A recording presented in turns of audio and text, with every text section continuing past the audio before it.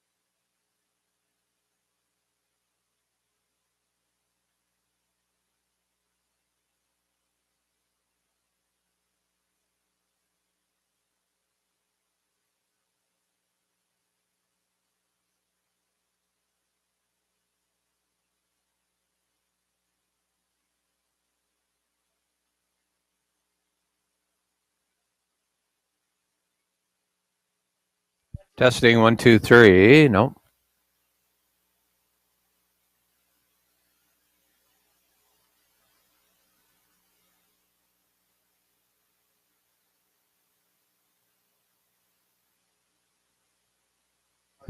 Testing.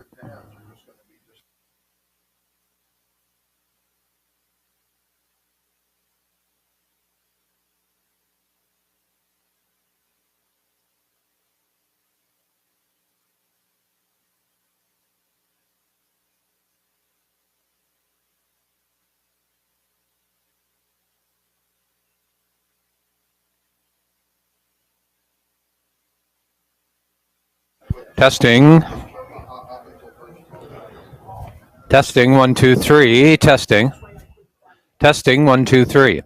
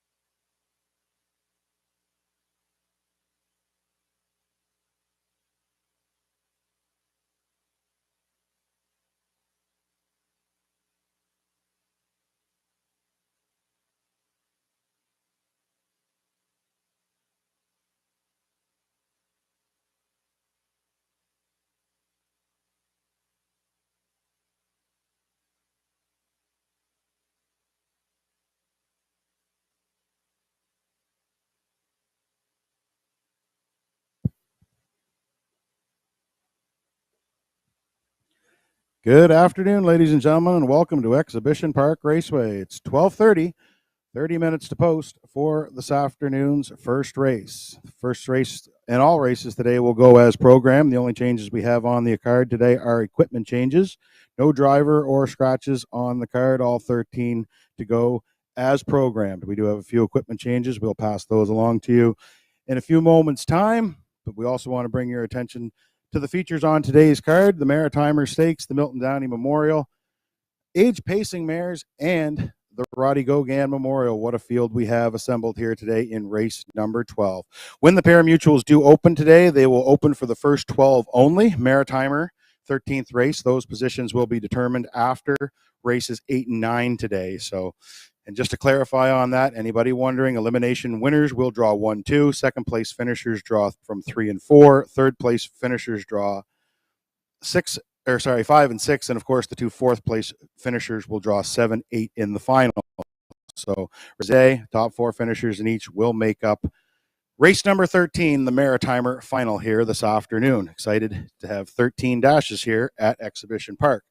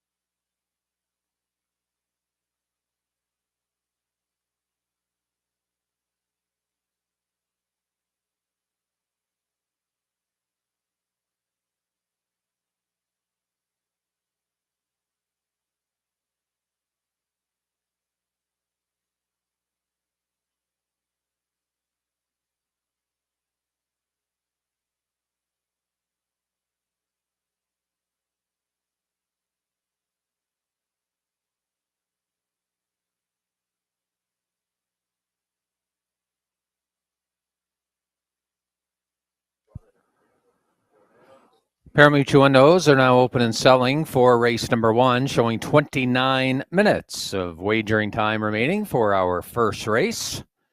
And before we begin today's action, ladies and gentlemen, we would please ask you to stand if you're able for the playing of O Canada.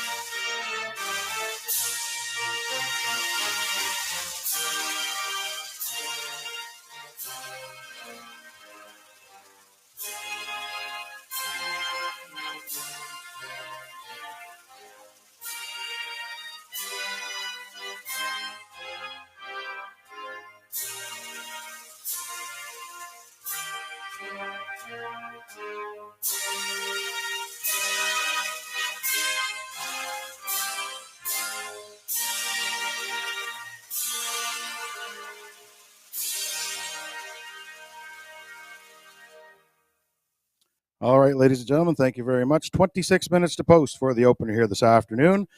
Parimutuel windows are open and wagering now. The no-show wagering here on the card this afternoon. Exactor, triactor, win place. And there's a pick 5 in race number 8. Small carryover in the pick 5 as well. Look for a big pool there. That's races 8 through 12 here this afternoon. 8 through 12 will be the pick 5. Very popular wager here this summer at Exhibition Park. So make sure you check that out. Lots of time to get your picks in for that. Just a reminder that today's races are conducted under the rules and regulations of the Atlantic Provinces Harness Racing Commission. Today's judges are Mr. Bob Wallace, Mr. Derek Fallon, and Mr. Robbie Shaw. Our starter today is Mr. Kevin Kroll, first of 13 set to go at 1 o'clock. All races as programmed.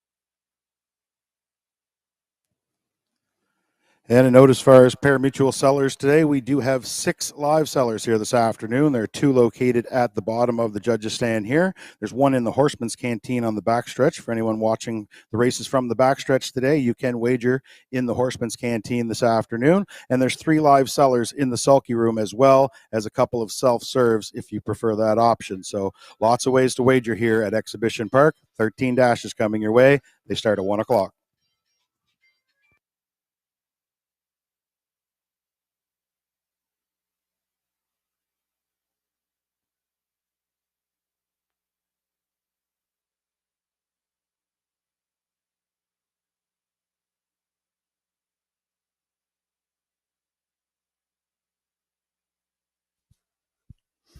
Good afternoon, ladies and gentlemen. Welcome to Exhibition Park Raceway on this Saturday afternoon, September 3rd, last day of Exhibition Week.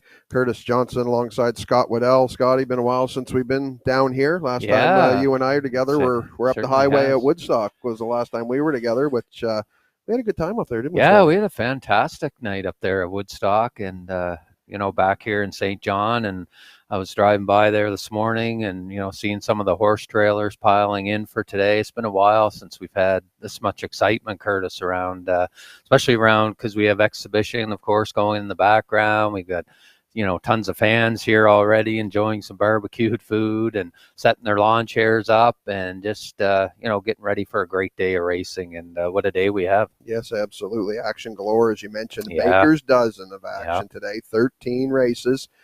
That's right, ladies and gentlemen, 13 races. A lot of people were shocked when we pulled out that number, but we're more than happy to bring you that action today, all day long, start to finish, just absolutely loaded. 3 divisions of the Milton Downey for the 2-year-olds, 2 Maritimer eliminations for the 3-year-old fillies. For those of you not familiar with it, it's going to be heat racing. They're going to race, and then we're going to have our top 4 from each are going to come back in the final, which is going to be in the 13th race, which then we'll be drawing for later after the completion of the 2 elims. So you got to win twice in the same day to take down the lion's share of those purses. And of course, we've got the age mares here today, Scotty, which Standard Bred Canada Mare Series. Absolutely. And they're I'll tell you, that's a pretty deep division with those mares this year. Eh? Yeah, they've been racing fantastic all year over in Charlottetown, and of course we get them here this afternoon. So what a treat to see the best mares in Atlantic Canada here today.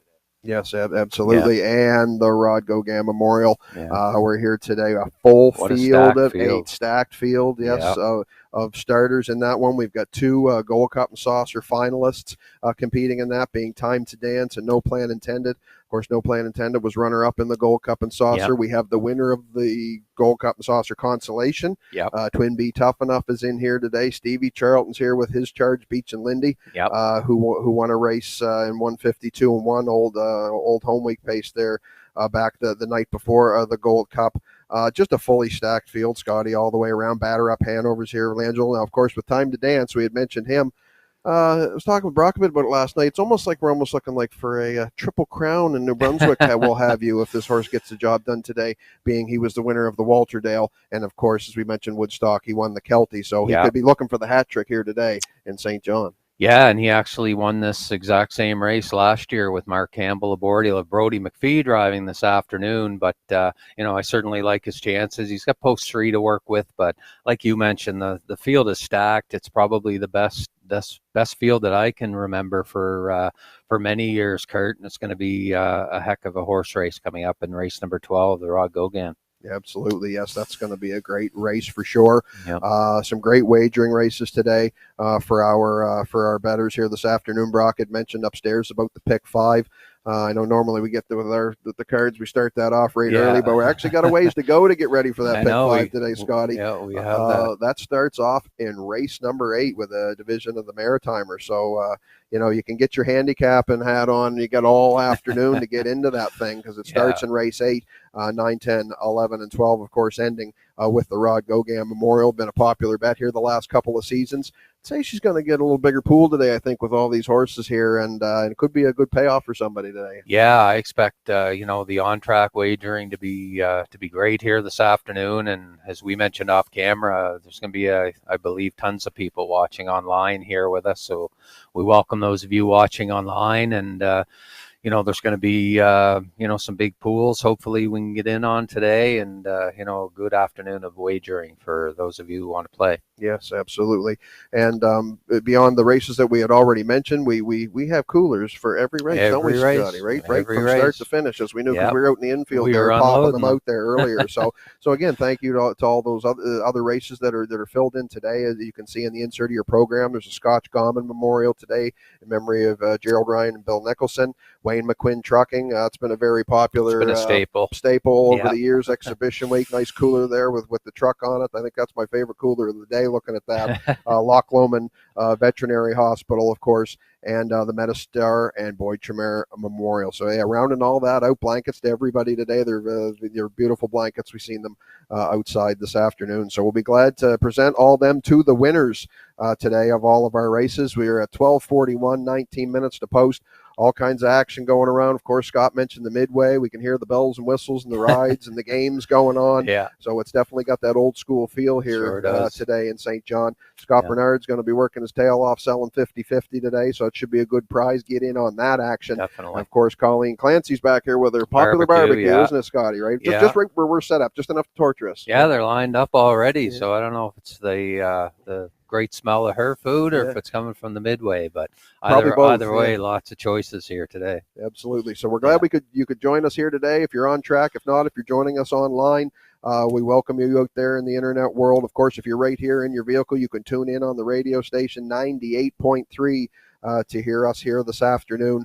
And of course, you can bet right from your computer and your mobile device on HPI Bet. But as Brock mentioned, all kinds of sellers here, upstairs, downstairs, self-serves.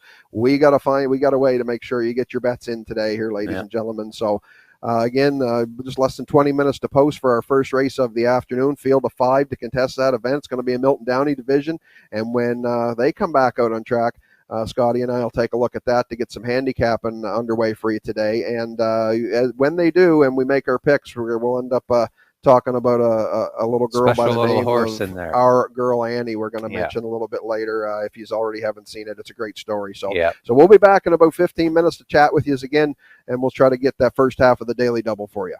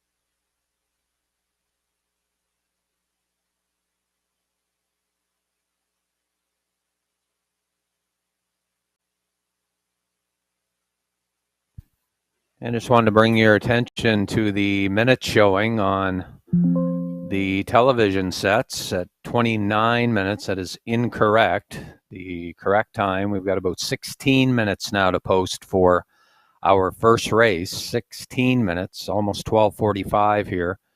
And for some reason, that 29 minutes still showing on your television monitor. So we hope to have that fixed and up to date here as quickly as we can. But right now, about 15 minutes to post for race number 1, our first of 13 dashes on this Saturday afternoon of racing here at Exhibition Park.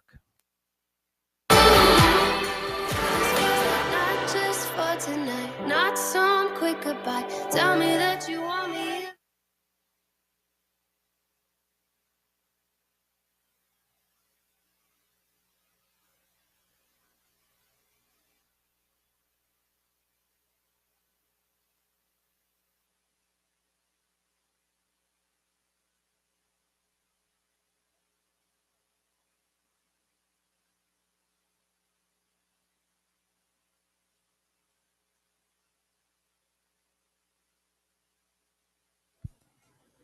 And just a reminder as well, make sure you wager as early as possible, please, and avoid the last-minute rush at the wagering windows.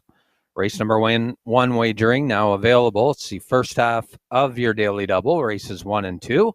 Also Exactor, Win in Place, and Triactor in the Milton Downey Memorial Stake for 2-year-old pacing fillies. And, of course, this name in honor of Milton Downey and Milton around the track, of course, for years. And what a great builder he was of racehorses in his career here at Exhibition Park Raceway. And as a businessman in St. John, had Downey Ford for many, many years, now been taken over by his family. But Milton certainly building a long-standing legacy here at Exhibition Park Raceway, and we remember him today. And we've got 3 divisions of 2-year-olds this afternoon in the Milton Downey Stakes here as part of our afternoon of racing. With post time now in 14 minutes. 14 minutes to post.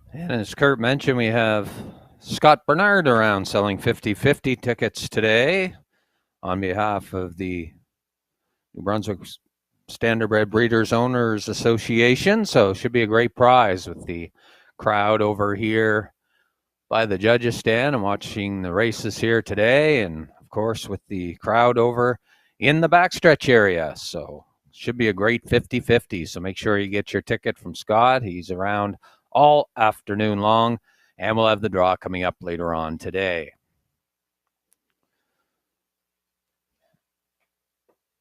So again, a big thank you if you're joining us from wherever you're watching online. You can bet the races through HPI here, and you can follow along with the live program on our website at horseracingnb.com. And also Kurt's picks are up on the website, so no shortage of information. That's all you have to do is visit horseracingnb.com, get your free program, and also a link to the live races this afternoon, and as well Kurt's picks throughout the afternoon. So best of luck to your wagering here today.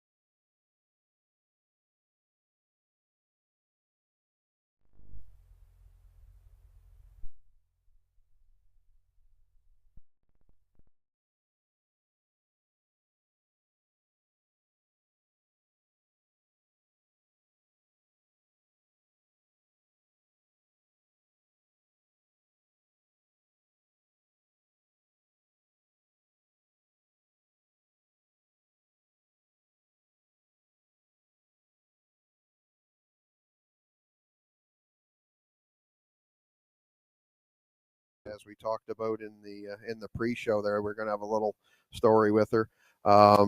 This filly has got quite a tale to tell, hasn't she?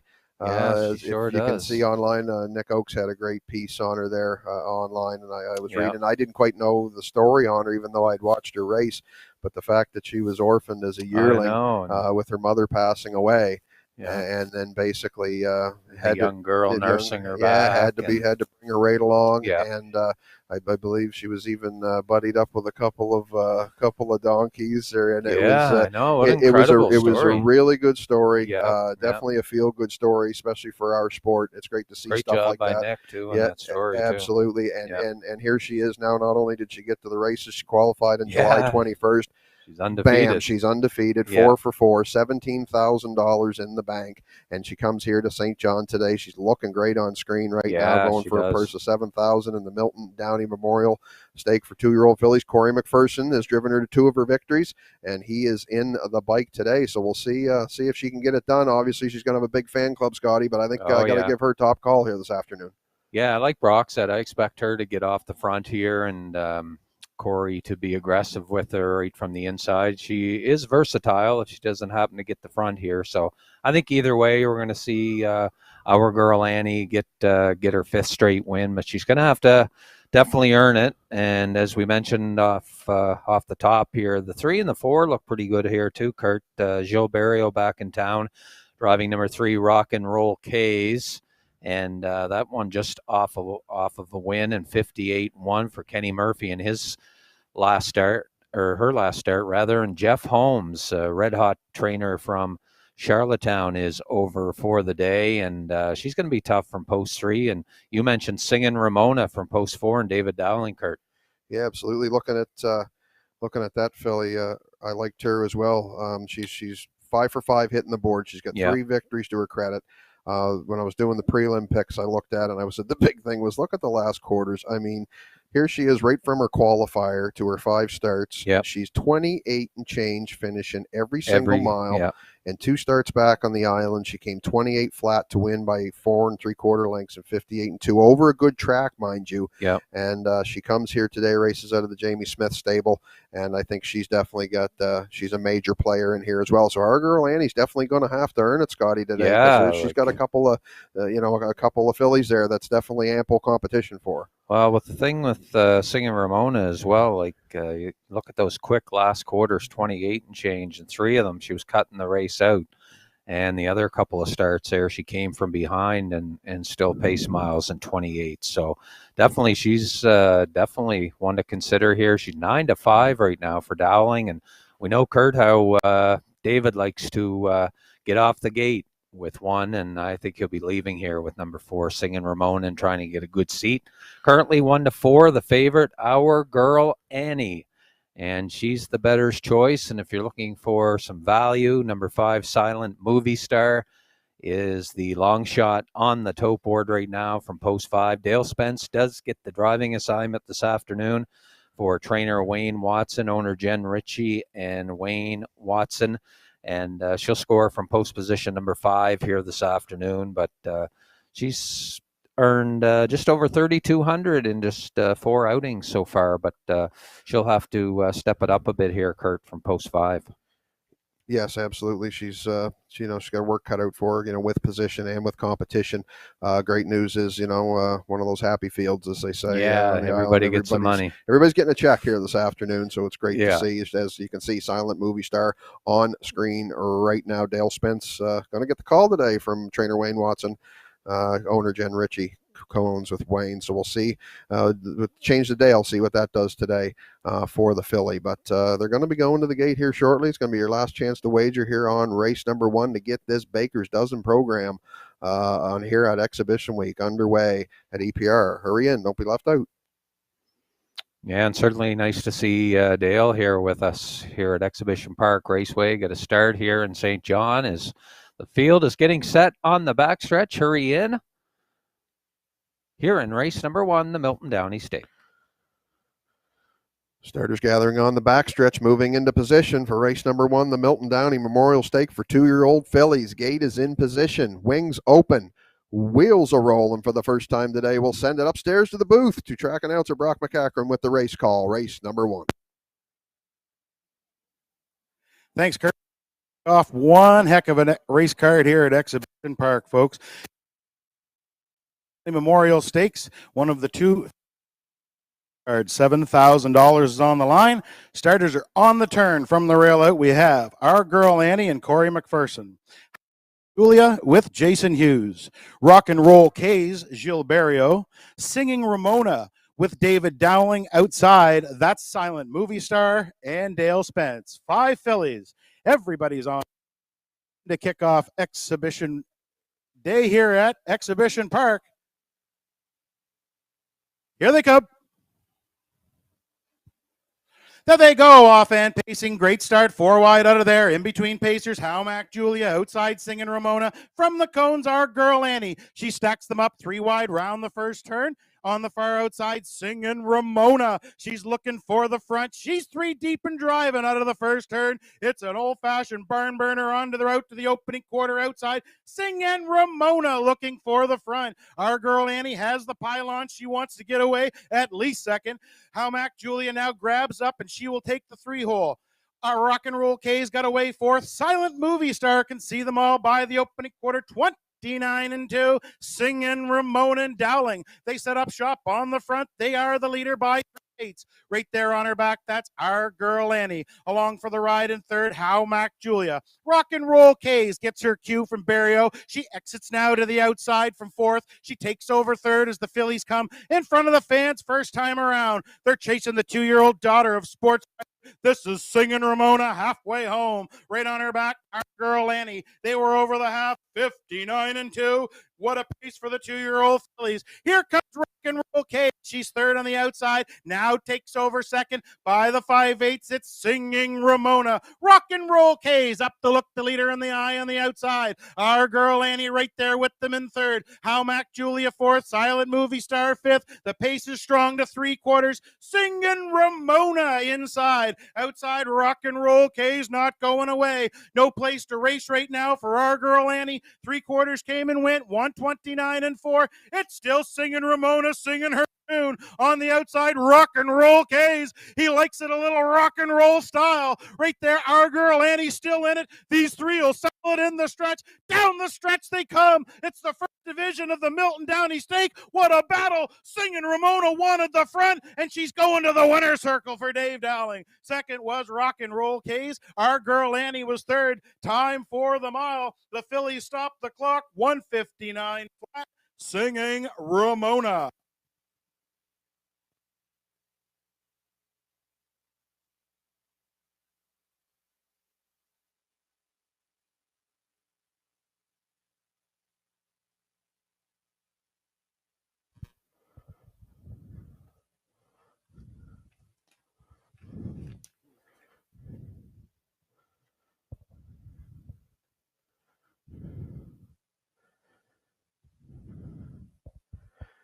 And David Dowling knew right where he wanted to be with his charge, Singing Ramona.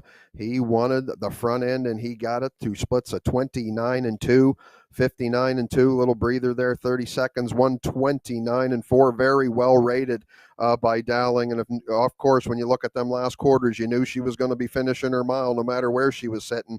And she's the first one to hit, as you can see her under the wire. Rock and Roll K's grinded out a hard second.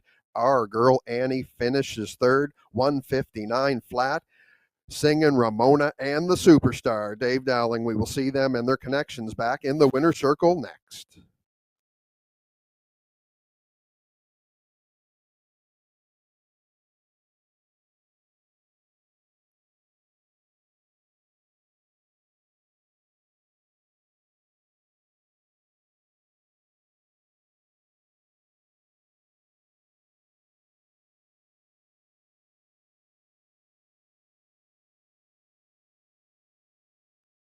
Now making her way back in front of the fans comes the winner of race number 1, the Milton Downey Memorial Stake for 2-year-old pacing fillies. It's the 4-entry Singing Ramona. She's a 2-year-old daughter of sports writer from the Western Ideal mare Gilbert Hanover. She's a homebred of Jamie Smith and Hubert McDonald. They also are the owners. Jamie does the training.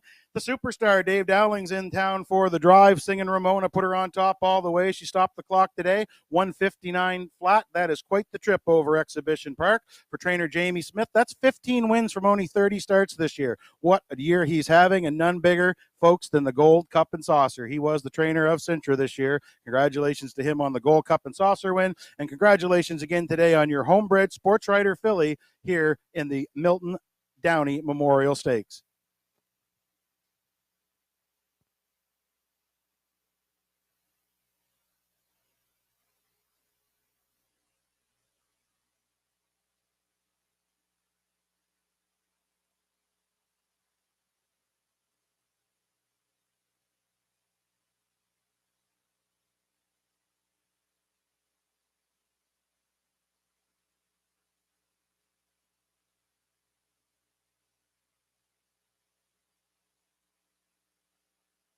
Official race number one now official. The one Our Girl Annie was third, 2 How Mac Julia fourth, 3 Rock and Roll K's second, 4 Singing Ramona the winner, and 5 Silent Movie Star was fifth. Top down your program should read 3-4-2-1-5 on the bottom. Fractions, quarter was up 29 and 2, half 59 and 2, 3/4 129 and 4. Mile time for your winner, number 4 Singing Ramona, 159 flat. She returned $5.40 to win, $5.70 to place. The 3 Rock and Roll K's, $2.90 to place. Your exactor, 4-3 $2 exactor, $21.70. $21.70 for a 4-3 exactor. And your $2 triactor, 431 the winning try. It returns $41.80.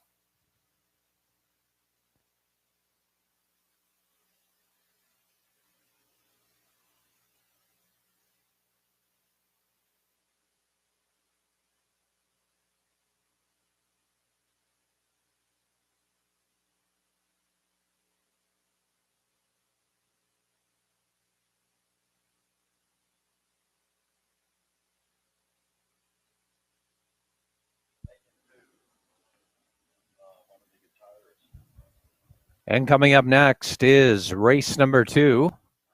Race number 2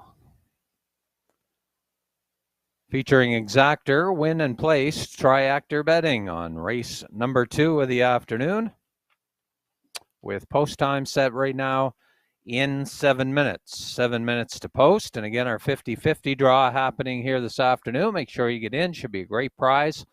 Also, wager early as you can. Avoid that last-minute rush if you're wagering on here at the track here this afternoon live. Just make sure you're in nice and early and get your tickets and avoid that last-minute rush. Race number 2 is in memory of Gerald Ryan and Bill Nicholson, the Scotch Gammon Memorial. And those of you who have been around Exhibition Park for many years will remember Scotch Gammon. And he had some mighty battles with horses like Power Baron, Flying Caper, and those type of free-for-allers back in the day. And what a horse he was. Tough as nails, Scotch Gammon. And we're pleased to have members of the Ryan family, the Nicholson family on hand here this afternoon as we honor the memory of Scotch Gammon, also in memory of Gerald Ryan and Bill Nicholson Sr. So that'll be coming up in race number 2, and there are your selections on the screen right now. Curtis going with a 5-1-4. Gerard Smith likes the same combination, 5, 1, and 4 in race number 2. Less than 5 minutes, 5 minutes wagering time on race number 2.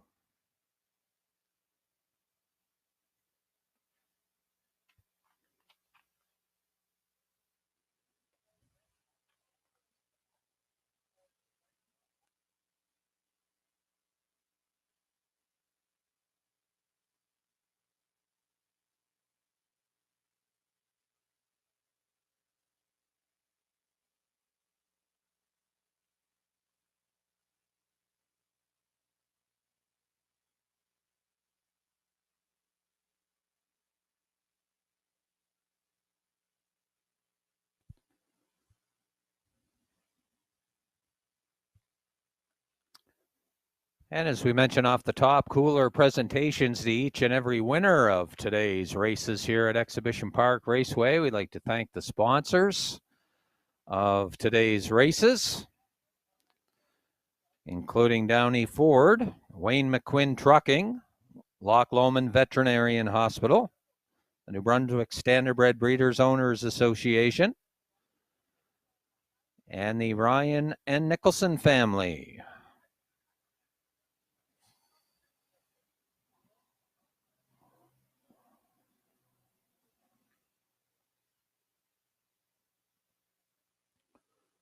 And looking at the board early on here with 4 minutes to go, your betting choice right now is number 1, Nanny Bernice. She's taking a lot of action here, 1-9 on the tote board. 1-9 right now. And the second choice, Corey McPherson, and number 5, Candy Apple Red, is sitting early on right now at 2-1.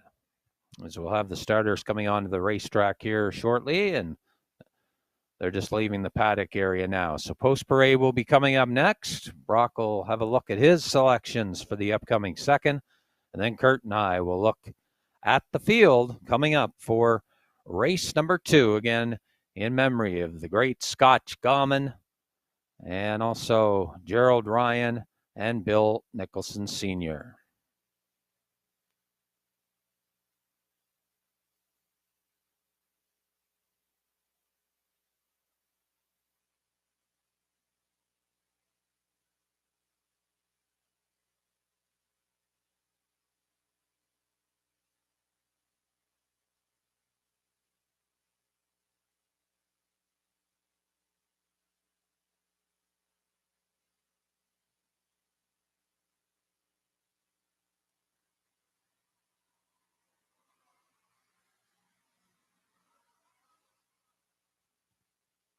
Horses and drivers for race number 2 now stepping onto the racetrack for the post parade.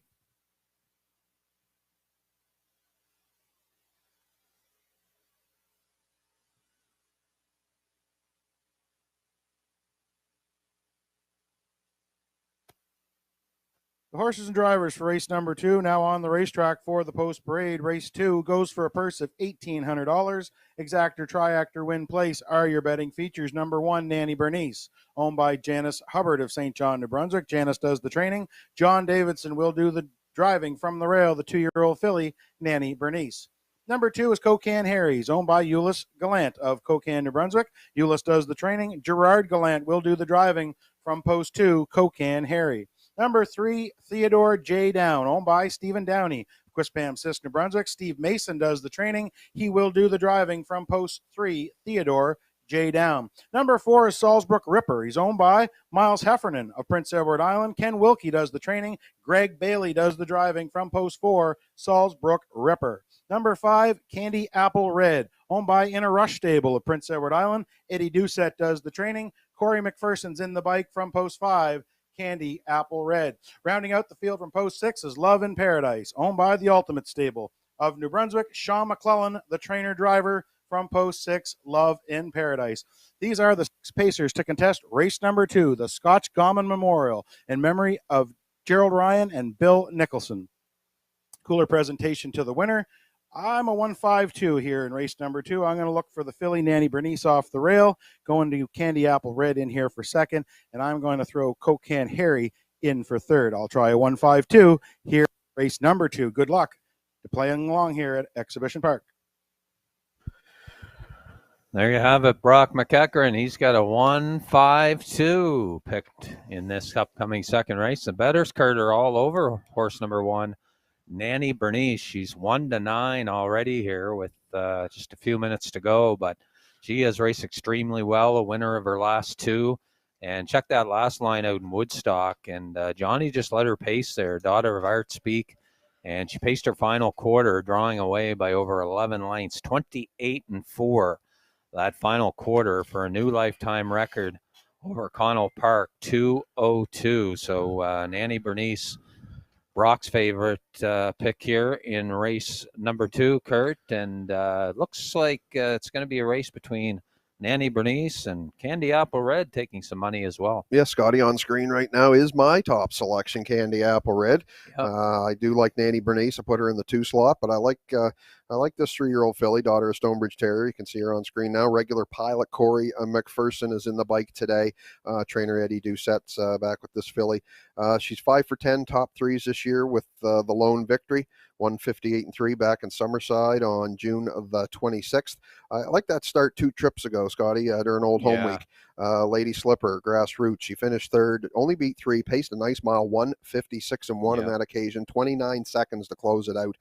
So I like her. Here she is in the condition ranks today, which she hasn't seen much of because you look at her line, she's all stakes events. So I think she's got the license to definitely maybe get the job done here. Right now, as you mentioned, Nanny Bernice being 1-9. I like the odds right now on this mare at 3-2, almost getting $5 for your $2, Scotty. Yeah, that's not a bad investment for sure. And she's been racing super. A couple starts back there, as you mentioned, she was third. Can't Stop the Love, and that nice filly from the Claire McDonald stable. So Candy Apple Red leaving from post position number 5 for trainer Eddie Doucette. Corey McPherson, as you say, he had a on the board finish in race number 1. He'll be looking for back-to-back. And on your monitors there, Nanny Bernice, we talked about her a little bit, and looking for her 3rd straight win. John Davidson has driven her in her last start, and boys, they connected that big trip, Kurt, over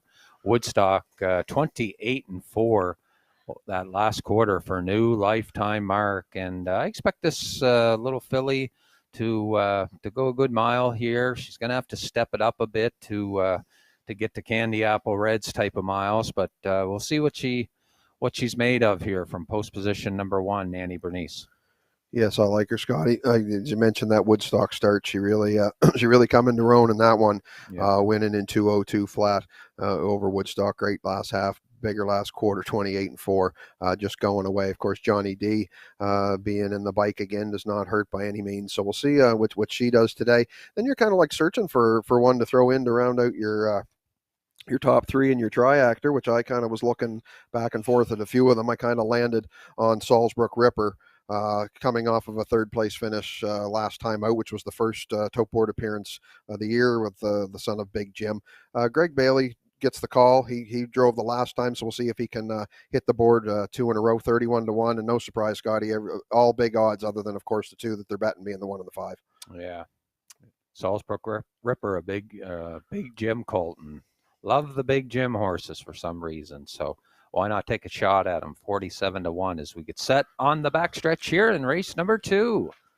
Starters are moving in behind the gate. Scotch Gama Memorial, memory of Gerald Ryan and Bill Nicholson. Starters are in position. Wings open, wheels are rolling. Second time today. We'll send it back up to the booth. Brock McAkron with the race call. Thanks, Kurt. Race 2 starters rolling in behind the gate. Race 2, the Scotch Common Memorial in memory of Gerald Ryan and Bill Nicholson. A great horse, great men, and 6 pacers are behind the gate. And on the turn from the rail out, we have Nanny Bernice and John Davidson. Cocan Harry with Gerard Gallant. Theodore J. Down with Steve Mason. Salisbrook Ripper, Greg Bailey. Candy Apple Red, Corey McPherson. Outside, That's Love in Paradise, and Sean McClellan. Field of 6, race number 2. The Scotch Common Memorial in memory of Gerald Ryan and Bill Nicholson. Gates at the top of the stretch.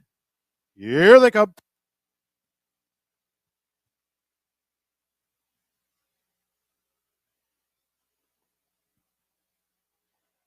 There they go, off and pacing the outside 3, fire out of there in the inside. That's Nanny Bernice. Into the first turn, Nanny Bernice and Davidson. They look to be the leaders. Center of the track, Salisbrook Ripper's looking for a seat. Wider than him is Candy Apple Red. Way wide, That's Love in Paradise. Things unsettled out of the first turn. It's Nanny Bernice and Davidson. They are clear by 2.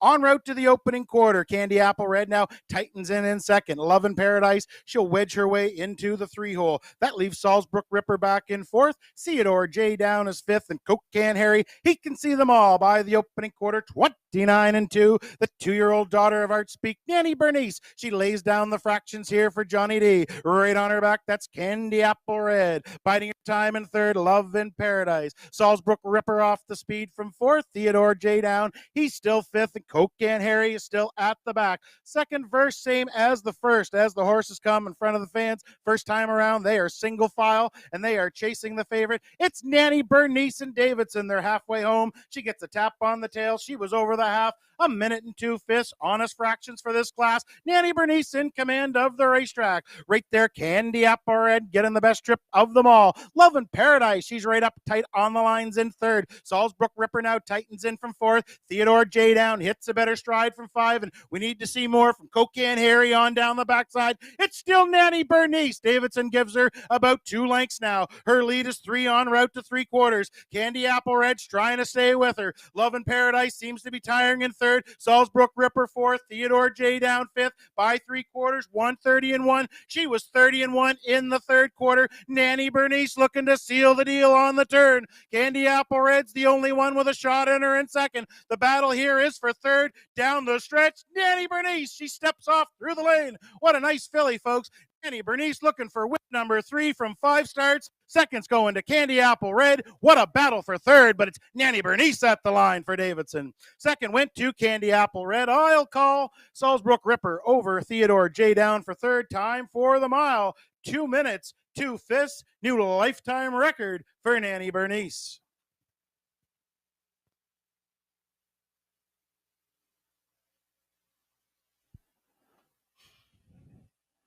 And what a mile for Nanny Bernice, new lifetime mark. Did it all by herself off the front, 29-2.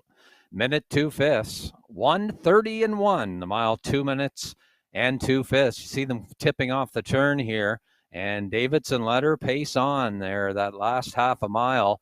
And Corey McPherson with Candy Apple Red got away second and was never really a threat in here for the win, and certainly gets the deuce here. But Nanny Bernice turns on the Jets here in the final strides and wins by about 4 or 5 lengths there for Nanny Bernice, taking a new lifetime mark in the Scotch Gammon pace in memory of Gerald Ryan and Bill Nicholson Sr. And again, we remember the great invitational pacer, Scotch Gammon. And we thank the Ryan family and the Nicholson family for taking part in this second race in memory of Scotch Gammon and both Gerald Ryan and Bill Nicholson Sr. So we'll have the winner back in just a few moments, and she's got a brand new speed badge here this afternoon. Nanny Bernice, and that's her 3rd straight win. Congratulations.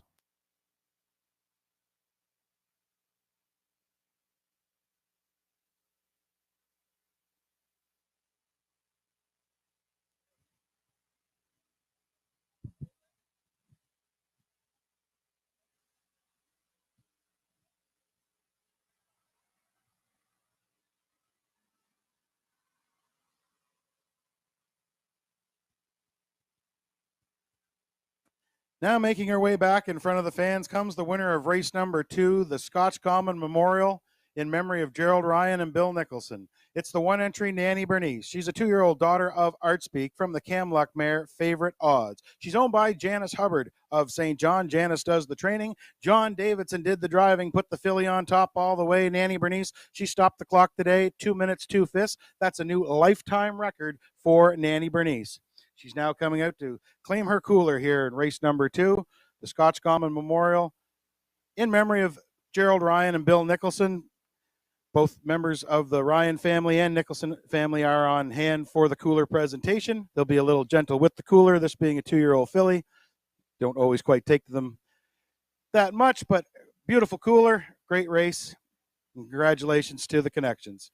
The Ryan family and Nicholson family, big-time supporters of harness racing in the Maritimes and especially here at Exhibition Park. Scotch Gammon, a former Gold Cup and Saucer winner, for those 2 gentlemen whose names you see on the cooler there. Congratulations to the connections.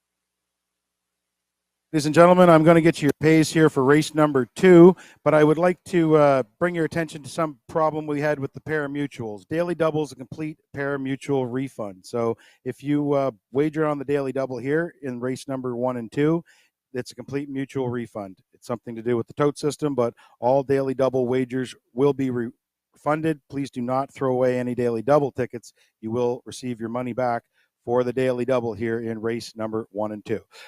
That said, race number 2 is official. The 1, Nanny Bernice, your winner. 2, Cocan Harry, 6th. 3, Theodore J. Down was 4th. 4, Salzbrook Ripper, 3rd. 5, Candy Apple Red, 2nd. And the 6, Love in Paradise, she was 5th. Top down on your program should read 164, 325 on the bottom. Fractions for race number 2. Quarter was up 29 and 2. Half, a minute and 2 fifths. 3/4, 1:30 and 3 mile time for your winner, number 1, Nanny Bernice. 2 minutes, 2 fifths. She returned 240 to win, 210 to place. Candy Apple Red, also 210 to place. Your $2 exactor, 1/5 is the winning combination. Your exactor returns $7.90. $2 triactor, 154 is the numbers you need on your triactor. The $2 triactor in race 2 returns $17.70.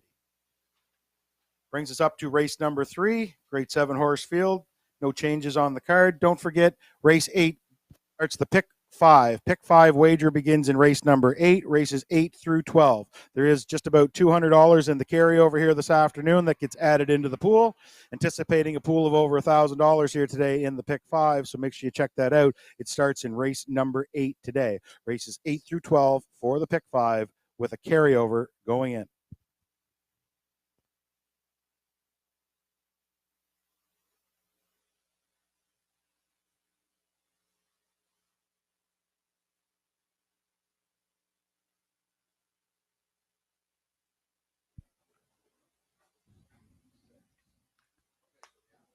Takes us up to race number 3 coming up next. It's the division of the 2-year-old colts in the Milton Downey Memorial Stake, sponsored by Downey Ford.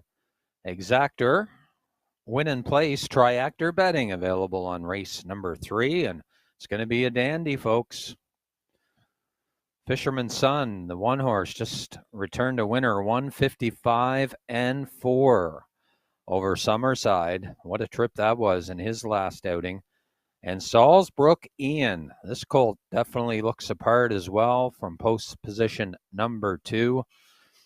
And better than Cheddar Son, a winner last start, 58 and 2 for Adam Murner. Corey McPherson will be in the bike, but a nice field of 2-year-olds coming up next in the Milton Downey Memorial Stake. It's the 2nd division. Colts this time around, $7,000. Again, sponsored by Downey Ford.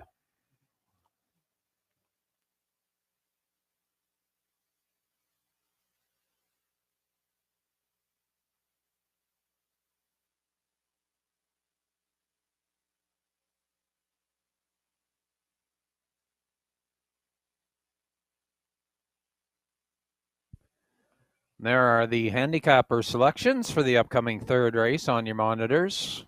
Curtis going with a 1, 2, and 6 combination. And Gerard Smith, our race secretary, going with a 1, 2, and 5. So the 1 and 2, the most popular picks. And Fisherman's Son, the early favorite here with 6 minutes to go, 3-2.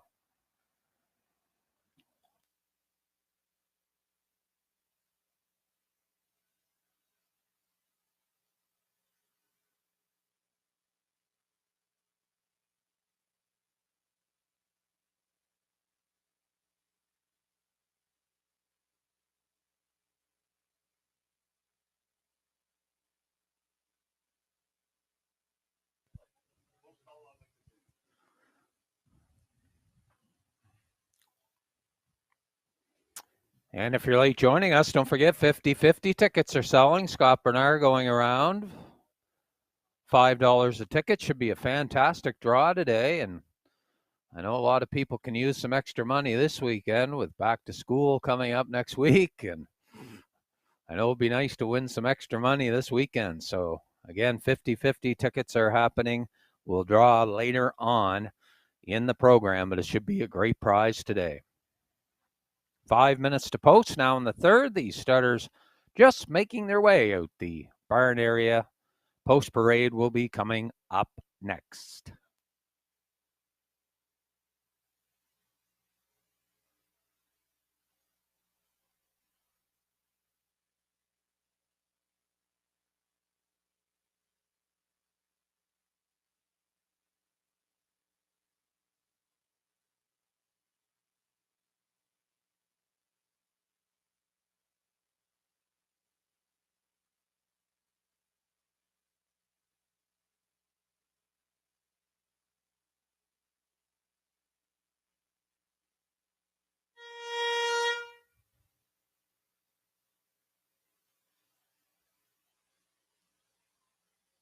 The horses and drivers for race number 3, the second division of the Milton Downey Memorial Stake. This one, the 2-year-old colt division, is now on the racetrack for post parade. Race 3 goes for a purse of $7,000. Exactor, Triactor, win plate are your betting features. Number 1, Fisherman's Son, owned by Walter Walker and the estate of Angus McGuinness. Walter does the training. Danny Gillis will do the driving from the rail. Fisherman's Son. Number 2, Salzbrook Ian. He's owned by Red Oaks Stable. Seems like we have a delay on the post parade. Number 2, Salzbrook Ian, owned by the Red Oaks Stable of Prince Edward Island. Jamie Smith does the training. Corey McPherson will do the driving from post 2, Salzbrook Ian. Number 3, Jedi Jim, owned by Kevin Price of Fredericton, New Brunswick. Steph DeCourcy does the training. Colin DeCourcy will do the driving from post 3, Jedi Jim. Number 4, No Boats on Sunday, owned by Jackie Heffernan of Nova Scotia. Miles Heffernan does the training. Miles will do the driving from post 4, No Boats on Sunday. Number 5, Brookdale Zeb, owned by Douglas and Douglas Pauley of Amherst, Nova Scotia. Bernard McCollum is the trainer. He will do the driving from post 5, Brookdale Zeb. Number 6, Howmack Charmer, owned by the Windermere Farms. Roger Burns, Hollis Newson, and Clive Balderson. Earl Watts does the training. Dave Dowling will do the driving, post 6, Howmack Charmer. Rounding out the field from post 7, Brookdale Johnny, also owned by Douglas and Douglas Pauley of Amherst, Nova Scotia. Bernard McCollum, also the trainer. Catch driver today, Paul Angel from post 7, Brookdale Johnny. These are the 7 2-year-old colts to contest the Milton Downey Memorial Stake for 2-year-old pacing colts. It goes for $7,000. Exactor, Triactor, win place are your betting features. Don't be left out on race number 3. My picks from up top, I'm going to the rail, Fisherman's Son. Impressive looking colt of Arthur Blue Chip, 55 and 4 speed. Anything even close to that looks to make him the best in here. I really like Salzbrook Ian, the way he's finished his miles. Hasn't been defeated either, so I'm going to take him to be a close second. And I'm going way to the outside, Brookdale Johnny for third. The gambler in me tells you to push the all button, though. But I'll be a 1-2-7 from up top.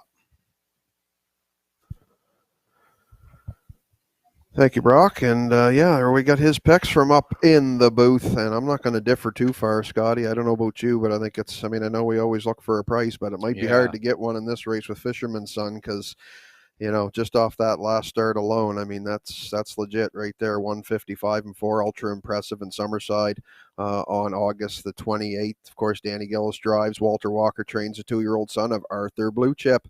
And, I think Brock had also mentioned about the undefeated next door neighbor being Salzbrook Ian. But, if this fella gets away clean, I think it's going to be hard job catching him today, Scotty. Yeah, this Fisherman's Friends won a monster mile the other night, and I don't know if you were watching, Kurt. They had 2 or 3 recalls in that race. And, oh no, I didn't know. Yeah, for the 2-year-old, so kind of threw them off a little bit. But I guess every 2-year-old had kind of threw it. But yeah, this horse raced extremely well, 55 and 4, and beat the highly touted Malignity. And that was a bit of a long shot there, but this horse has been getting better each and every start, and certainly like him as well. And number 2, Salzbrook Ian, been watching him very, very close, watching him online race and seen him in person there a couple times. This colt has all kinds of speed, Kurt. It wouldn't be crazy to think that he might be able to knock off the one horse. Corey McPherson drives him here this afternoon. He drove him in his first lifetime start. Actually, he made a break leaving, but recovered. And look at that, 28 his final quarter, and he came from 5th at the head of the stretch to win it. So somebody said he paced his back half and somewhere around 56. So this horse has a ton of speed. So if anybody's going to knock the one horse off, I think it's going to be number 2, Salzbrook Ian. I think you like him as well, Kurt. Yeah, absolutely. And you mentioned I seen that start back August 12th, and I remember watching that, and he made that early break behind the gate. I'd kind of written him off, and then all of a sudden here he comes out of the clouds and comes back and gets the job done 57-3. Of course, off the break he had to requalify, which was 2 minutes, and then boom, didn't miss a beat. August 27th, Adam Murner got the call, and he drew away to win at 58-2. Nice 28-2 closing quarter, like you say. Yeah, I mean, it'd be an upset to beat Fisherman's Son, but I would say a mild upset at best, because I mean this horse has definitely got the credentials. The 2-year-old son of Better Than Cheddar. So it's one of them situations like the last race. It looked like we had the top 2 finishers. I'm kind of leaning towards those inside 2 again, and once again was fishing for a 3rd place finisher. And I went to Halmac Charmer. You had to throw in this 2-year-old son of Malicious. 5 out of 6 top 3, and just missed the board for the first time last time in Summerside. Still paced a mile 58-3.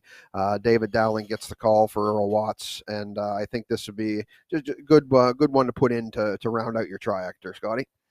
Well, speaking of fishing, I went on the boat here. I went to No Boats on Sunday, and Miles Heffernan from post position number 4. I like him.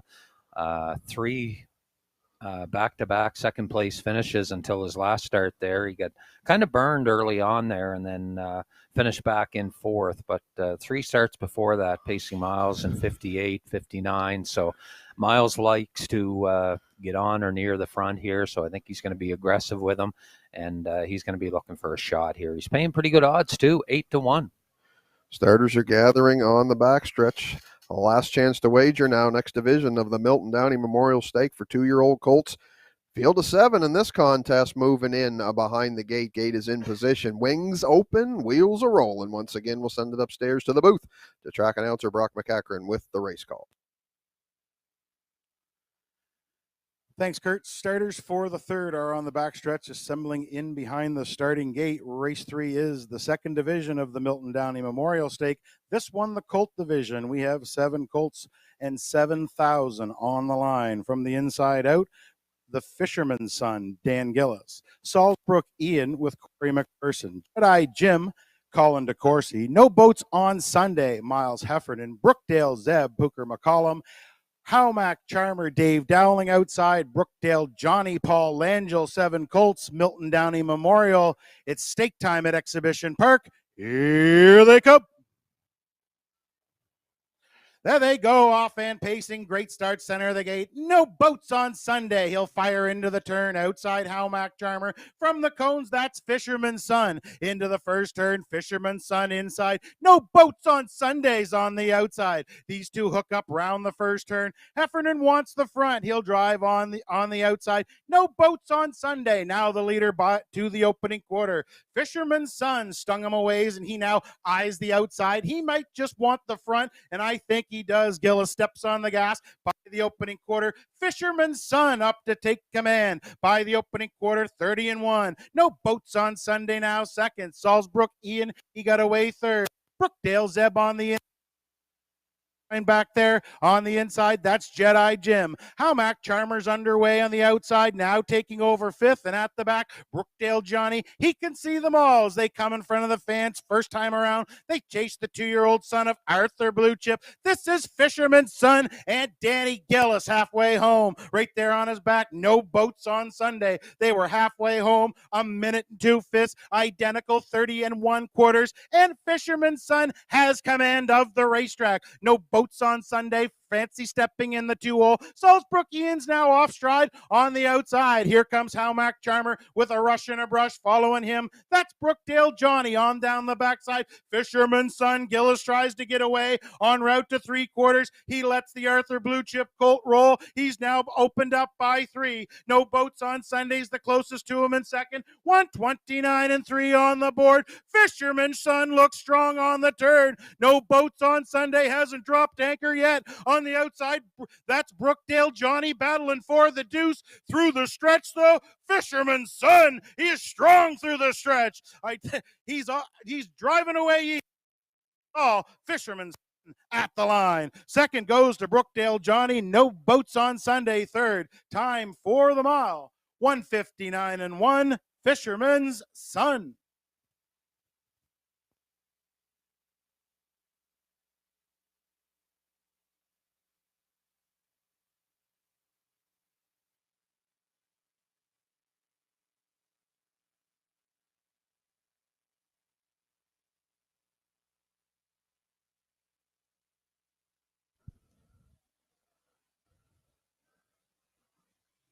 Well, Danny Gillis knew right where he wanted to put his charge. Fisherman's Son, quarter pole moved to the front through splits of 30 and 1 minute 2/5, 1:29 and 3. Great rating by Gillis down to the wire. Easy home and cooled out. 1:59 and 1, as you can see him in the slow motion replay.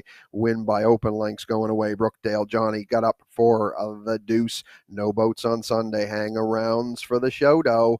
We'll see the winning connections of Fisherman's Son back in the winner's circle next.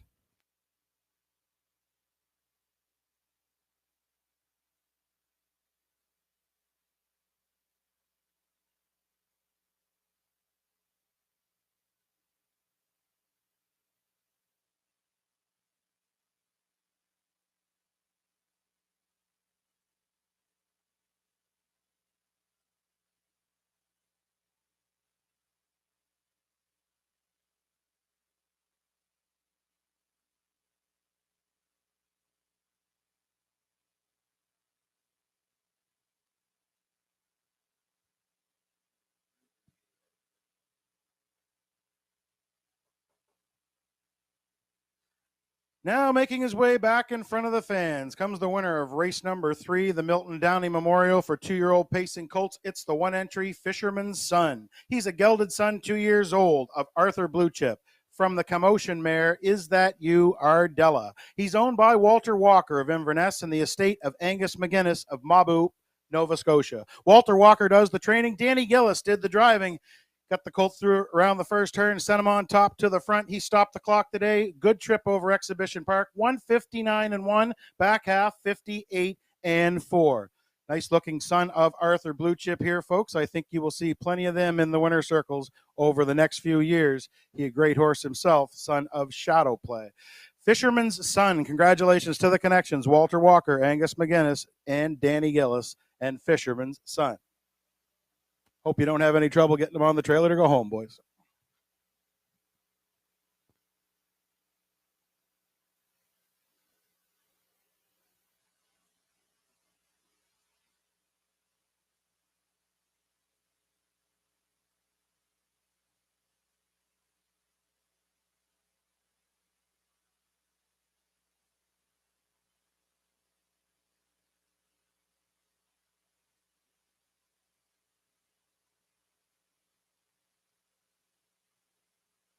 Race number 3 is headed official. Race number 3 is headed official. Just a note from the judges, folks. They did review the breaking horse at the 5/8. Horse made the break on his own.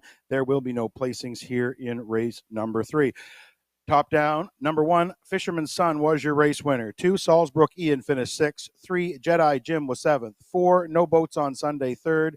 5, Brookdale Zeb finished 4th. 6, Howmack Charmer was 5th. And the 7, Brookdale Johnny was 2nd. Top down on your program should read 1, 6, 7, 3, 4, 5, 2 on the bottom. Fractions for race number 3. Quarter was up 30 and 1. Half, minute and 2/5. 3/4, 1:29 and 3. Mile time for your number 1, Fisherman's Son, 1:59 and 1. We will get you your parimutuel pays as soon as they're up.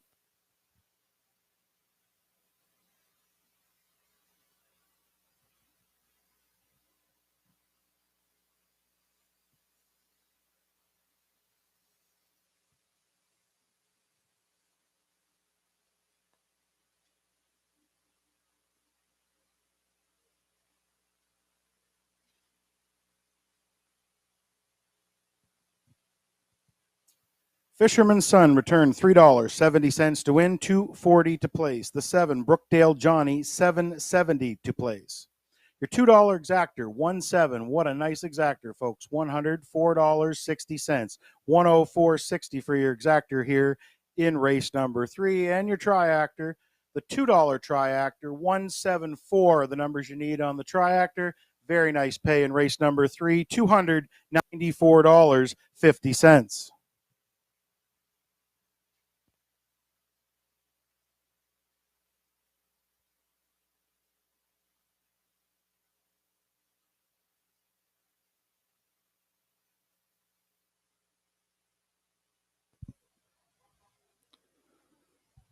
Thanks, Brock. And coming up next, race number 4 on your program, sponsored by Horse Racing New Brunswick.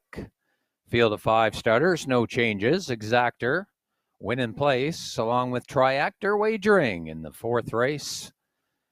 And about 10 minutes to post here for race number 2.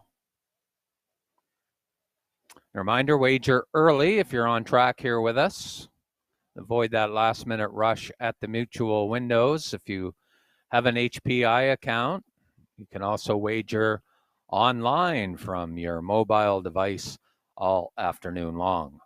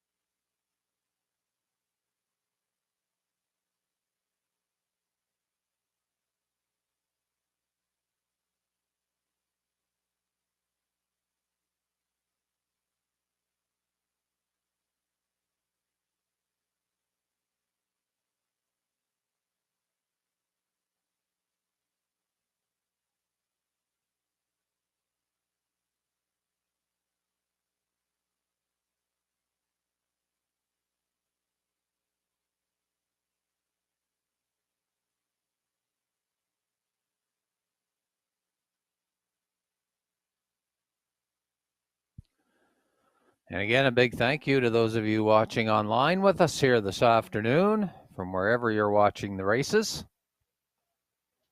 And what a gorgeous day here in St. John, New Brunswick. You got track, fast, all afternoon. And a great crowd and some great racing all afternoon long. So thank you for being with us. And of course, get in on the action through HPI, and you can grab a program at horseracingnb.com. And also follow along with Kurt's picks throughout the afternoon as you wager through HPI. So again, a big welcome to those of you watching online.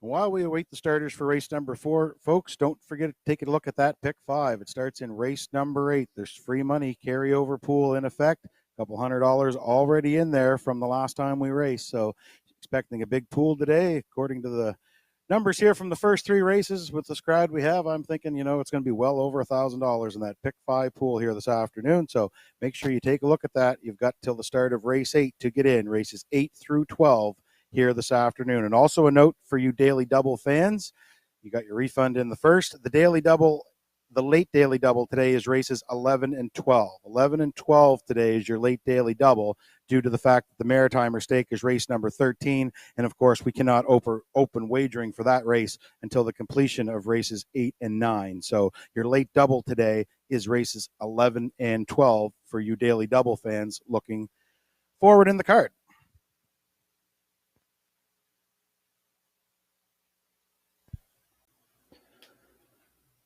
And of course, a Maritimer, just one of the features on this afternoon's card. Coming up later is races 8 and 9. After those 2 divisions are complete and official, we'll conduct an official draw and let you know the post positions.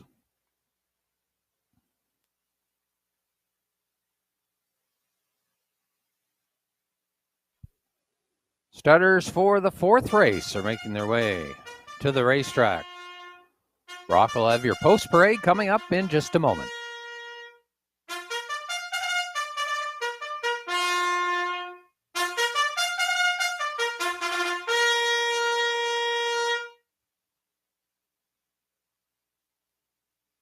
Horse and drivers for race number 4, they're now on the racetrack for the post parade. Race 4 goes for a purse of $2,000. There's a cooler to be presented to the winner, sponsored by Horse Racing New Brunswick. Number 1, Instant Shadow, owned by the Ultimate Stable and Don Hubbard of Greater Lakeburn.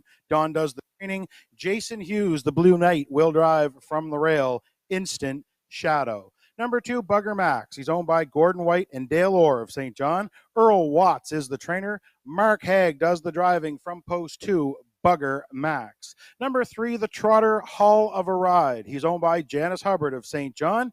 She does the training. John Davidson does the driving. Those two already a winner on the card earlier with Danny Bernice. This time it's the Trotter Hall of a Ride from post 3. From post 4 is Father of the Year, owned by Dr. Mitchell Downey of St. John, New Brunswick. Ellen Stevenson is the trainer. The doctor will do the driving from post 4, Father of the Year. And rounding out the field from post 5, What's Up, Doc? Owned by John McClellan of Mabu, Nova Scotia. Miles Heffernan is the trainer. Miles will do the driving from post 5, What's Up, Doc? Race 4 goes for a purse of $2,000. Exactor, Triactor, Win Place are your betting features. My picks from up top here in race 4, I'm going to look to the 4, Father of the Year. Bit of a rough trip as last start. Any better of a trip here today? I like Father of the Year. I'm going to try Instant Shadow off the rail. Expect him to be handled aggressively. And I'm going to go to Bugger Max for third. He's got 50 of them in his lifetime. I'm looking for 51 here today. I'm 4-1-2 from up top.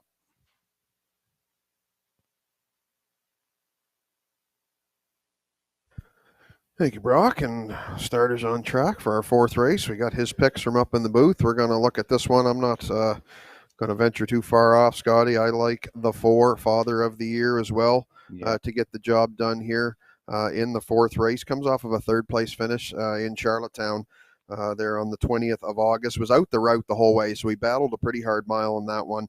Still only beat half a length for it all in 1:58 flat.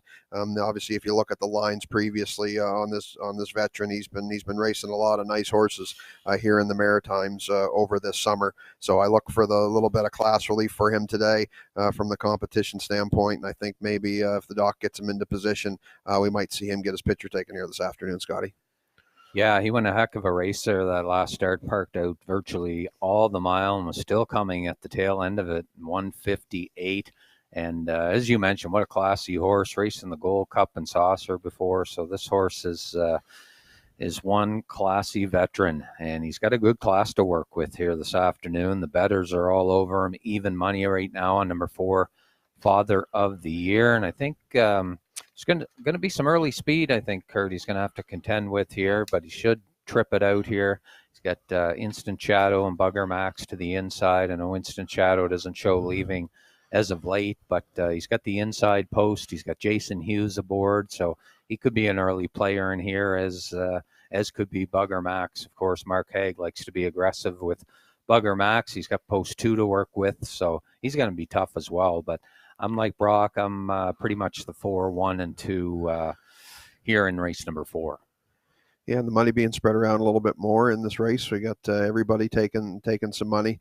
As you can see on screen right now, Bugger Max, the local favorite, coming back home.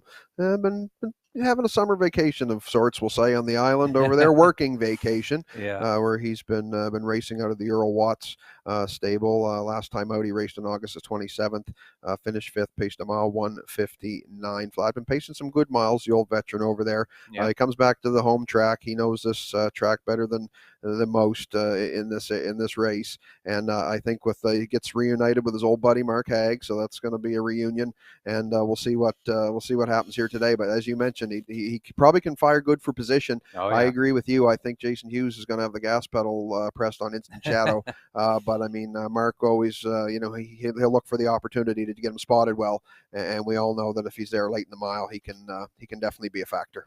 Yeah, and his one win here at Exhibition Park this season came, of course, in the Gary Smith Memorial back the first of the year here at Exhibition Park, and that was certainly a special win for the connections of Bugger Max. So they'll be looking for. He loves this track, Kurt. We both know that. So I think he'll get off the gate here and get a good trip, and should hit the top three. Is pretty good betting board there right now. If you're looking outside of the four, some pretty good odds. If you're looking for a long shot, how about What's Up Doc to the outside, 8-1 right now. Miles Heffernan brings him in for a start here this afternoon, and he's raced some stake races down your program there. So a little bit of an unknown, but Noah Miles, he's going to be into the race even from post 5. And what about the trotter, Kurt? Hall of a Ride taking on the Pacers here again, and got parked there in his last start at Charlottetown. But, if he gets back in the hunt of things here and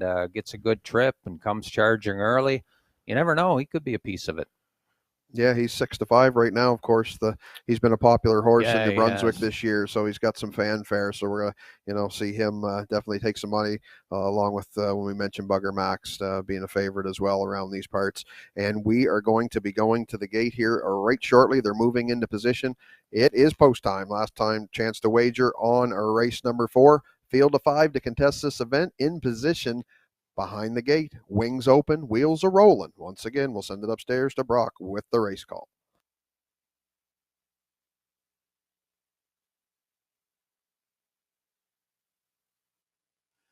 Thanks, Kurt. Race 4 starters are on the turn. Race 4 cooler, sponsored by Horse Race Brunswick. From the inside out, we have Instant Shadows, Mark Hag, Hall of Ride, John Davidson, Father of the Year, Mitch Downey. Outside, What's Up Doc, and Miles Heffernan. Field of 5, race number 4. Everybody's on the gate. Gate's at the top of the stretch. Here they come.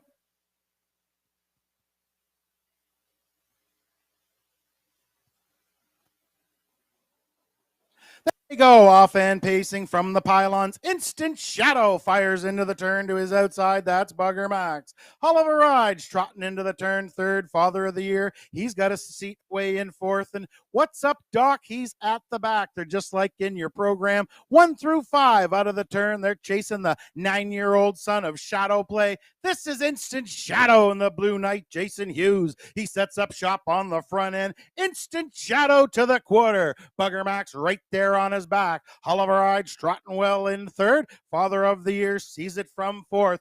The opening quarter pedestrian for this group, 30-2. Instant Shadow. No shadows in front of him. He's on the front end here for Jason Hughes. There, Bugger Max biding his time in second. Hall of a Ride's comfortable in third. Father of the Year gets his cue from fourth. He's underway for Dr. Downey. He now picks up third on the outside. What's Up Doc will follow that move from the back as the horses come in front of the fans first time around. Instant Shadow under tight lines. He's halfway home, 59-3. 29-1 second quarter. Instant Shadow in command. Right there, Bugger Max on his back. Hall of a Ride on the cones third. Father of the Year outside fourth. Now picks up third. The pace quickens down the backside. Instant Shadow still the leader. Bugger Max is second. Father of the Year on the outside. Up to third. Now takes over second. He's got the leader in his sights as they roll by 3 quarters. Instant Shadow still the boss. 130 flat by 3 quarters. Father of the Year on the outside. Pokes his nose on top on the turn. Bugger Max now flips to the 3-wide lane. These 3 look to settle it in the stretch. Father of the Year outside now clears to the front. Bugger Max off his cover to challenge in the stretch. But Father of the Year is clear. Father of the Year for Mitch Downey. Bugger Max got the deuce. What's Up Doc? Looks like he might have stole third. Time for the mile. 2 minutes flat. Father of the Year.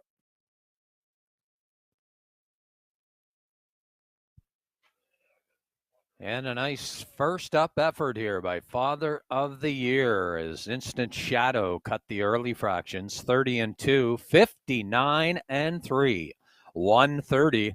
Then Father of the Year came calling and went right on by at the top of the stretch, and Dr. Mitch Downey winning it here in race number 4, capturing the Horse Racing New Brunswick pace. There you see the UMI Sports slow-mo through the home stretch, and the veteran pacer Father of the Year getting up for his 20th lifetime win, and he battled first up. And then Bugger Max, he went a heck of a race as well, got up for the deuce for the Haggler, and he raced extremely well to finish second. And it was tight there for third between What's Up Doc. But again, nice win here in race number 4, Father of the Year for Dr. Mitchell Downey, trainer Ellen Stevenson. Dr. Mitch Downey driving. It's his 20th career win in the horse racing New Brunswick pace. We'll have him back in just a few moments.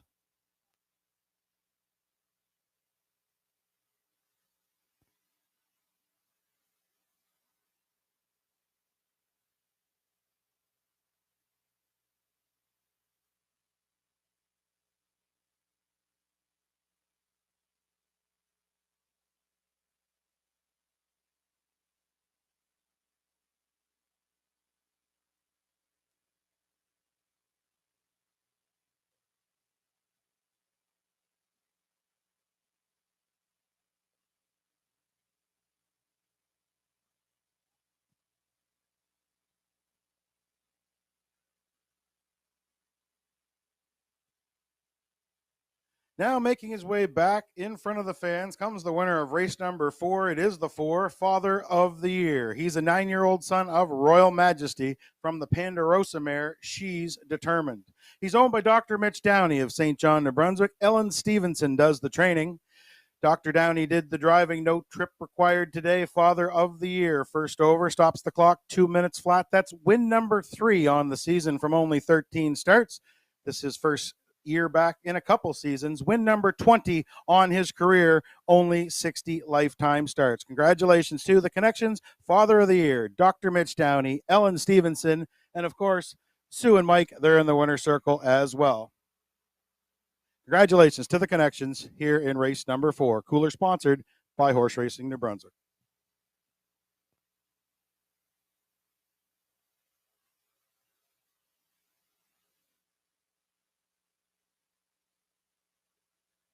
Race number 4 is headed official. Race 4 now official. The 1 Instant Shadow 4th. 2 Bugger Max was 2nd. 3 Hell of a Ride was 5th. 4 Father of the Year, your race winner. And the 5 What's Up Doc, he was 3rd. Top down on your program. 4, 2, 5, 1, 3. Fractions for race number 4. Quarter was up 30 and 2. Half 59 and 3. 3/4 130 even. Mile time for your winner number 4. Father of the Year, 2 minutes flat. He returned $5 to win and $6 to place. The 2 Bugger Max, $2.50 to place. $2 exactor, 4-2 your winning combination. Your exactor here at $8.10. And a $2 triactor, 425. It's picked right at the top of the page for you. That returns $22.80.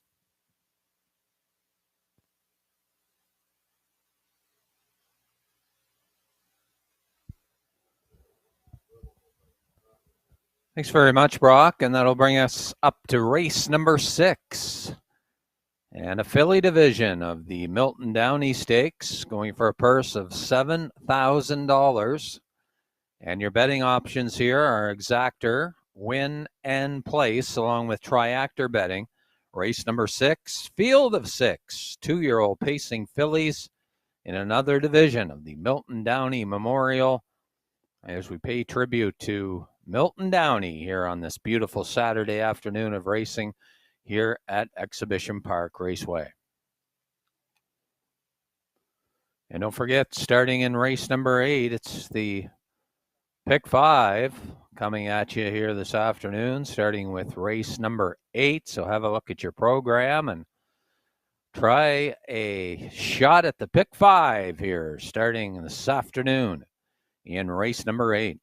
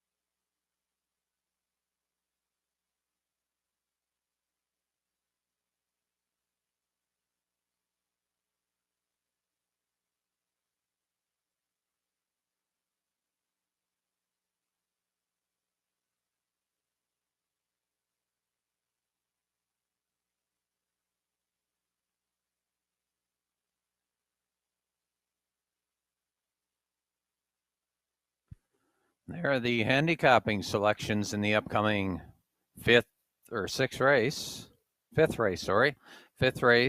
and Curtis going with a 3-2-5 combination, and Gerard Smith going with a 3-2-5 as well. So consensus here in race number 5 upcoming.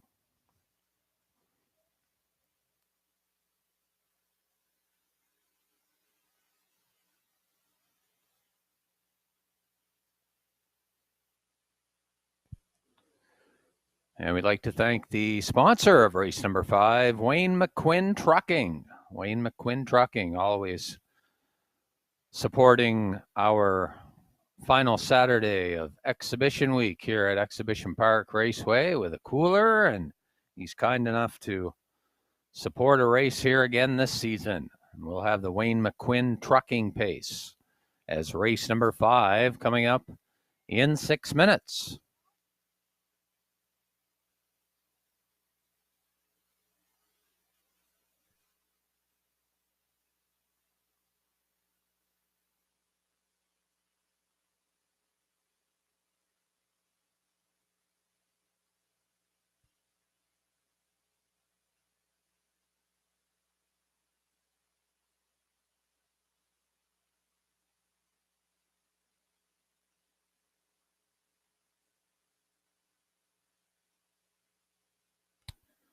And I see the starters getting set to leave the barn area now. That means post parade is coming up. We still get 6 minutes of wagering time remaining on the 5th race, sponsored by Wayne McQuinn Trucking. Field of 5, and your betting options: exactor, win and place, and triactor betting. $2,100 purse. And again, a cooler presented to the winning entry.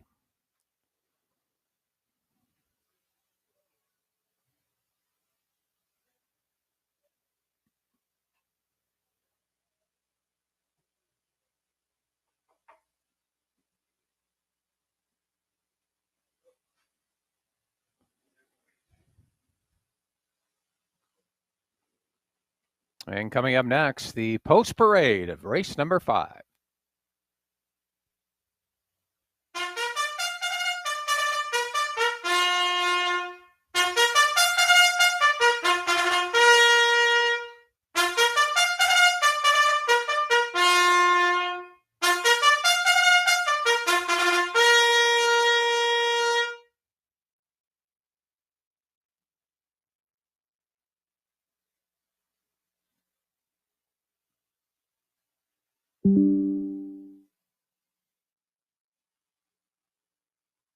The horses and drivers for race number 5 are now on to the racetrack for the post parade. The race 5 is the Wayne McQuinn Trucking Pace. It goes for a purse of $2,100. Exactor, triactor, win, place are your betting features. On post parade number 1, Roland Peg, owned by Dale Orr of St. John and Robert Orr of Oak Bay.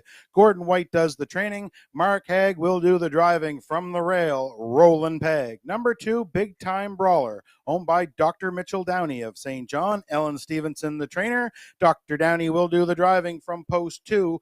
Big Time Brawler. Number 3, The Legend Hanover. He's owned by Josh McDonald, Mark McDonald, and James Whalen Jr.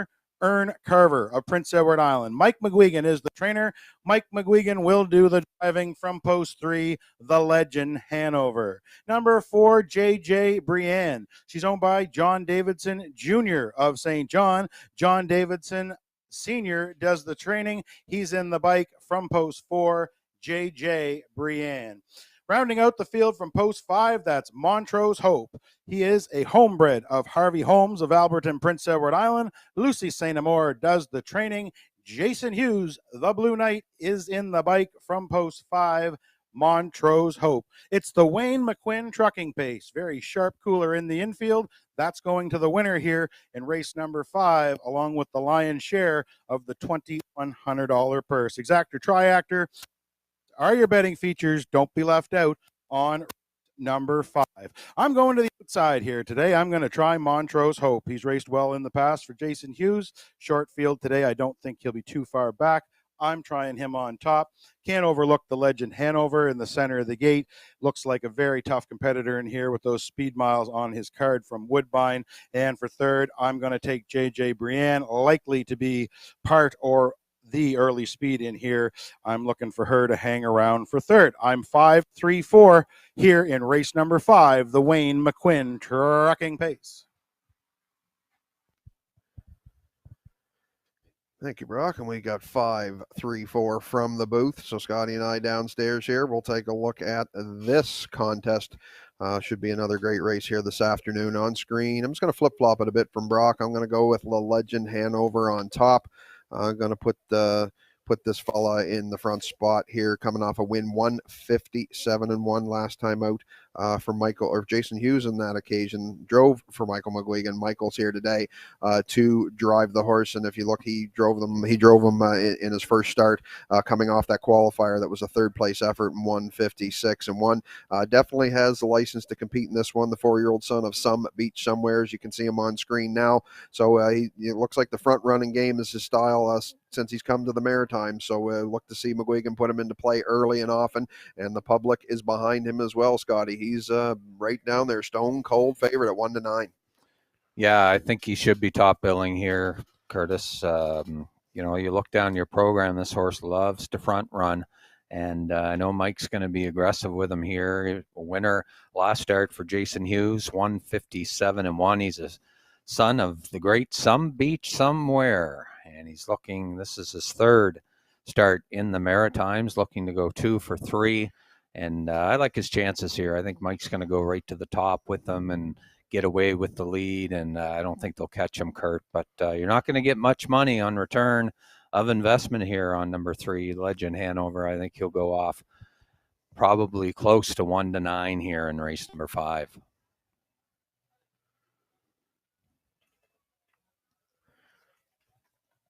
I put big time brawler in the middle, Scotty, here in this one for the doc. We just seen him win in the last race with Father of the Year. This horse has got a good profile this year. The son of sports writer's been racing well, 8 times top 3 out of 11 starts. He's well traveled. If you look, this summer he's got starts in Charlottetown here at EPR, Summerside, Woodstock.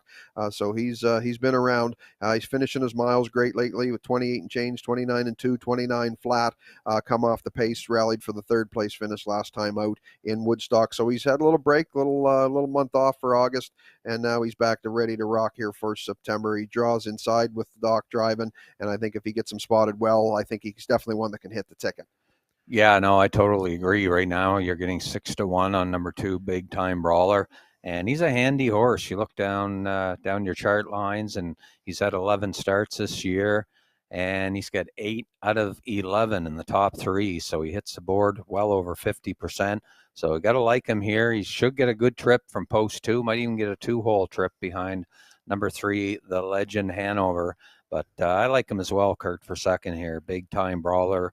And Dr. Mitch Downey, who, of course, won the previous race with Father of the Year. He'll be looking for back-to-back wins, but I like him in the second spot here from post position number 2. And another local entry here, a couple of them actually. Roland Peg back to St. John after racing over in the island for a number of starts. Her latest, she finished third. John Davidson drove her on that occasion. And she's got the inside post to work with. She's got Mark Haig in the driver's seat. He knows this mare well, and she was racing fantastic before heading to the island and, pace some good miles. So we're all set here in race 5. And they're behind the gate, race number 5, Wayne McQuinn Trucking Pace, wings open, wheel a roll, and we'll send her to Brock for the race call upstairs to the booth. Thanks, gentlemen. Starters for race 5. The Wayne McQuinn Trucking Pace are behind the starting gate. From the rail out, we have Roland Peg, Mark Haig. Big Time Brawler, Mitch Downey. The Legend Hanover, Mike McGuigan. JJ Brienne with John Davidson. Outside, Montrose Hope, Jason Hughes. Post time, race number 5 at Exhibition Park. Here they come. There they go, off and pacing. J.J. Brienne's got a plan. She's fired out of there, center of the racetrack. That's the Legend Hanover. From the inside, Roland Peg now gets away third. Big time brawler. He sees a seat in fourth. At the back, Montrose Hope can see them all. Out of the first turn, J.J. Brienne. She fired off the gate for Davidson. She now grabs leather as the Legend Hanover pops pocket for McGuigan. He wants to be the leader to the opening quarter. That's the Legend Hanover now touching down. He's in command of the racetrack. J.J. Brienne left hard, took him away. Now will sit on his back by the opening quarter. 29-3. The Legend Hanover in command of the racetrack. J.J. Brienne the closest to him in second. Roland Peg has third. Big time brawler still on the cones fourth, and no move yet from Montrose Hope. The field's a little bit strung out as they come in front of the fans the first time around. They're chasing the 4-year-old son of the great. Some beat somewhere. This is the Legend Hanover and McGuigan halfway home. 59-3, 30 seconds even. Second quarter. J.J. Brienne's right on his helmet in second. Roland Peg with them in third. Big time brawler got his cue from fourth. He's now third on the outside. Following him comes Montrose Hope, and they look to have hooked wheels down the backside. On top, it's the Legend Hanover. Right there, second is J.J. Brienne. Three wide, Montrose Hope is on to fourth. Big time brawlers unhooked now there in the center of the track. Roland Peg is fifth. They're by 3/4. 1:30-1. It's still the Legend Hanover. Giving chase from second, J.J. Brienne. Montrose Hope tries to wind up from third. Big time brawler is fourth, and Roland Peg has fifth. Top of the stretch, it's the Legend Hanover. He still got them by 3. Montrose Hope tries to pick it up center of the track, but it was over early. The Legend Hanover and McGuigan score on the line. Second goes to Montrose Hope. Big time brawler will be third. Time for the mile. Nice mile today, 1:59-2.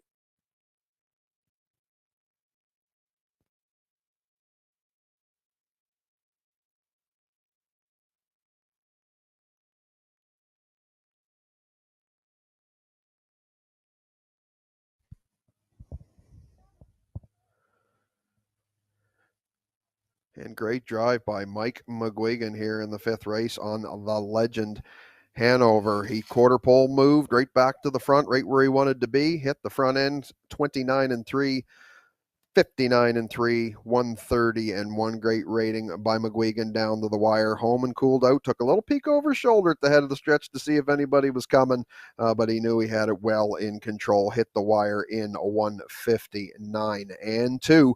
Congratulations to the connections of the Legend Hanover. We will see them in the Wayne McQuinn Truck and Pace Winner Circle coming up next.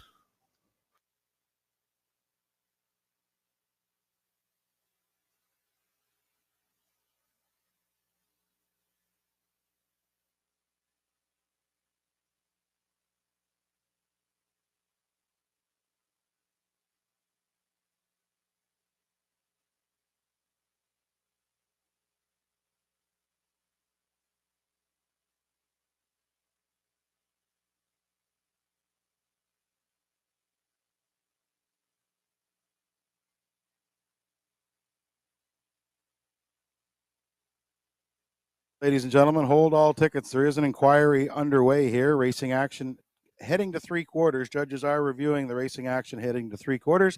There is an inquiry here in race number 5.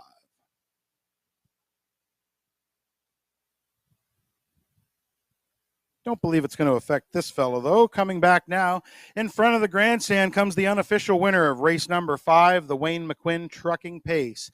It's the Legend Hanover. He's a 4-year-old son of Some Beach Somewhere from the sports writer mare, This or That Hanover. He's owned by Josh McDonald, Mark McDonald, James Whalen Jr., and Ern Carver of Prince Edward Island. Mike McGuigan, he's the trainer and the driver. The Legend Hanover scores here today in the Wayne McQuinn Trucking Pace. Wayne McQuinn on hand to present the cooler.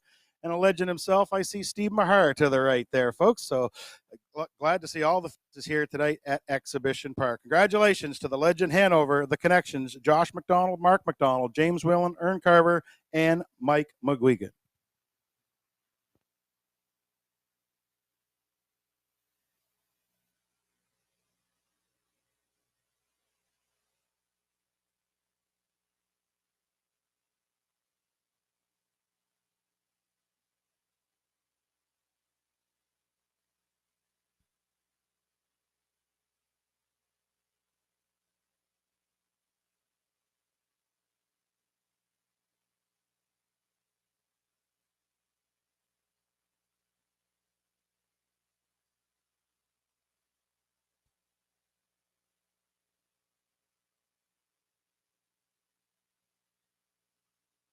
Once again, ladies and gentlemen, just a short delay getting race 5 official. The judges are having a look at racing action down the backstretch, heading to the 3/4 there. Looks like a couple horses got hooked up, looking to see who, if anybody, is at fault.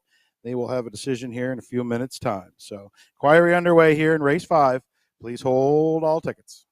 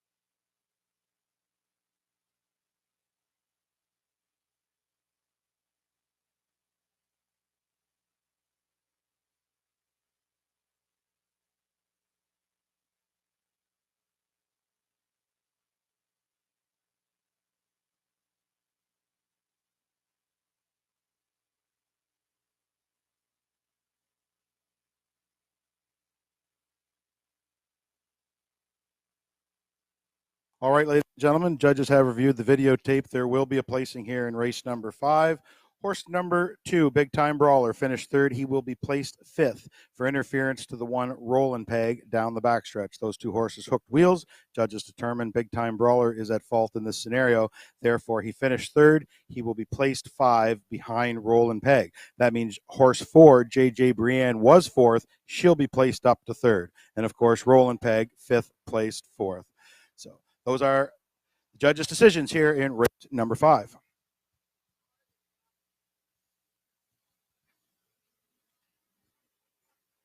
Just be a second getting your pays here underway. And for the next hour, I'm going to turn the mic over to Grady Hashey. It's going to be the Grady Show for about the next hour. Next race up is the Milton Downey Memorial Stake. But Grady will do the next 3 races here this afternoon. Young race caller's been doing a great job. He's even got to call one on the island this summer. So enjoy the next 3 races with Grady here on Exhibition Day.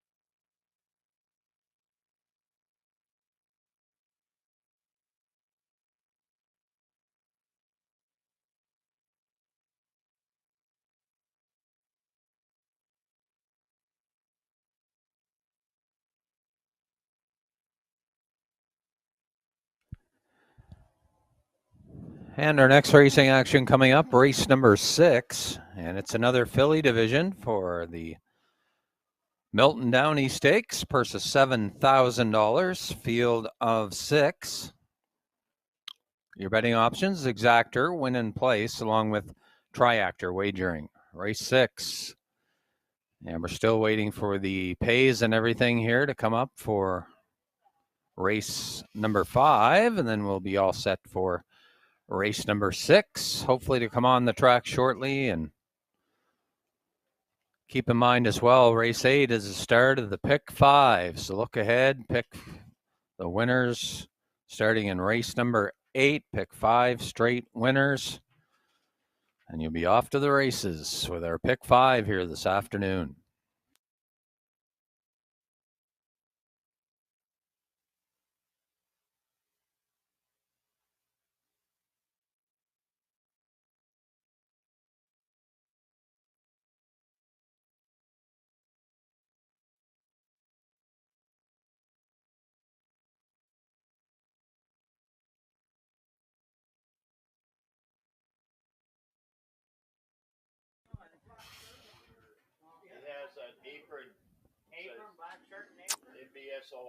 Again, just waiting to go official here. Race number 5.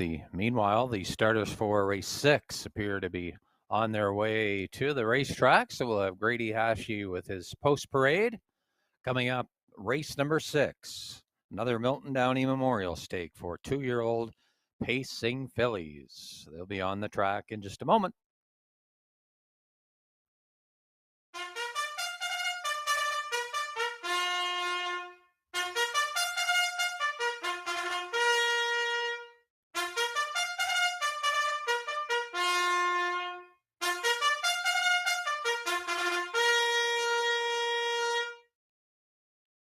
Fillies and their drivers are now coming onto the racetrack for race number 6. It is the Milton Downey Memorial Stake for 2-year-old pacing fillies, second division, going for a purse of $7,000. The one is Speaking of Shadow, owned by Josh McDonald, Mark McDonald. Mike McGuigan is the trainer and the driver.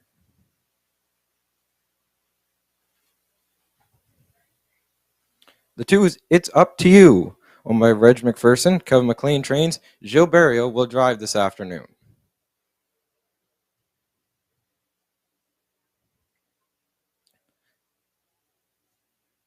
The 3 is Woodmere Jade, owned by Jackie Heffernan of Glace Bay, Nova Scotia. Miles Heffernan Jr. trains. Miles Heffernan Sr. is the driver. The 4 is Speak Up Bun, owned by Donald McRae. Jason Hughes training and driving. 5 is Run for the Money, owned by the Full House Racing of Truro, Nova Scotia. George Renison trains. Todd Trites is the driver.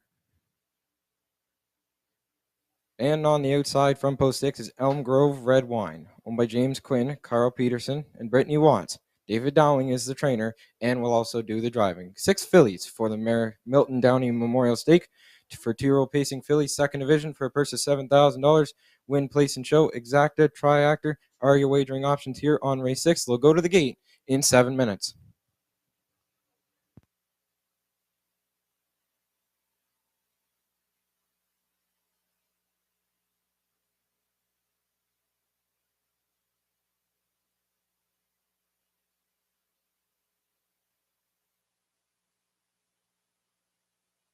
Are the payouts from race number 5. The 3, the Legend Hanover, paid $2.10 to win. The 5, Montrose Hope, $2.30 to place. The $2 exacta paid $5.10, and the $2 triactor paid $28.50. The fractions from race 5, 29 and 3, 59 and 3, 130 and 1, and the mile and 1, 59 and 2.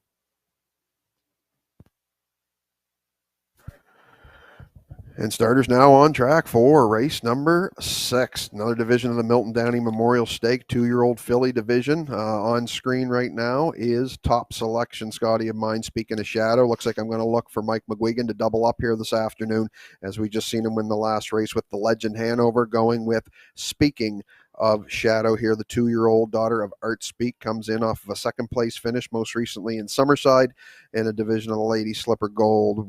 158 flat was her charted mile. Before that, she had won 2 in a row, 57 and 158 and 3. She has not missed the top 2 out of her 6 starts this year, and $13,000 in the bank. She does have rail control here this afternoon, so we'll see if Mike navigates her away clean, Scotty, but I think this could be another low price winner here in race number 6. Yeah, you look down her card there. She's always sitting 1-2, and she's got the inside post to work with, Kurt, and daughter of Art Speak, of course, the very first division of the Milton Downey for fillies today, going to a daughter of Art Speak. So we'll see if we can get another one here with Speaking of Shadow. And she's the overwhelming favorite, Kurt, and she deserves to be. She's 1-9, but she could get a little challenge in here. The horses 2 and 3 don't look too bad, especially number 2. It's Up to You. Gilles Barrio in the driver's seat for Kevin McLean, who has an outstanding average, 5:01 this season, and a great conditioner from Prince Edward Island. Always has his horses ready to go. You look down her lines, and she hasn't missed the top 3 out of her 5 starts this year, and almost $15,000 earned. So I think if anybody's going to knock her off, it's either the 2 horse or the 3, Kurt. And right now, It's Up to You. She's getting 7-1 right now on the tote board for number 2. Yeah, you're getting some good odds with everybody other than the other rail than the starter, one. of course. Some nice value there. Yeah. Woodmere Jade is who I threw in the 2 spot, currently 6-1 right now on the board. This Daughter of Rolla that Harry comes in with a 4 for 6 top 3 profile with 2 victories, fastest 159 in 2 in Churro. You look at the lines, we know right where she likes to be. And we obviously know where Miles Heffernan likes to be. Exactly. So I think if we add those 2 together, I can see this filly maybe driving the bus, or at least early, before Mike might be looking to do a retake just like he did in the last race. Exactly. But I think Miles will definitely point this filly to the front end, and we'll see if she can be around there at the end. Yeah, I think Miles would at least like to get a 2-hole trip here, so I could see that happening. Her trying to get the lead, and then Mike will probably come out for the retake, and should leave the 2 in a nice spot if they ever get some quick fractions moving up front. But the 1, 2, and 3 look like the best in here, Kurt. And if you're looking for some value, Run for the Money from the George Renison stable. Of course, the Renisons have been up to Exhibition Park for a number of cards here at Exhibition Park this season.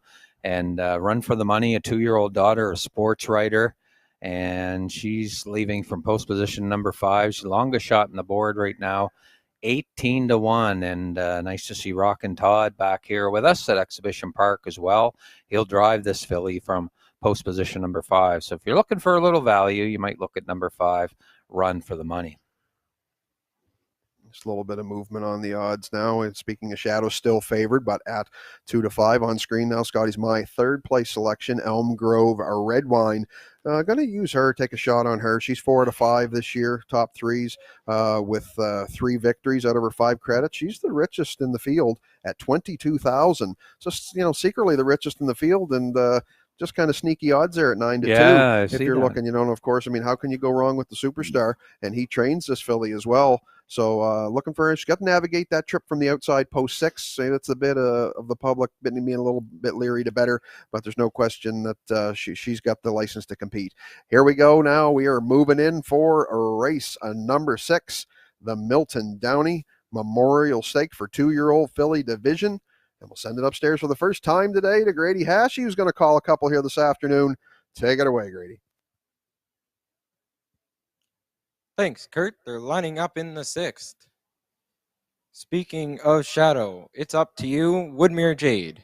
Speak Up Bun, Run for the Money, and Elm Grove, Red Wine. 6 fillies in the 6th, the 2nd division of the Milton Downey Memorial, top of the stretch.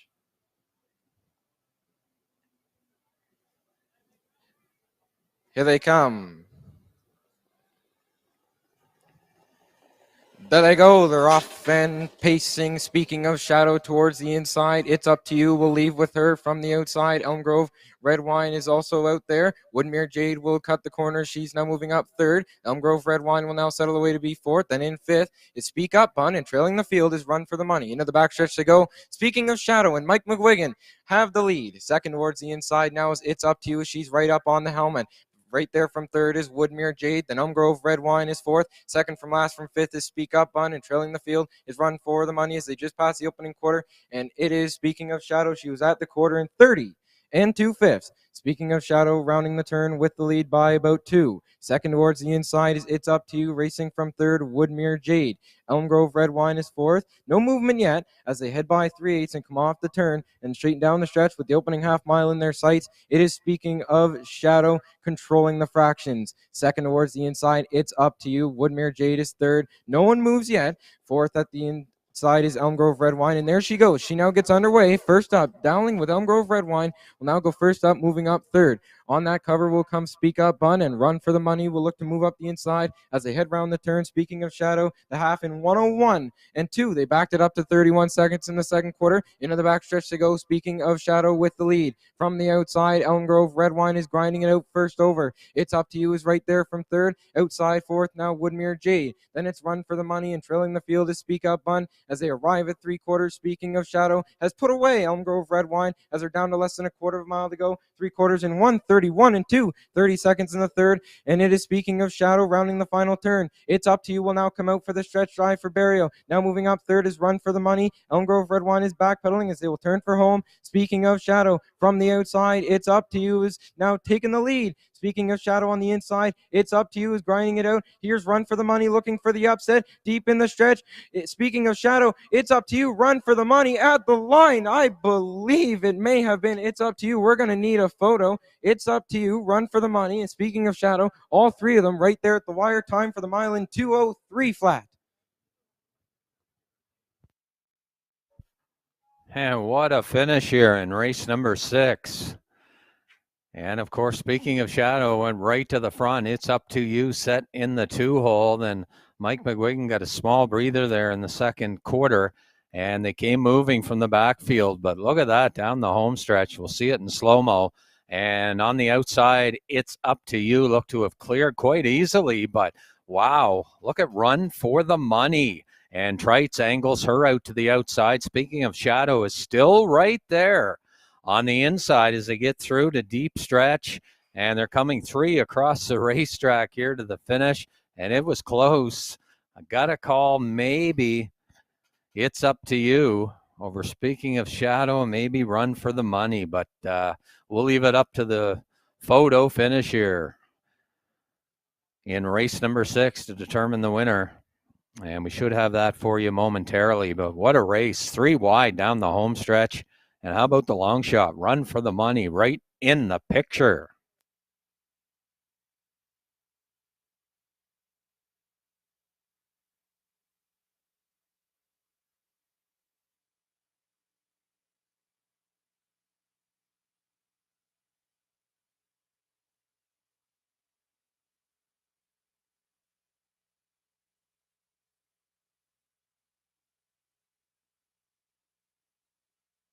So again, hold all tickets. The photo sign is up.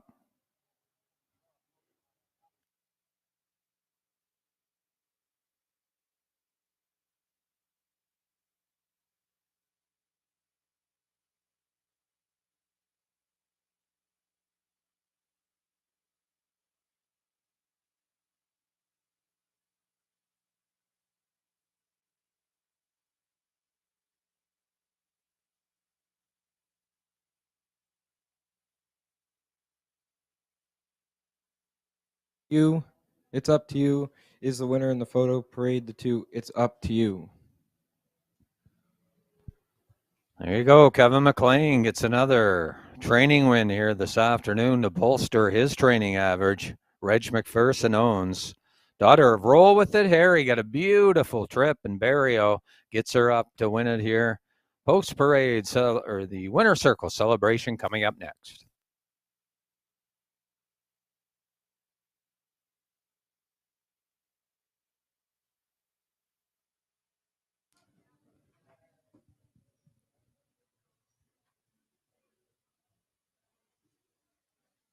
Back towards the winner's circle out of race number 6 is the winner of the second division of the Milton Downey Memorial. That is the 2, It's Up to You. She's a Bay filly, 2 years old, by Roll With It Harry, out of a Better's Delight mare, Safety Net. Owned by Reg McPherson, a Stratford PEI. Kevin McLean is the winning trainer. Gilles Barrio, the winning driver, as she scores in 2:03 flat. It's Up to You picks up her second win on 6 starts on the year. It's Up to You in the Milton Downey Memorial, second division.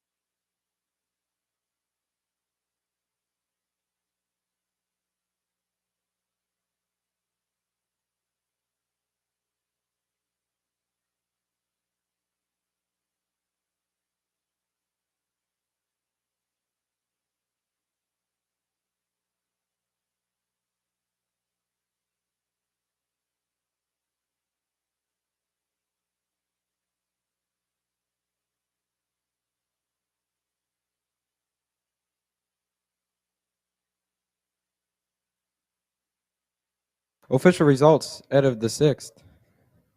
The 1, Speaking of Shadow, was 3rd. 2, It's Up to You, the race winner. 3, Woodmere Jade was 4th.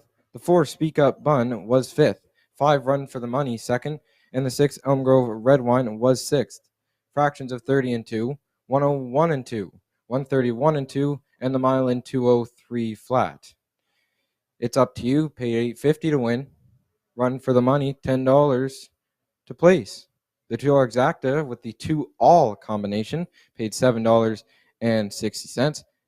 And the 251 $2 triactor paid $299.30. Race number 7 is up next. They'll go to the gate in 10 minutes. Thanks, Grady. And what a triactor payout there. 251 gets you $299.30. Another nice triactor on the day. As we move along now to race number 7. And race number 7 featuring triactor, exactor, win and place wagering with a field of 5 in the upcoming 7th race. With post time now, we're showing at about 9 minutes, right around 9 minutes. And race 7 is sponsored by Loch Lomond Veterinary Hospital. So thanks to Dr. Mitch Downey and the folks at Loch Lomond Veterinary Hospital. They are the sponsors of the upcoming 7th race. Post time in about 8 minutes, about 8 minutes or so to race number 7. And if you like to play the pick 5, it starts in race number 8. Starts with the first leg of the Maritimer for 3-year-old pacing fillies. So race number 8 is the start of your pick 5. So make sure you get in and check out and pick your pick 5. Should be a good payout here this afternoon. Speaking of good payouts, 50-50. Hope you got a ticket. Should have a great cash prize here to win on this Labor Day long weekend. So best of luck. If you pick up a 50-50 ticket, we'll have the draw coming up later on in the afternoon. There are the handicapper selections for the upcoming 7th race. Curtis Johnston going with a 4, 5, and 3. 4, 5, and 3. And Gerard Smith, the race secretary, he's gone pretty much the same. He's reversed the 4 and the 5. He likes a 5, 4, 3.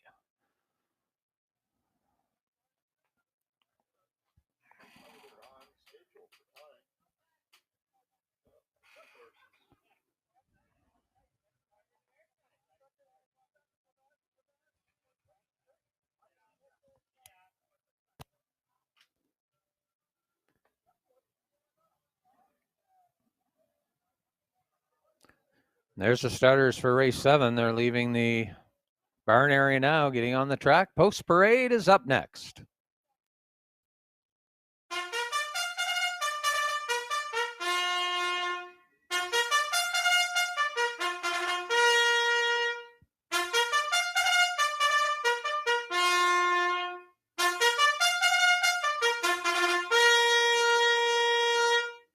Pacers and their drivers on the track for the 7th.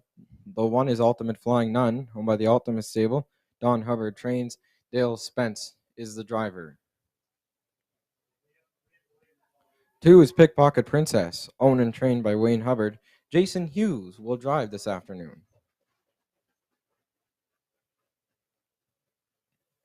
The 3 is Emperor, owned by Jeff Lewis. He also does the training and the driving.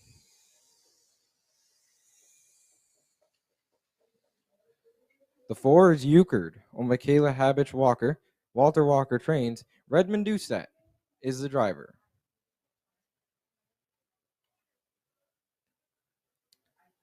And the 5 is Privilege, owned by Aiden Farish. And the All for Fun stable. George Renison trains. Todd Trites will drive. 5 pacers for race number 7. Win, place, and show. Exacta, triactor are your wagering options here. They'll go to the gate in 6 minutes.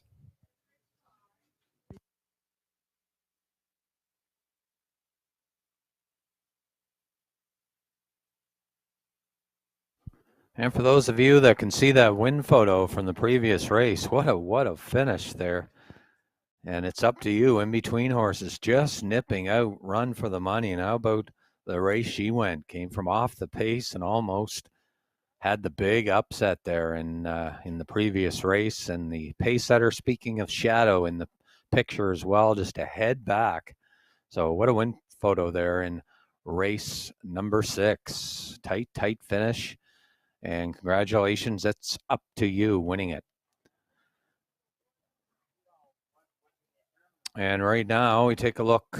Heffernan and Mark Haig, please call the judges. Miles Heffernan and Mark Haig, please call the judges.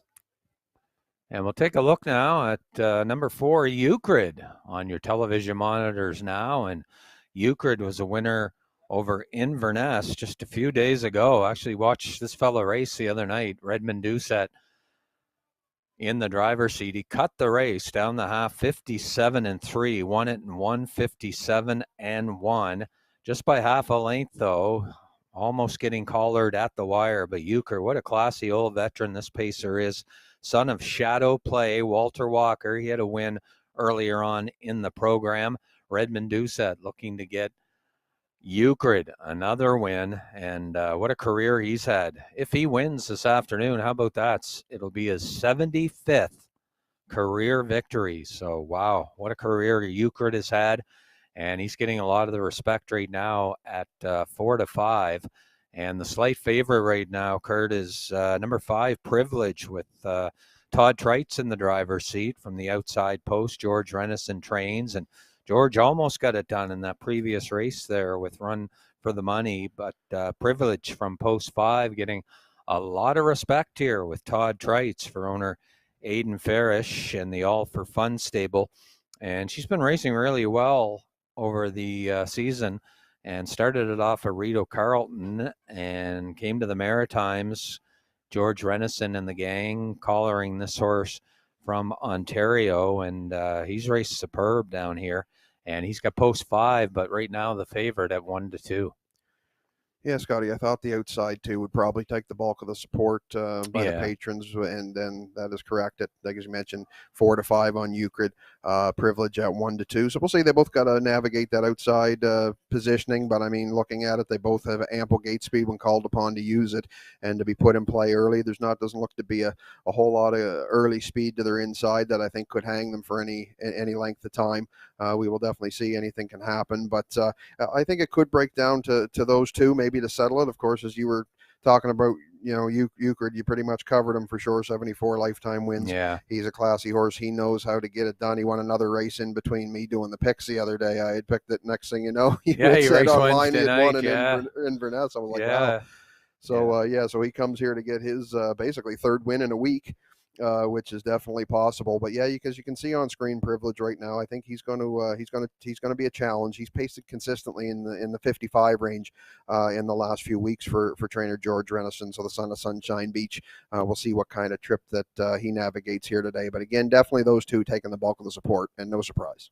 Yeah, definitely. And then of course we've got the inside 3 local horses: Ultimate Flying Nun, Pickpocket Princess, and there you see Emperor on your monitors right now. What a racehorse this guy has been for Jeff Lewis, looking for his 30th career victory if he can somehow get it here this afternoon. But he had a win not too far back there in Summerside. Kenny Murphy gets along with this horse well, and he drove him to victory 58-3 there back a few starts ago. But Jeff's on board here this afternoon. He's got post number 3 to work with, and he'll probably sit close. Jeff likes to sit close with Emperor, and if he's not, he'll be out and going. He'll pull on the right line, that's for sure.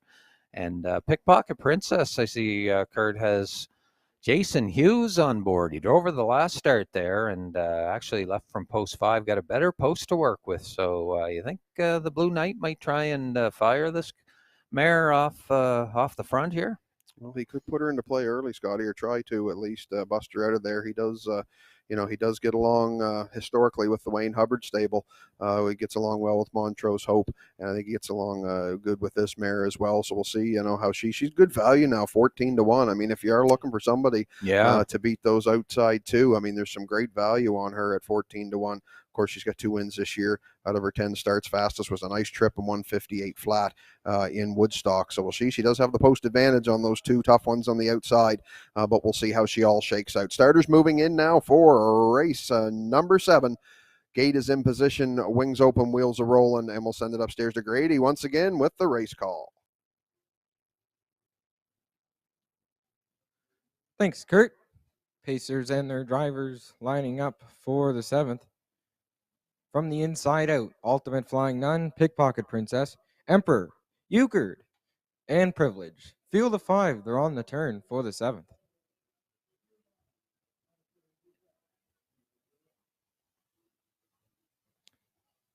Top of the stretch.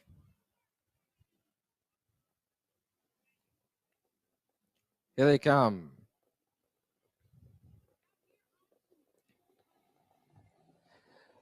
There they go. They're off and pacing a great start here. Emperor and Privilege showing from the outside. Also leaving out will be Pickpocket Princess. Emperor gets in play early as they round the opening turn. Emperor and Jeff Lewis on the outside. They're 3 high rounding the turn. From between them is Euchard, and Privilege is 3 high as they go by 5/8 and into the backstretch. Euchard and Redmond Doucette on the outside trying to drive up to the lead. Emperor is going to hang him out a while. Racing from third, trying to sneak in is Privilege, but he can find a friend as he will now be forced to back off as Pickpocket Princess holds that position, and trailing the field is Ultimate Flying Nun. Euchard was by the opening quarter in 28 and 1. Solid fraction there. Euchard rounding the turn with the lead. Emperor is second. Pickpocket Princess mid-pack from third. Privilege found a seat there in fourth as they head by 3/8. Then now trailing the field is Ultimate Flying Nun. Off the turn they come. Euchard and Doucette in control. Emperor's right there from second. Pickpocket Princess is third. Then it's Privilege fourth, and Ultimate Flying Nun continues to trail. By the opening half, Emperor looking good on the front. Pardon me, that's Euchard on the front. Emperor is right there from second. Then Pickpocket Princess is third. Racing from fourth, Privilege. And trailing the field, Ultimate Flying Nun, 58 and 2 at the half. They backed it up to 30 and 1 the second split. Euchard will take them to 5/8 with the lead. Emperor's on his back second. Pickpocket Princess third. Privilege will now once again go to the outside as he gets underway fourth. And Ultimate Flying Nun is the trailer going to 3/4. Euchard starts to open up on them. He is now clear by 3. Emperor's chasing him from second. Pickpocket Princess on the inside third. Privilege is outside there from fourth as they are down to less than a quarter of a mile to go. Euchard was at 3/4 in 1, 28 and 1, 29 and 4 in the third. Euchard rounding the final turn with the lead. Emperor is second. Privilege stall on the outside from third. Pickpocket Princess is fourth, and Ultimate Flying Nun trails. Off the turn they come. Euchard has it. It is all over. Euchard storming home for Doucette. Far outside, Ultimate Flying Nun trying to come on for minor spoils, but Euchard and Doucette will get it done easily. Euchard. Ultimate Flying Nun gets up for second. Pickpocket Princess up the inside was third. Time for the mile in 1, 58 and 1.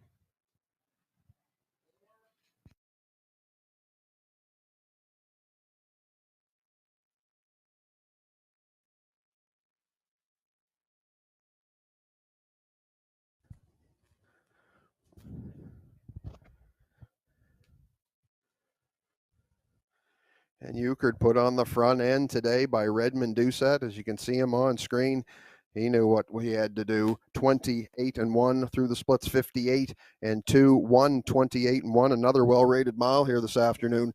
Redmond Doucette getting the veteran home for win number 75 on his career. 158 and 1. As you can see him crossing under the wire on the far outside, it appears to be Ultimate Flying Nun for the Deuce. Tight on the line for the show. Might look at Pickpocket Princess, but congratulations, no doubt about it. Euchard, he's been a busy boy. 3 different wins in 1 week at 3 different maritime racetracks. Congratulations to the Connections. We will see them back in the winner's circle next.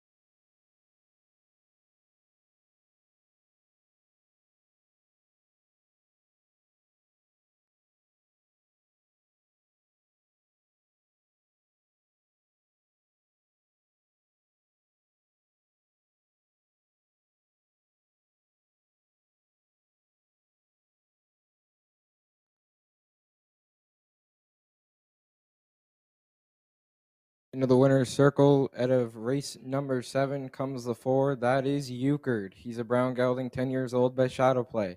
Out of a Camlock mare, Tipsy Taters. Owned by Kayla Habich Walker of Inverness, Nova Scotia. Walter Walker now picks up the training double. Redmond Doucette, the winning driver. Euchred stops the clock today in 1:58 and 1. The cooler presentation of the Loch Lomond Veterinary Hospital goes to Euchred in race number 7.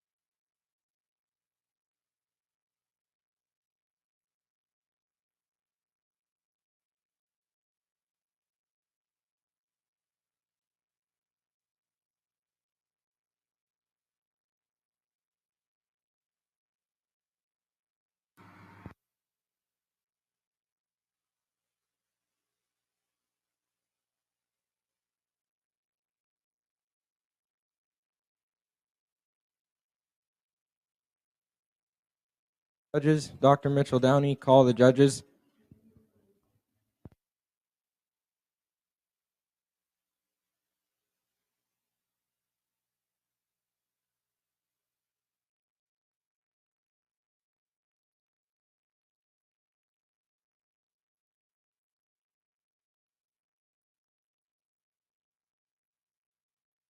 Racetrack, a couple of starters in the Rod Gogan Memorial Invitational are warming up. The 4 Beach and Lindy is on the backstretch, and just on the upper turn is the 3 Time to Dance.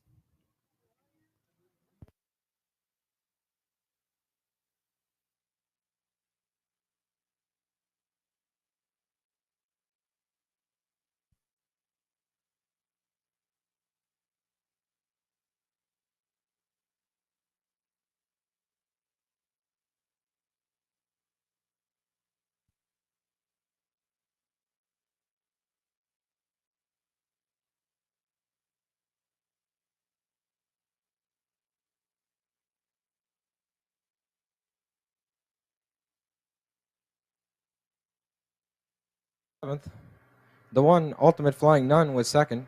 The 2 Pickpocket Princess was third. The 3 Emperor finished fourth. 4 Euchred, the race winner, and the 5 Privilege was fifth. Fractions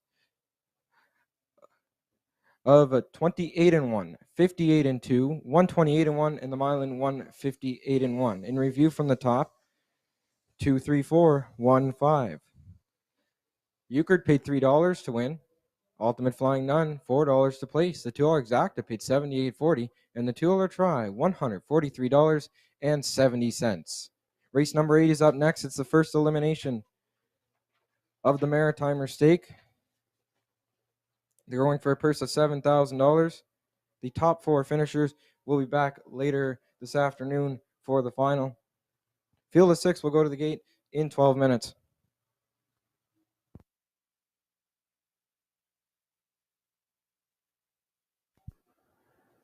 Coming up next, race number 8, and it's the first division of the Timeless Classic, the Maritimer Stake for 3-year-old pacing fillies. It's our first elimination heat. The top 4 advancing to the final. And race number 8 also features the first leg of the Pick 5. So make sure you get in on today's Pick 5. Should be a great pool. And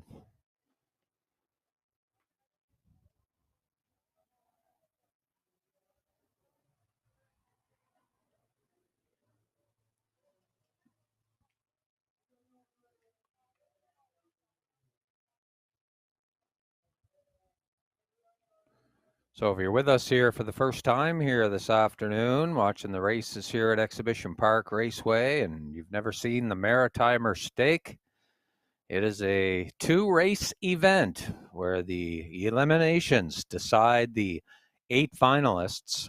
So the 2 eliminations we have this afternoon, the top 4 will advance from each elimination, and then they will race off in race 13. So race 13 will be the final of the Maritimer coming up at the end of the day. So race 8 is the first elimination, and the horses will be looking to make the top 4 to advance to the final coming up in race 13. Your betting features in the first eliminations are pick 5, Triactor, along with win and place and exactor betting. So win and place, exactor, pick 5, and Triactor wagering, all available for the upcoming 8th race. 9 minutes to post. Make sure you're in nice and early and avoid the last minute rush at the mutual windows.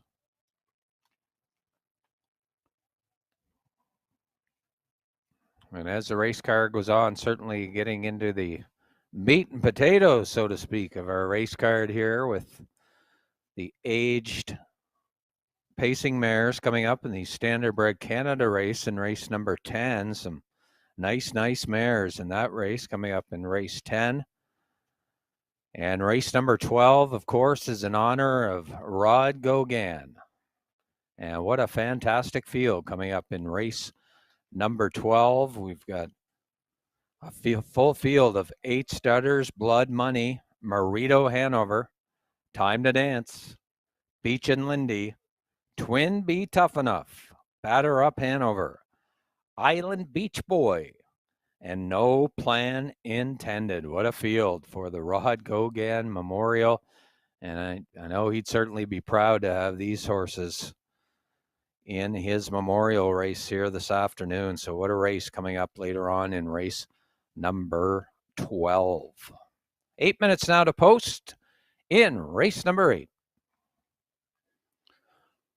Also should mention a big race happening in Mohawk Park tonight. How about that? The Canadian Pacing Derby, Bulldog Hanover. Bulldog Hanover, the fastest standardbred horse of all time, 1:45 and 4. He races tonight at Mohawk Park, and he'll take on Jimmy Freight, who's the other standout in that field tonight. So a great stacked card at Woodbine Mohawk tonight. So you want to catch that at any of our simulcast theater locations.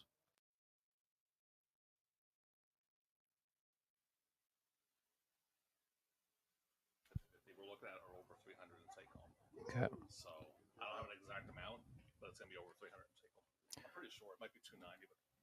And just got word that the 50-50 will be drawn after the 9th race. And right now it's the last call. So you've got to look for the guy in the black with the fancy green dollar bag attached, and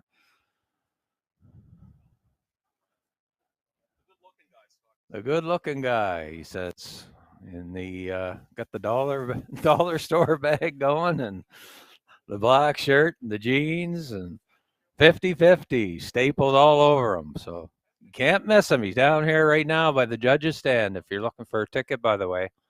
And he says last call.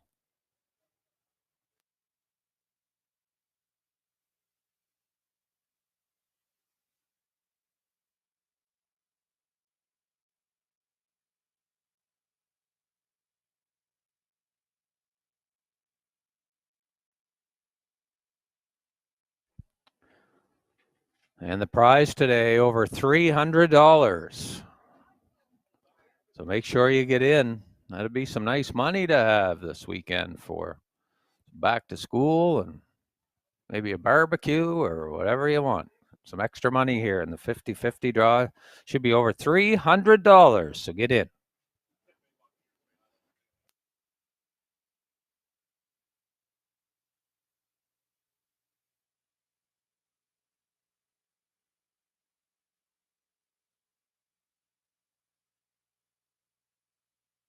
And down to 5 minutes on race 8, 5 minutes.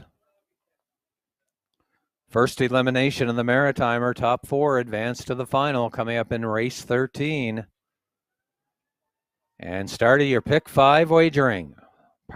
Start of your pick 5, so keep that in mind. And we got a lineup down here for the 50-50 draw. Must have been that shiny dollar store bag, Scotty. Everybody's out getting their 50-50, and that draw coming up after the 9th race.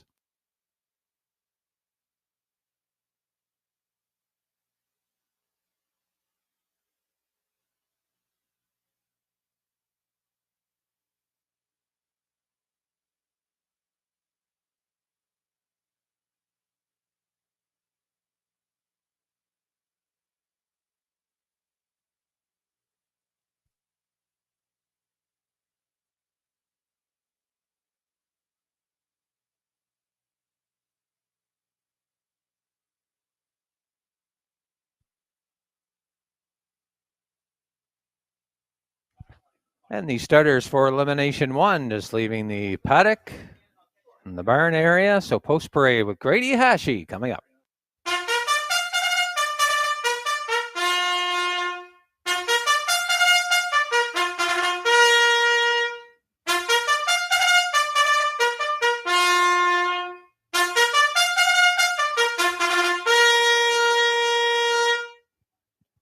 Three-year-old fillies and their drivers making their way out onto the racetrack for race 8. It is the Maritimer Stake first elimination. Top 4 make the final and will go in race 13 later this afternoon. The one is Orr's Terror. She's owned by Dale Orr and Robert Orr. Joe Barrio is the trainer and the driver.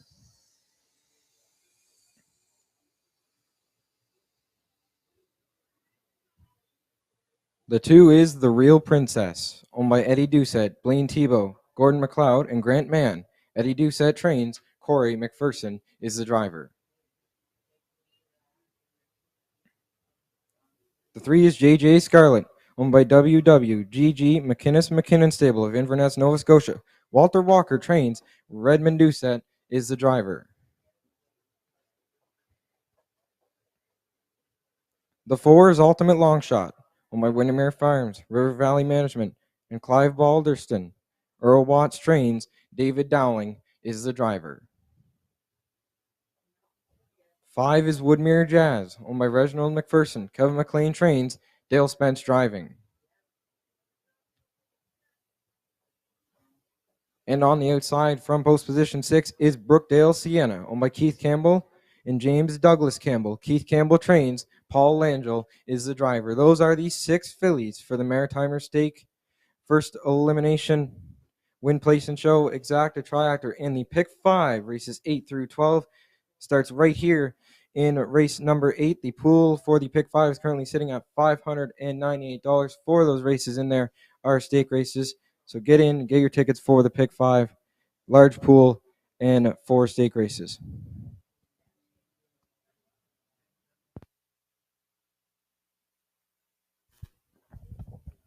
And 2 minutes to go to race number 8 here, first division of the Maritime Stake.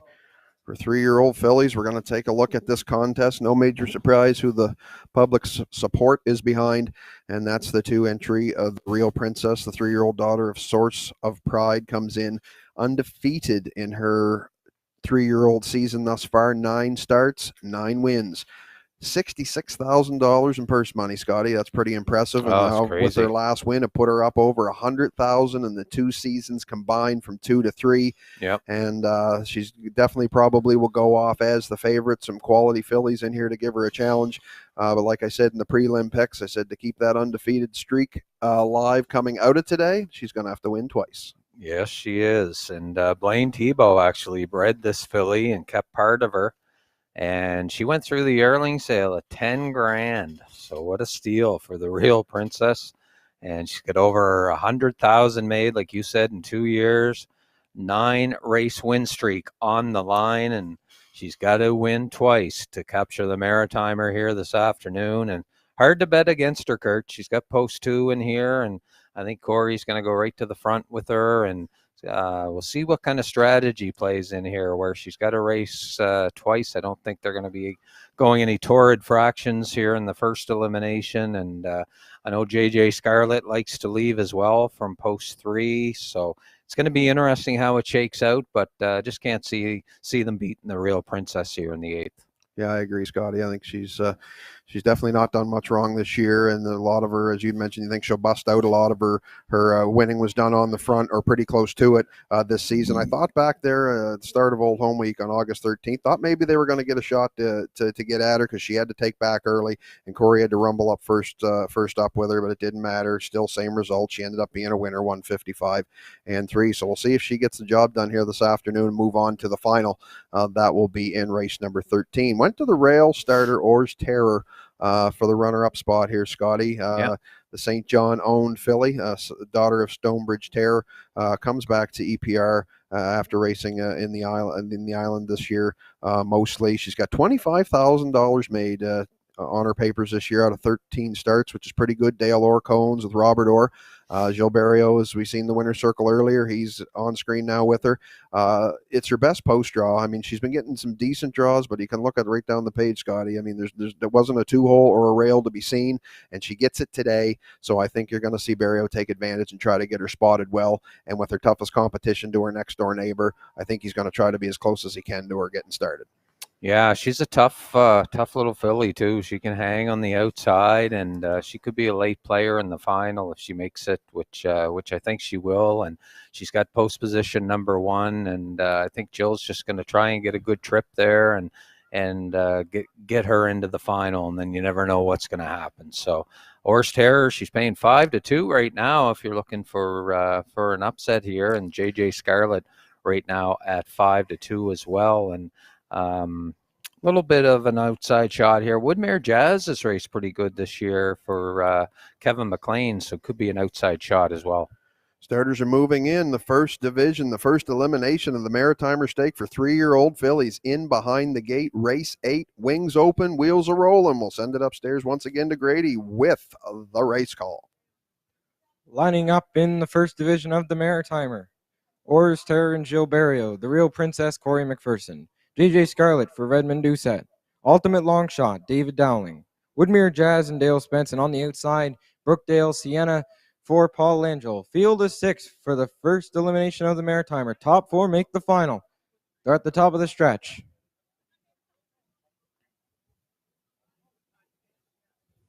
Here they come. There they go. They're off and pacing. The inside 3 leave out from between them. The Real Princess, Orr's Terror will guard the inside. JJ Scarlett also leaves for a good position early. 4th into the turn will be Ultimate Long Shot. Woodmere Jazz gets away 5th, and Brookdale Sienna will trail. Rounding the opening turn, the Real Princess and McPherson want the lead. They're on the outside. Orr's Terror will string her out a bit up the backstretch, and the Real Princess will now come on to take over.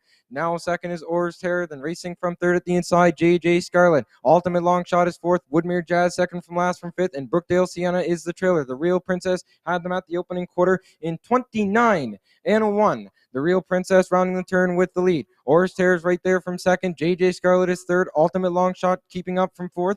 Woodmere Jazz is 5th, and Brookdale Sienna can see them all. She is the trailer. Off the turn they come. They straighten down the stretch, and the Real Princess is in control. Second towards the inside is Orr's Terror. First up, here comes Dowling on the outside with Ultimate Long Shot as she'll look to move up 3rd. And at the inside, JJ Scarlett is right there. Then Woodmere Jazz is second from last, and Brookdale Sienna is the trailer. The Real Princess had them by the half in 59-3. They backed it up to 30-2 in the second split, heading towards the 5/8, and it's the Real Princess with the lead. Second towards the inside, Orr's Terror. JJ Scarlett under a stranglehold on the inside from 3rd. Outside 4th, Ultimate Long Shot is now moving first up. Woodmere Jazz will now look to follow that cover from 5th, and Brookdale Sienna is the trailer. They go to 3/4. McPherson lets her out a bit. The Real Princess will arrive at 3/4 with the lead. From the outside, Ultimate Long Shot is second.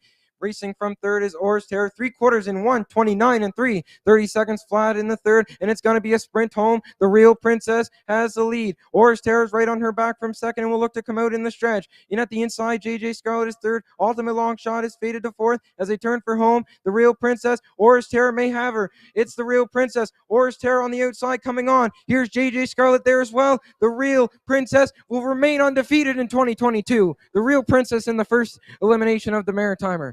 Oars Terror second. JJ Scarlett third. Ultimate Long Shot. She'll be back for the final. She finishes fourth. Time for the mile in 1:59 flat.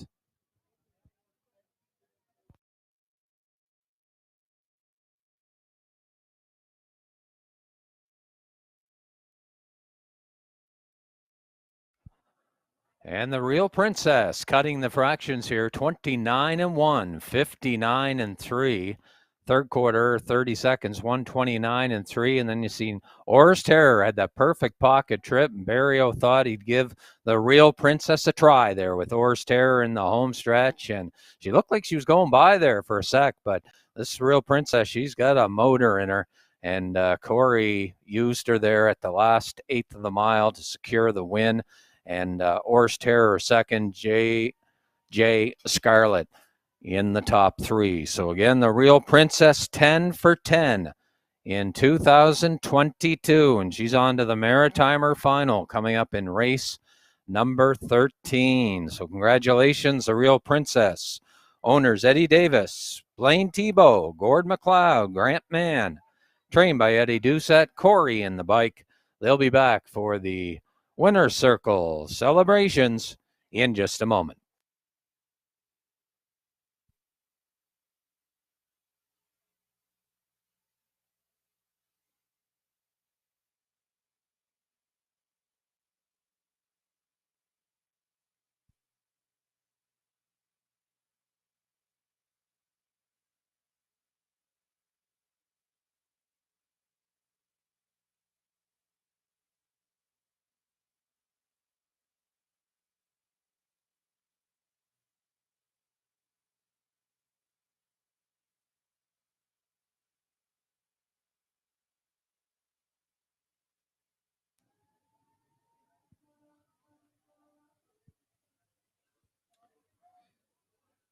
This filly seems to not be able to lose in 2022. She is now 10 for 10, and she wins another one off the front. Into the winner's circle comes the two, the Real Princess.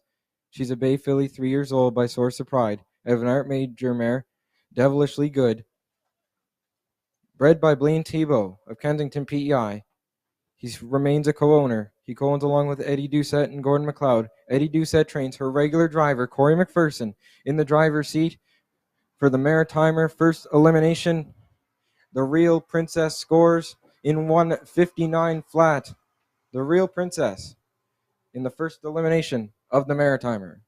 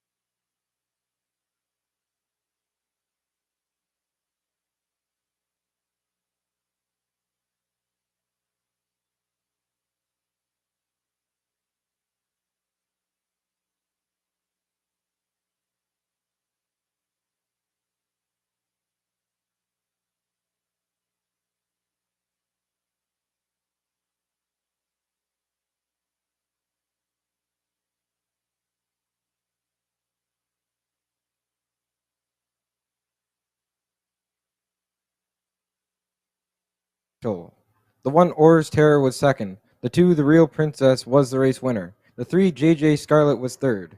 The four, Ultimate Long Shot, was fourth. The five, Woodmere Jazz, finished sixth. And the six, Brookdale Sienna, was fifth. Fractions at 29 and 1. 59 and 3, 129 and 3, and 159 flat for the mile. In review from the top 213, 465. The Real Princess paid $290 to win. Or's Terror, $630 to place. The 2-hour exacta, $460. The 2-hour try, $7.50. Race number 9 is up next. I'll hand you back to your main track announcer, Brock McCachran, for the rest of the card.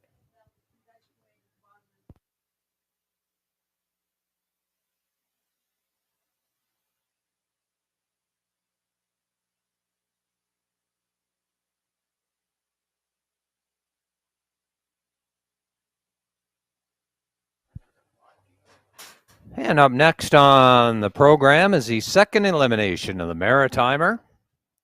Top 4 advance to the final, race 13. And your betting options, exactor, win and place, triactor betting in the upcoming 9th race. And there are no changes. Field of 6 with post time in about 10 minutes. And our 50-50 gentleman, Scott, had to go get some more tickets. He sold out. Oh, he should be back over here, hopefully, before the end of the 9th race. And those of you wishing to get more tickets can do so down here by the judges' stand. So we'll give you a little extra time as he gets some tickets to be brought over for sale, and then we'll do the draw after that, and we'll make sure we get as many people in as possible.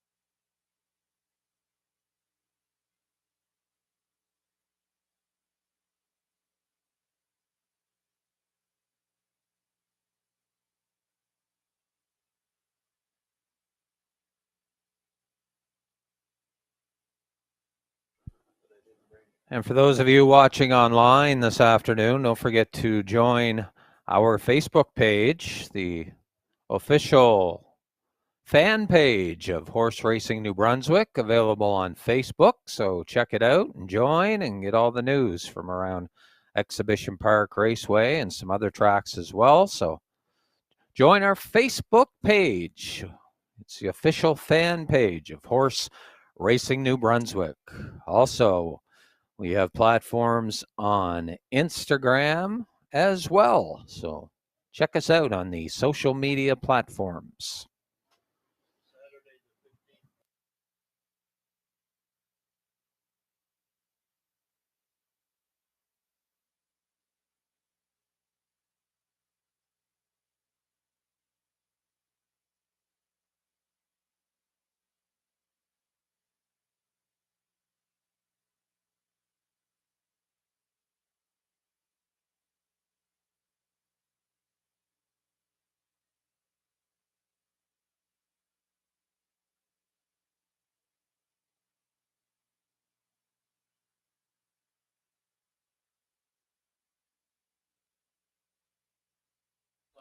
There are the handicapper selections coming up for race number 9. They're on your in-house monitors. And for those of you watching at home, Curtis Johnson likes a 1, 2, 3. Easy as that. 1, 2, 3. And Gerard Smith has gone with a 1, 6, and 2. So again, good luck if you're, probably most of you are still alive in the pick 5 after the Real Princess delivered as the favorite in the first leg. So best of luck to those of you playing the pick 5 here this afternoon.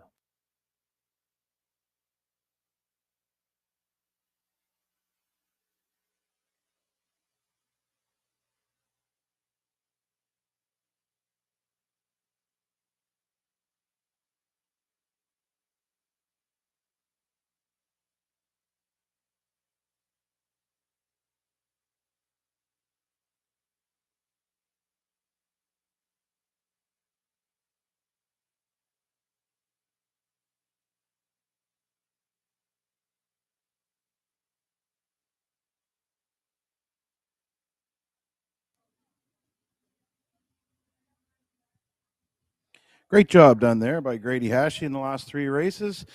First division of the Maritimer did not disappoint. What a great horse race. Second division of the 3-year-old fillies will be out shortly here to contest race number 9. And the top 4 from each will be back in race number 13. We will do that draw right around the 10th race. We'll give you the post positions for the final after we figure out the last 4 horses here this afternoon. But a great job to Grady. Also like to give a shout out to our track man, Wayne Watson. That's him going in front of the racetrack there right now. Racetrack is in great shape here this afternoon. Not a small task keeping the racetrack ready with almost 2 months off of racing. Wayne has put a lot of time in around here this weekend, and thanks to everybody on the backstretch as well who helped getting the stalls ready, because of course there are not too many empty today with this 13 dash card here at Exhibition Park. But a big thanks to Wayne, and great job Grady on the race calls in the last 3.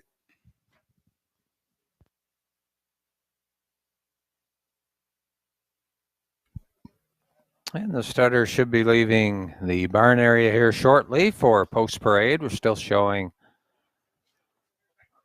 5 minutes for wagering. 5 minutes for wagering in the. Attention on the backstretch.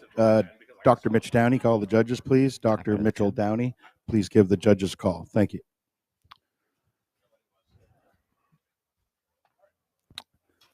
And Scott's back in business for 50-50. So if you're looking for tickets, we'll draw after race number 10 now. So after race number 10, and the prize is over $300. So you want to get in on today's 50-50 draw. And Scott is down by the judges stand around here somewhere, and he's got a fresh roll of tickets all ready to sell.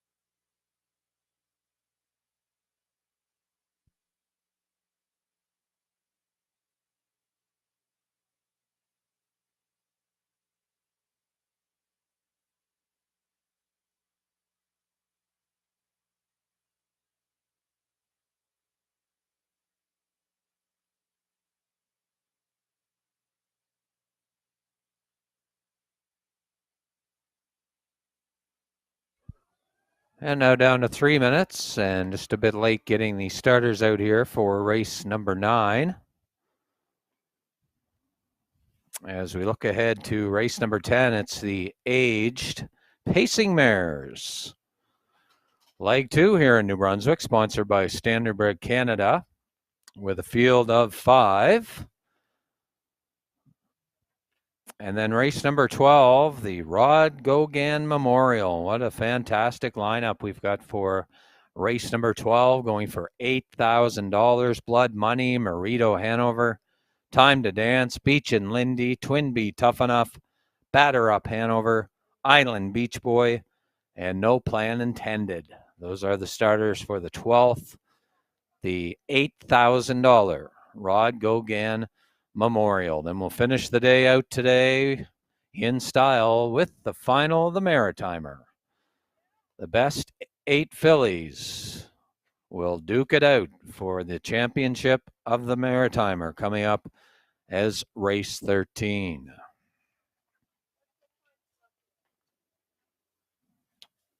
So again, still waiting for starters for the 9th to make it to the racetrack, and then we'll be set to go. And again, the handicapper selections. Curtis has gone 1, 2, 3. Gerard Smith going with a 1, 6, and 2 combination.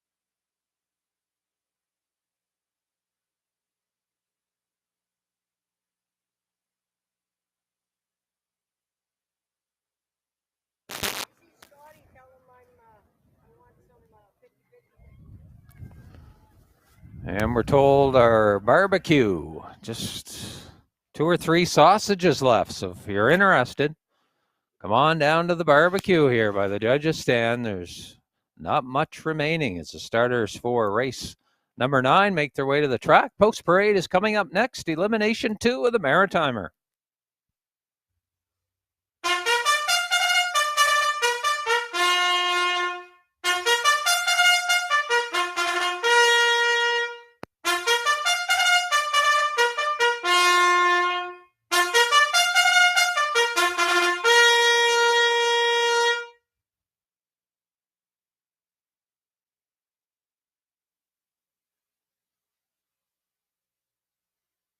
The horses and drivers for race number 9, the second division of the Maritimer stake for 3-year-old pacing fillies. It's an elimination, top 4 to come back in race number 13. The elimination goes for $7,000. Exactor, Triactor, Win Place Are Your Betting features number 1 on parade, Cougar on a Tear, owned by Walter Walker of Inverness, the estate of Angus McGuinness of Mabu, Nova Scotia. Walter Walker does the training. Danny Gillis will drive from the pylons, Cougar on a Tear. Number 2, Tobin's Diva, owned by Reg McPherson of Stratford, Prince Edward Island. Kevin McLean does the training.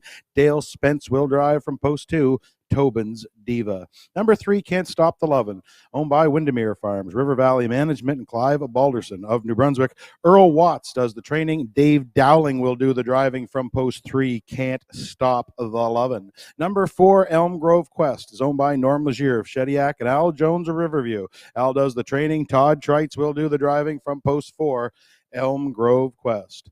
Number 5 is Mystic Gal, owned by Doug Matheson and Janet Sanderson of Cornwall, Prince Edward Island. Nick Oakes does the training. Jason Hughes will call the shots from post 5, Mystical Gal. And rounding out the field from post 6, that's KC Starlight, owned by Don Bishop, Bruce McDonald, Charlie Miles of Fredericton. Charlie does the training. Stephen Trites will do the driving. Post 6, the New Brunswick filly, KC's Starlight.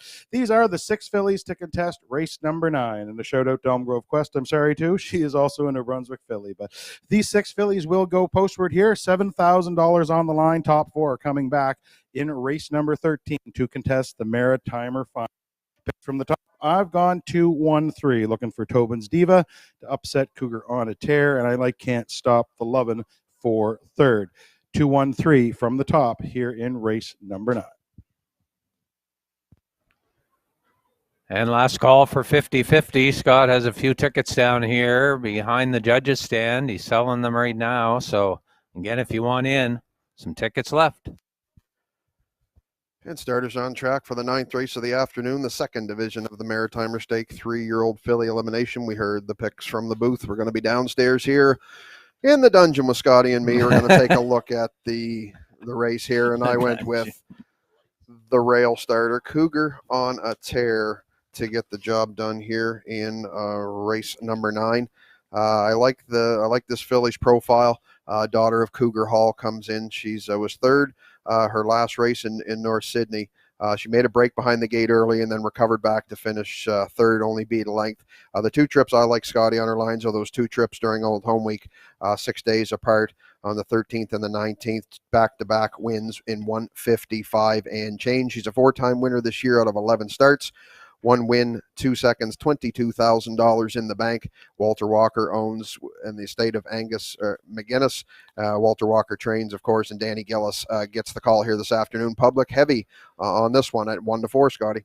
Yeah, I like this filly. I think Cougar Hall is one of the most underestimated sires we've got around here. And, I've watched this horse race many a time. She was over in Charlottetown there, and most recently there, back 2 starts, she was a big winner in 155 and change, and she's got the speed, Kurt, and she likes to leave, so she's got a perfect position to do that here today.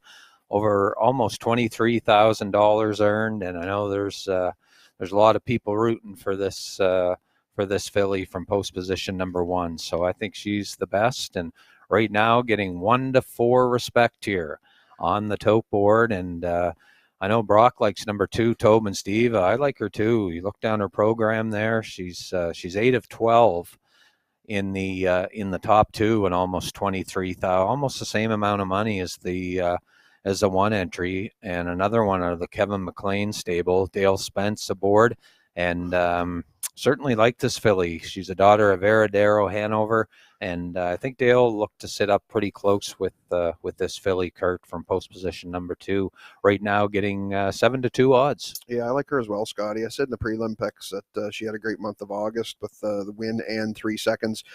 Took home some pretty good purse money during the month. So like I said, she is coming off those 3 runner-up finishes in a row, just looking to, get that one position further to get herself back to the winner's circle, because she has won 4 races this year. So as you mentioned, Kevin McLean always sends out some very talented horses, especially in the stakes ranks. So we'll see. Dale gets the call here today. He's not driven the filly yet this year, so we'll see how he gets along with her. But post 2, she shows she can get spotted well, and I expect to see her in the thick of it too. And good odds on her at 7-2. If you like anybody, then the favorite, Scotty, at 1-4. Yeah, and the NB horse, KC Starlight from post 6, getting a lot of respect on the top board actually right now, paying at 3-1, and she hasn't missed a board in her last 4 starts. So depending on how the race goes, this filly can fly at the tail end of it. So we could see her back there as well. And there's Can't Stop the Lovin' on your monitors there as we check them on the back stretch as they're getting ready to go. 19-1 right now on number 3. Can't Stop the Lovin'. Some terrific odds. Moving in behind the gate for the Maritimer Stake, 3-year-old filly, elimination number 2.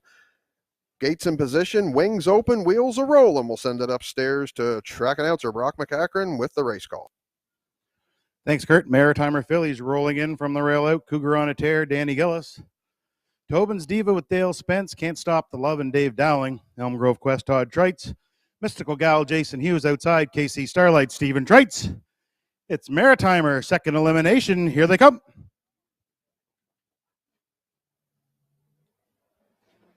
There they go, off and pacing. Great start. Everybody's firing out of there. In between pacers, Tobin's Diva. From the cones, that's Cougar on a Tear. Cougar on a Tear on the inside. She's the leader around the first turn. Tobin's Diva on the outside, and Spence, she's looking for the front. She'll maybe now back off to that 2-hole. Can't Stop the Lovin'. She's way well in third. Then Elm Grove Quest fourth. Mystical Gal fifth. KC Starlight. She can see them all. They're in program order en route to the opening quarter. This is the 3-year-old daughter of Cougar Hall. This is Cougar on a Tear, and Danny Gillis, she's the leader by the opening quarter. 29-1, Cougar on a Tear in command of the racetrack. Tobin's Diva is taking the trip in second. Can't Stop the Lovin' is third. Elm Grove Quest looking good in fourth. Then Mystical Gal fifth. KC Starlight, she's last, but she eyes the outside as they come in front of the fans. First time around, Cougar on a Tear. Her lead is now out to 2, make it 3. Coming to the half, Cougar on a Tear. Tobin's Diva is trying to keep with her in second. Then Can't Stop the Love in third. Halfway home, 59-2. Identical 29-1. Second quarter splits. Round the turn they go. Cougar on a Tear. She looks sharp. Tobin's Diva now tightens in from second. Can't Stop the Love in third. KC Starlight working hard on the outside. She's first up, was fourth, now takes over third as they go on down the backside. It's still Cougar on a Tear. Tobin's Diva, she's biding her time in the pocket. KC Starlight's up the third. Can't Stop the Lovin', no place to race in fourth. Following on the outside goes that is Elm Grove Quest as they roll by 3/4, 129-2. It's still Cougar on a Tear. Tobin's Diva waits racing room, top of the stretch. Cougar on a Tear, sees it through the stretch. Here comes Tobin's Diva out of the pocket. The race is on. It's Cougar on a Tear, and Danny Gillis doubles up on the card. Cougar on a Tear to the line. Second went to Tobin's Diva. Can't Stop the Lovin' third. Looked like Elm Grove Quest might have found her way into the final with fourth. As easy as 1, 2, 3, 4 at the wire. Cougar on a Tear. She stopped the clock 2 minutes flat.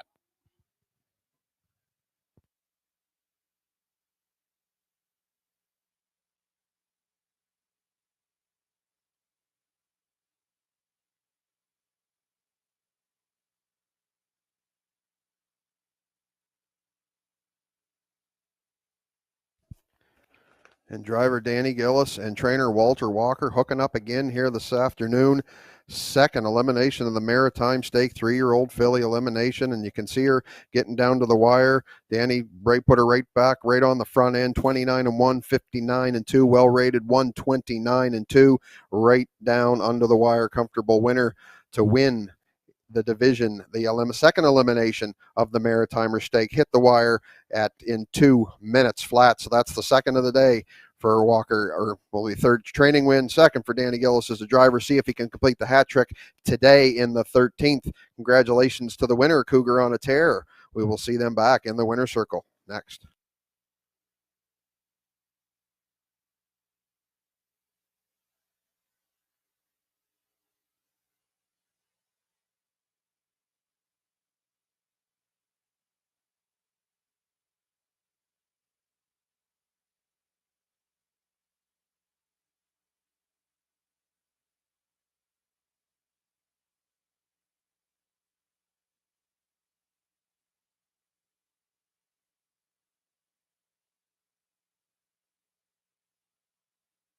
In front of the fans comes the winner of the second elimination of the Maritimer. It's the one entry Cougar on a Tear.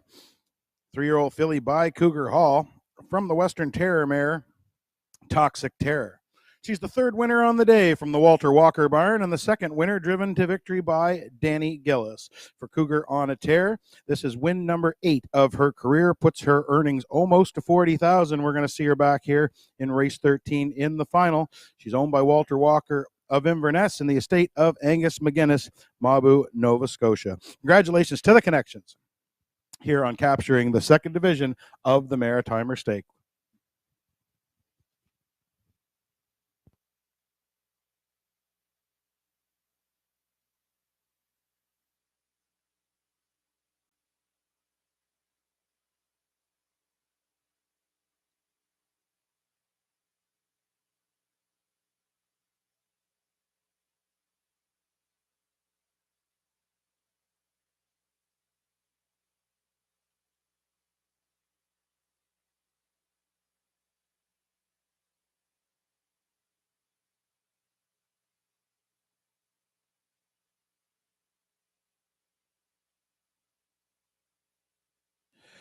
Race number 9 is headed official. Race number 9, headed official. They finished just like they started, folks. The 1, Cougar on a Tear, was your race winner. 2, Tobin's Diva was second. 3, Can't Stop the Lovin' third. 4, Elm Grove Quest was fourth. 5, Mystical Gal was fifth. And the 6, KC Starlight, finished sixth. Top down in your program, just like their program orders. Fractions for race number 9, the quarter was up 29-1, half 59-2, 3/4 129-2. Mile time for your winner, number 1, Cougar on a Tear, 2 minutes flat. She returned 290-210 for the win and place. The 2, Tobin's Diva, 260 to place. Your $2 exactor, 1-2 the winning combination. Your exactor returns $5.40, and a $2 triactor, 1-2-3 the winning triactor number, that returns $21.50.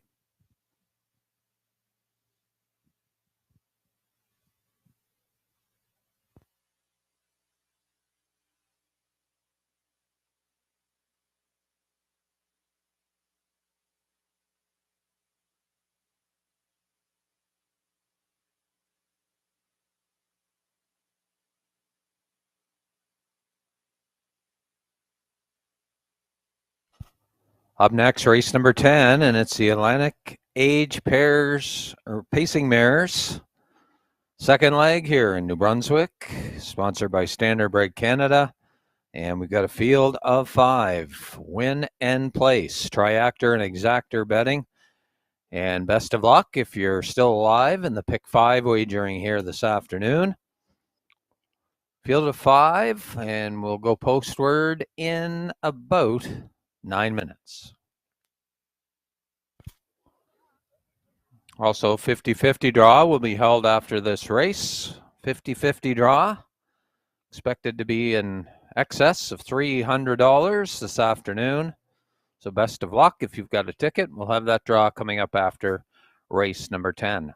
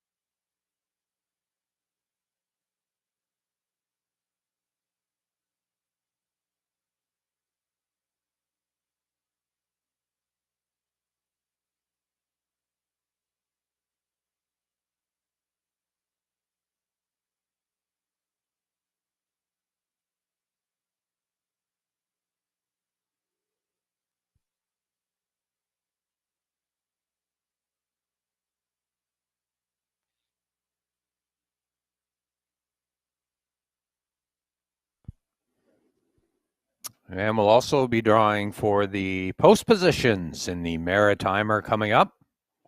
We have a representative from the Atlantic Provinces Harness Racing Commission down here.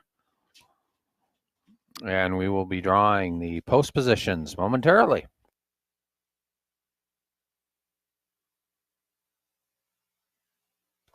And drawing right now for post positions 1 and 2. And that is between Cougar on a Tear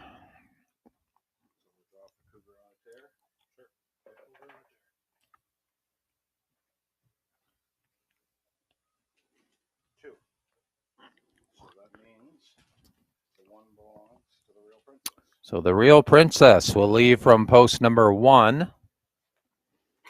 And Cougar on a Tear from post 2. Now we'll be drawing for posts 3 and 4. That's between Orr's Terror and Tobin's Diva. And Orr's Terror has the 4 hole, meaning Tobin's Diva will leave 3. So Tobin's Diva 3, Orr's Terror from 4. Now we're doing horses 5 and 6. Can't Stop the Lovin' and JJ Scarlet. Didn't she scratch? 6. JJ Scarlet will be 7. Or sorry, JJ Scarlet will be 5. Okay, JJ Scarlet will be 5. Can't Stop the Lovin' will be 6. And now drawing for 7 and 8 between Ultimate Longshot and Elm Grove Quest. Ultimate Longshot has 7. Elm Grove Quest will leave from post 8.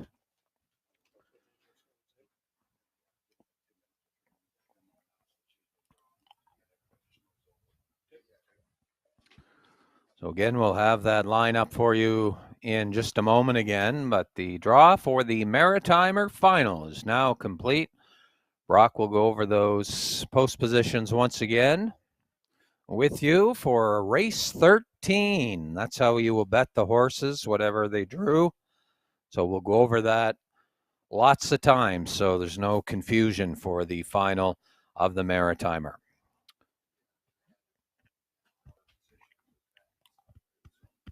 So race 10, as mentioned. Up next, the Standardbred Canada Age Pacing Mare Series, Leg 2 here in New Brunswick. Starters should be on the track here in just a few minutes. There's the handicapper selections. Curtis Johnston going with a 4, 5, and 3. And Gerard Smith, almost the same. He likes a 5, 4, 3. So a great group of mares coming up in race number 10.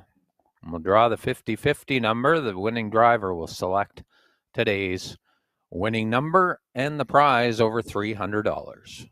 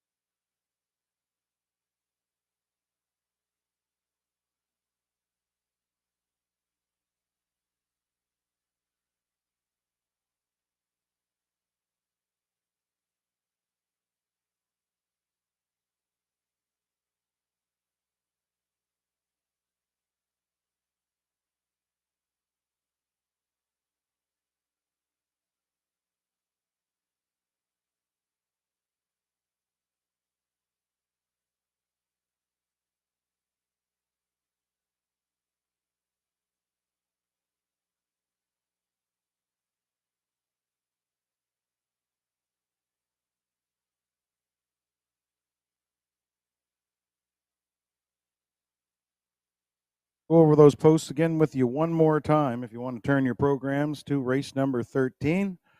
We can go right through them and give you those post positions again. Number 1 is the Real Princess. The Real Princess has drawn the rail. 2 is Cougar on a Tear. Cougar on a Tear leaves from post number 2. Tobin's Diva will be the 3. Tobin's Diva will be leaving from post number 3. 4, Orr's Terror. Orr's Terror has drawn the 4 hole. JJ Scarlett, she drew 5. 5 for JJ Scarlett. 6 for Can't Stop the Lovin'. 7, that's going to be Ultimate Long Shot, and 8 is Elm Grove Quest. So those are the 8 post positions starting out in the Maritimer Final, race 13. We've just gotten word JJ Scarlett is going to be a scratch to take the 5 out of race number 13 this afternoon. JJ Scarlett has been scratched. 6, 7, and 8 will all move over 1 post position in the Maritimer Final. So take out the 5, JJ Scarlett, in race number 13 this evening, the Maritimer Final.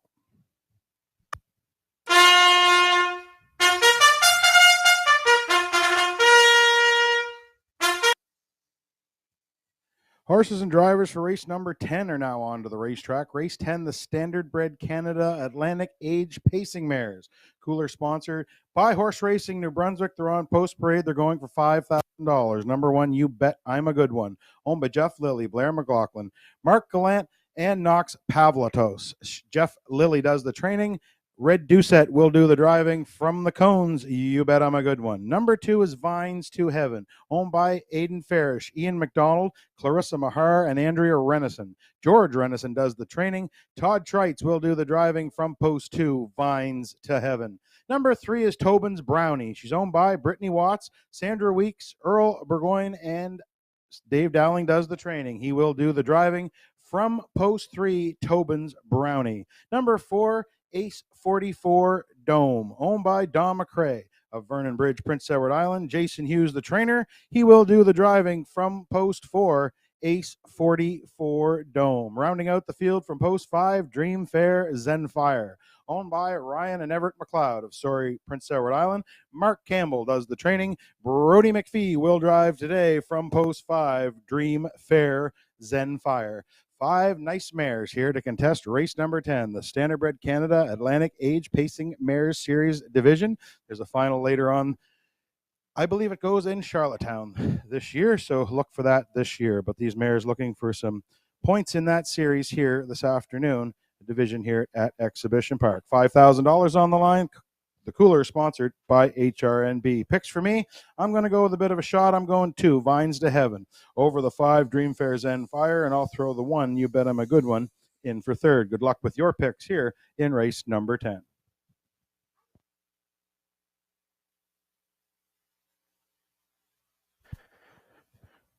And with starters on track for our 10th race of the afternoon, the Standardbred Canada Atlantic Age Pacing Mares. You got your picks from the booth. Scotty and I are here down below.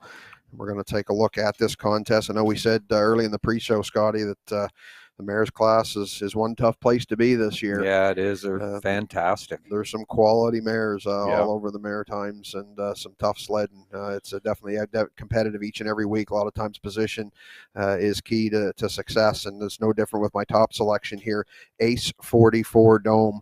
I put her on top for the Blue Knight, Jason Hughes. She comes in fresh off of a second-place finish, 153-4 last time out in Charlottetown. Just got nipped at the wire by a tripped-out Better Be in Love, but that was a nice mile, 153-4. She does have a win in Truro this year. If you look down, 152-3 on July the 23rd. So looking at it, this mare likes to be up close to the action. If you look at those 2 trips when she had the 6-hole most recently, she had to race from off the pace, didn't get a same result. So that's why I'm thinking that the trip is going to be key. I think Hughes is going to be looking to be forwardly placed because he knows that this mare does her best business up close to the action. So I put her into to maybe get the better of her outside contender, Dream Fair Zenfire, Scotty. Ace 44 Dome. Yeah, she should be tough. Jason Hughes driving here this afternoon loves to get off the front end. She's got great gate speed. The only thing that might throw a little bit of a wrench is Tobin's Brownie next door. If she could ever fire the way she loves to off the gate here this afternoon, she could easily be the leader early on. But I like Ace 44 Dome to get up. It'll be her 8th win of the year if she can capture this race. Of course, Don McRae owns this 5-year-old daughter of Up the Credit, a winner of over $23,000 this year, Kurt. So she's having an outstanding year.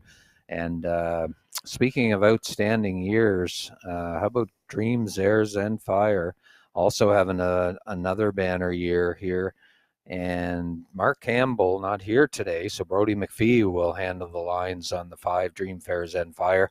But look down your program there. Last 4 starts, she's been back to herself. She kind of started slow this year, but she's really kicked it up a notch these last 4 starts. So it'll be interesting to see if she continues that trend, and if she does, she can race from anywhere, this mare. So she could be a win threat here too. So right now she's the slight favorite at 3-2, and Vines to Heaven's another one. So it's a tough group of mares here, Kurt. Vines to Heaven right now at 2-1. Yeah, absolutely. I was well bet, and I expected that because it was that competitive. Yeah, as you mentioned, Dream Fair Zen Fire. I kind of dubbed her the queen of the maritime racing scene in the prelim picks. I guess I got Mark Campbell with the king and the queen with Time to Dance as well. But yeah, she's kind of refound her stride lately, winning 3 of 4, and of course winning Gold Cup night in 153 and 2. So she's back on top form as well, without a doubt. Tobin's Brownie on screen now. Made an uncharacteristic break her last time out. Very rare to see. It was the only mark you seen on her program there where she made a mistake. Took her out of it, finished 6th distance. But prior to that, she had been racing well.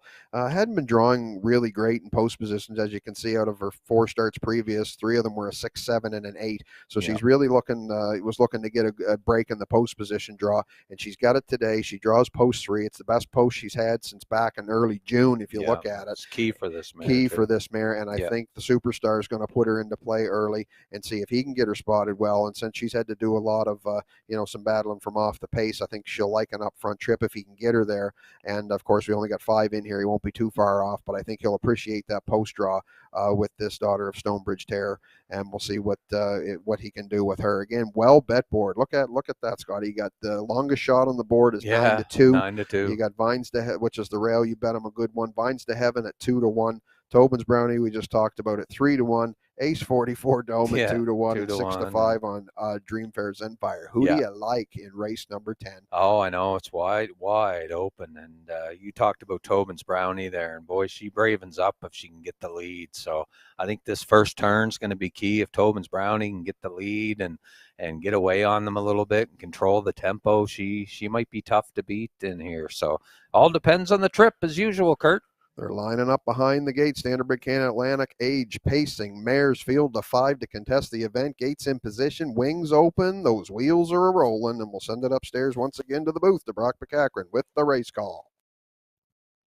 Thanks, Kurt. Standard Bred Canada, Atlantic Age pacing mares are behind the gate. $5,000 on the line. 5 mares on the gate. From the rail out, we have You Bet I'm a Good One and Redmond Doucette. Vines to Heaven with Todd Trites. Tobin's Brownie with Dave Dowling. Ace 44 Dome, Jason Hughes outside. Dream Fair Zen Fire and Brody McPhee. 5 mares. Everybody's got their nose on the gate. It's post time at Exhibition Park. There they go. There they go, off and pacing far outside. Dream Fair Zen Fire's leaving, but so's everybody else. They're 4 wide round the first turn. You Bet I'm a Good One on the inside has command of the racetrack. Vines to Heaven, not normally known for her early speed. She is going to the lead here for Trites by the opening quarter. That's Vines to Heaven and Trites setting up shop on the front. You Bet I'm a Good One stung her ways will now sit on her back. Tobin's Brownie found a seat in third. Ace 44 Dome away 4th, and Dream Fair Zen Fire went to plan B. She can see them all by the opening quarter. The bullet of the day, 28 seconds flat. And that's Vines to Heaven laying down the speed right on her back. You Bet I'm a Good One. Tobin's Brownie still on the cones from 3rd. Dream Fair Zen Fire from the back is underway. She was 5th, now 4th, and she'll up to engage 3rd as the horses come in front of the fans. Vines to Heaven right down the road for Trites. She's the leader halfway home. You Bet I'm a Good One second. They were by the half. 157-3, Vines to Heaven. On the outside, Tobin's Brownie is coming to call. Right there in third, that's You Bet I'm a Good One. Dream Fair Zenfire out second over, but not uptight on her cover. On the inside, that's Ace 44 Dome. Down the backside, Vines to Heaven. Her lead now out to 2 lengths. On the outside, Tobin's Brownie's trying to find her way to the cones. You Bet I'm a Good One still has control of that in third by 3/4 on the board. 126-4. Vines to Heaven, pacing strong on the turn. You Bet I'm a Good One, the closest to her in second. Tobin's Brownie backs away from third. Here comes Ace 44 Dome. Down the stretch, it's Vines to Heaven. She needs the line. She's got them by 5, and she's driving away through the lane. It's Vines to Heaven and Trites all the way. Ace 44 Dome rallied for second. You Bet I'm a Good One was third. Time for the mile. Fastest of the day, 157 flat. And what a trip. Vines to Heaven here in the Standardbred Canada age mares. Second leg here in New Brunswick, and Todd Trites wanted the front with this mare.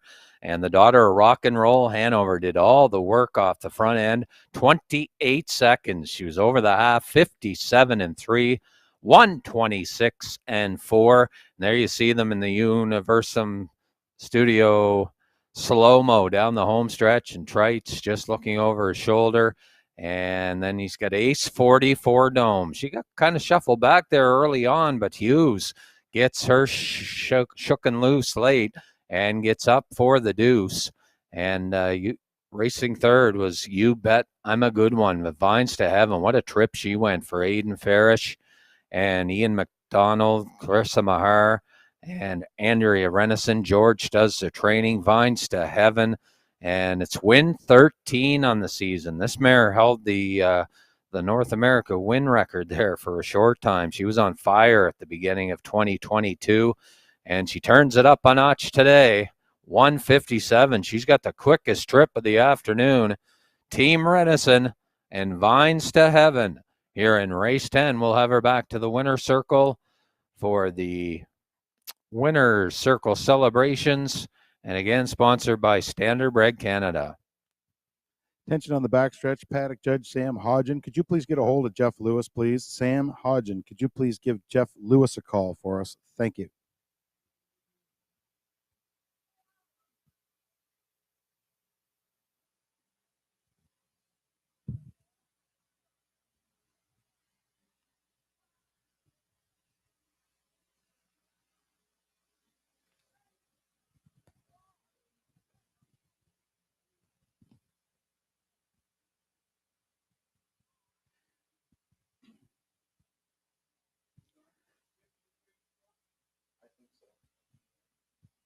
Now making their way back in front of the fans comes the winner of race number 10. It's the 2-entry Vines to Heaven. She's a 7-year-old mare by Rock and Roll Heaven from the Art Escape mare, Miss Old Vine. She's owned by Aiden Farish, Ian McDonald, Clarissa Mahar, and Andrea Renison of Nova Scotia. George Renison does the training. Todd Trites does the driving. Not too many cards. Todd and George don't find the winner's circle. I was waiting for it to happen, and here they are in race number 10 with Vines to Heaven. Congratulations to the connections. Aiden Farish, Ian McDonald, Clarissa Mahar, Andrea Renison, George Renison, Todd Trites, and Vines to Heaven.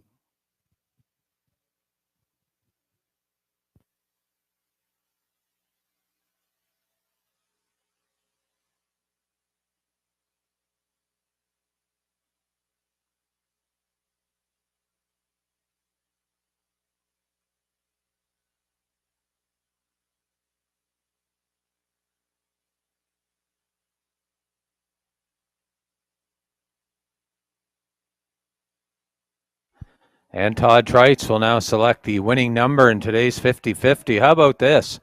$435 for today's 50-50 draw winner, $435. And we'll have that number for you in just a few minutes. So get your tickets ready. $435.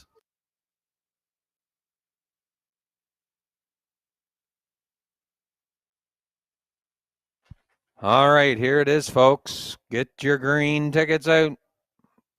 Green could mean some green for you. Here it is. 993-0791.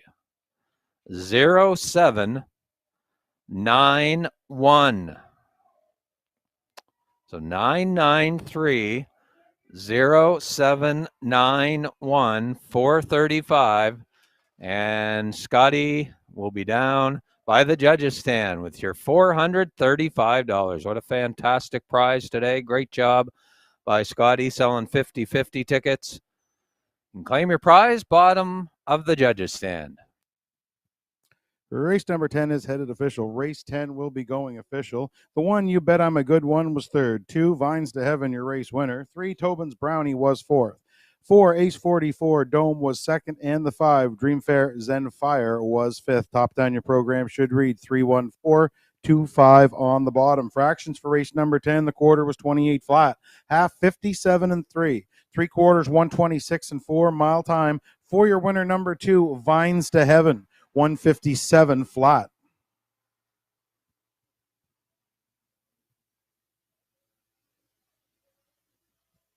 She returns $7.70 to win, $5.40 to place. Ace 44 Dome, $3.40 to place. $2 exactor, 2-4 the winning combination. Your exactor returns $30.10.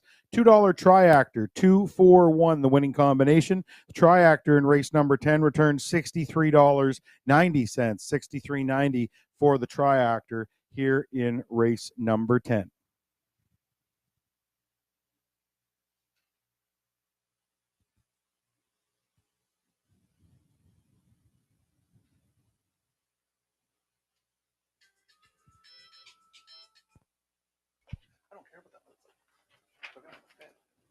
Coming up next, race 11 on the program. Race 11. Keep in mind, you daily double people that love to bet the daily double. Races 11 and 12 are your final daily double. Also, exactor, win in place, and triactor betting. So you've got some options here. Late daily double, races 11 and 12. Exactor, win and place, and triactor. All kinds of betting options here in race 11. And Ron Chamberlain won the 50-50 draw. Congratulations, Ronnie. I think that's a couple times now he's won the 50-50 here in 2022. So congratulations, Sid. He wins today's 50-50 and a great prize, $435. Congratulations, Ron Chamberlain.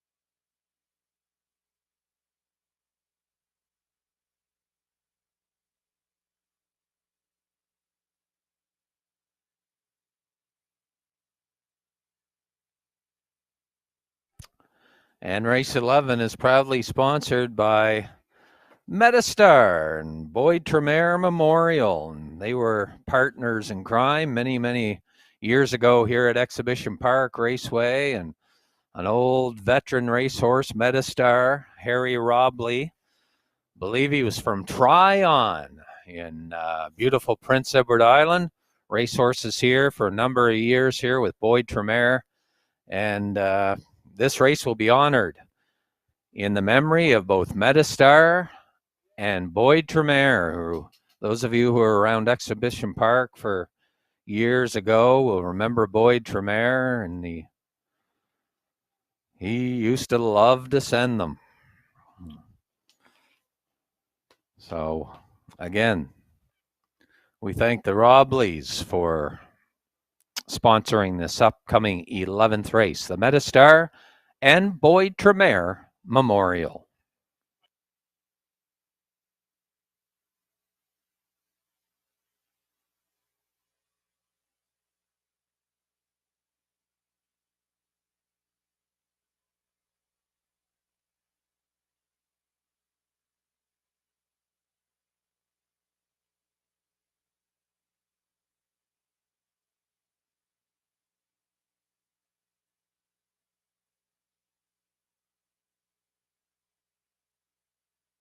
There are the handicapper selections for the upcoming 11th race.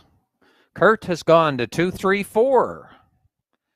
And our race secretary, Gerard Smith, likes 4-2-3. And I'll tell you, this is one competitive horse race coming up in race number 11, 5 of them. And already the board pretty, except for number 1, Ultimately Handsome. The other 4 taking some action here.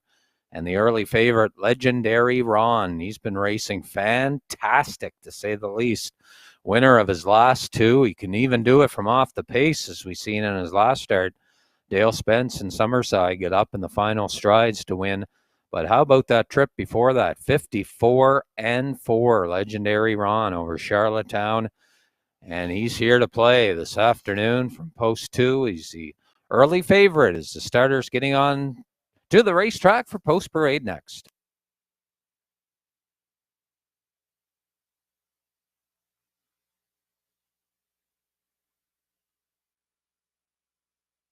All right, ladies and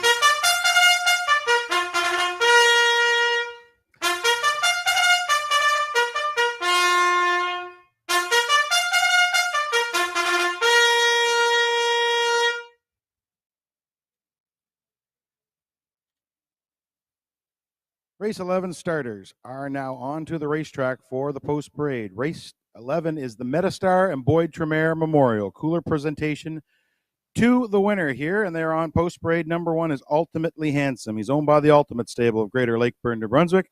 Don Hubbard is the trainer. Dale Spence will do the driving from the rail. Ultimately Handsome. Number 2, Legendary Ron, owned by Doug Matheson of Cornwall, Prince Edward Island. Nick Oakes does the training. Jason Hughes will do the driving from post 2, Legendary Ron. Number 3, Frontier Cruise, owned by Corey McPherson, owned by Jean Bellevaux and J.C. Bellevaux of Scoudouc and Dieppe. Jean does the training. Corey McPherson will drive from post 3, Frontier Cruise. Number 4 is Mantario, owned by Jennifer Doyle, Danny Burt. Jen does the training. Dan Gillis does the driving from post 4, Mantario. Number 5, Rusty Riley, is owned by Chantel Langell and Dana Ghetto. Paul Langell does the training. Paul will do the driving from post 5. That's Rusty Riley. 5 pacers to contest race number 11, the Metastar and Boyd Tremere Memorial. It's going for a purse of $2,500. Daily double, exactor, triactor are your betting features. Don't be left out here on race number 11. Don't forget, this is the late double here, folks. Races 11, 12 today will be your daily double here today. Now, we have an update in race number 13. We went over the post positions. 1 second.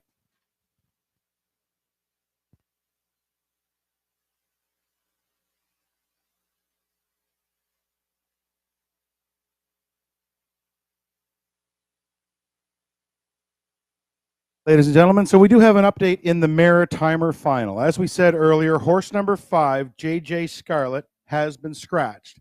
In that case, the 2 fifth-place finishers were actually also eligible 1 and 2.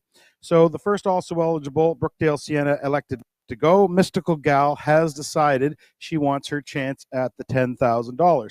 By rule, the horses have to draw the post position. So horse number 5 will be scratched and not go. Horses 6, 7, and 8 all move over 1, and the new horse that's in the race is going to be Mystical Gal. She is going to leave from post 8, but she's only going to race for purse money. As far as the betting public goes, the original horses we gave you, those 7, they're the only ones you have to worry about betting. Mystical Gal will race from purse money only. She will score from post 8 in the final, and she will be barred from wagering. So Maritimer final, as we said, we'll go over one more time for you. The Real Princess from the rail. 2 is going to be Cougar on a Tear. Leaving from post 3, Tobin's Diva. Leaving 4, Orr's Terror. 5, JJ Scarlett will be scratched. 6 will be Can't Stop the Lovin'. 7, Ultimate Long Shot. And the 8, Elm Grove Quest. The far outside horse will be Mystical Gal, but she's only going to race for purse money in race number 13. Hope that's clear as mud. We'll go over it again before the 13th starts.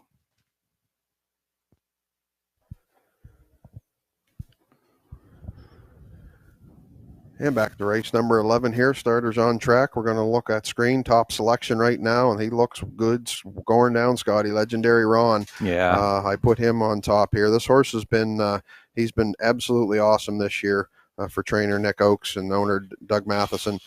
He's 12 out of 15 hitting the board, over 11,000 in purse money. He's won 7 races. He comes in winning 3 of his last 4, and he had a couple of really nice trips during Old Home Week.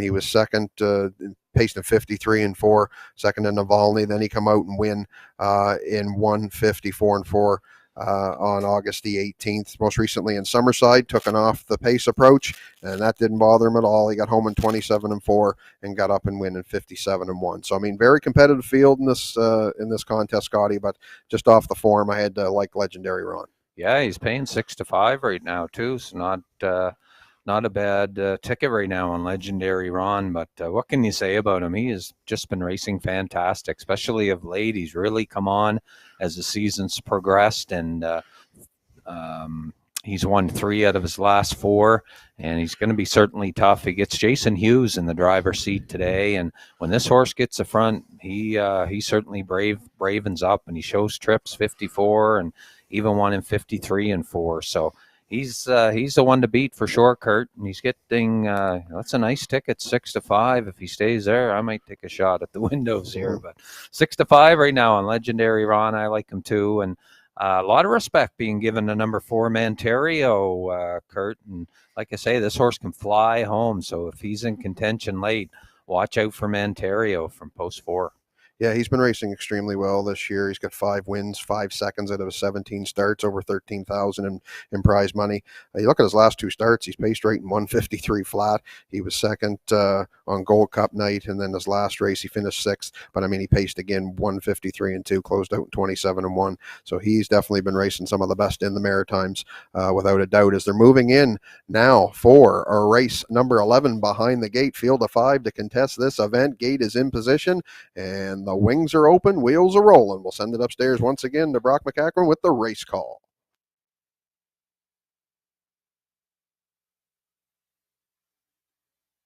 Kurt, race 11 is the Metastar and Boyd Tremere Memorial. From the rail out, we have Ultimately Handsome Dale Spence, Legendary Ron Jason Hughes, Frontier Cruise Corey McPherson, Manterio Danny Gillis outside, Rusty Riley Paul Angel, field of 5, race number 11, the Metastar and Boyd Tremere Memorial. Here they come.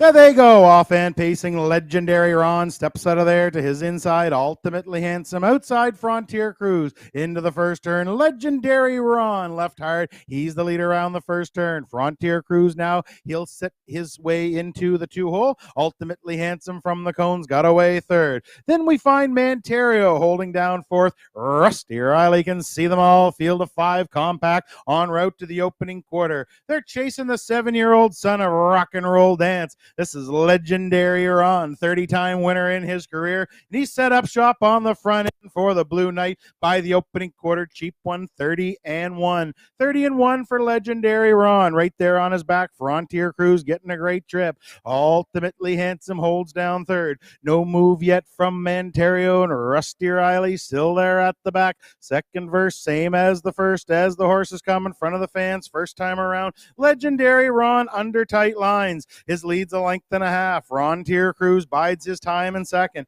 Ultimately Handsome still there 3rd by the half. 1 minute and 2 fifths, 30 and 1 second quarter, just like the first one. Legendary Ron in command of the racetrack. Frontier Cruise, though, is getting a great trip. He's only a length back. Ultimately Handsome right there with them 3rd. Manterio gets the high lines from Gillis in 4th, and Rusty Riley still there 5th, but no move yet. Down the backside now, we've got the action. It's still Legendary Ron. Frontier Cruise, he's stepping out of the 2-hole right now. Ultimately Handsome will go up the inside from third, 3/4 on the board, 131 and 1, 30 and 4 in the third. It's still Legendary Ron, but he's bracing for the big fella. Here comes Frontier Cruise on the outside. Go look him in the eye. These two throw down in the stretch. Frontier Cruise on the outside forges his way to the front. He's got to hold off a charge from Manterio, but it's Frontier Cruise and Corey McPherson to capture it. At the line, Manterio looked to grab second over Legendary Ron. Ultimately, Handsome was fourth. Time for the mile, 1:59 flat. Frontier Cruise.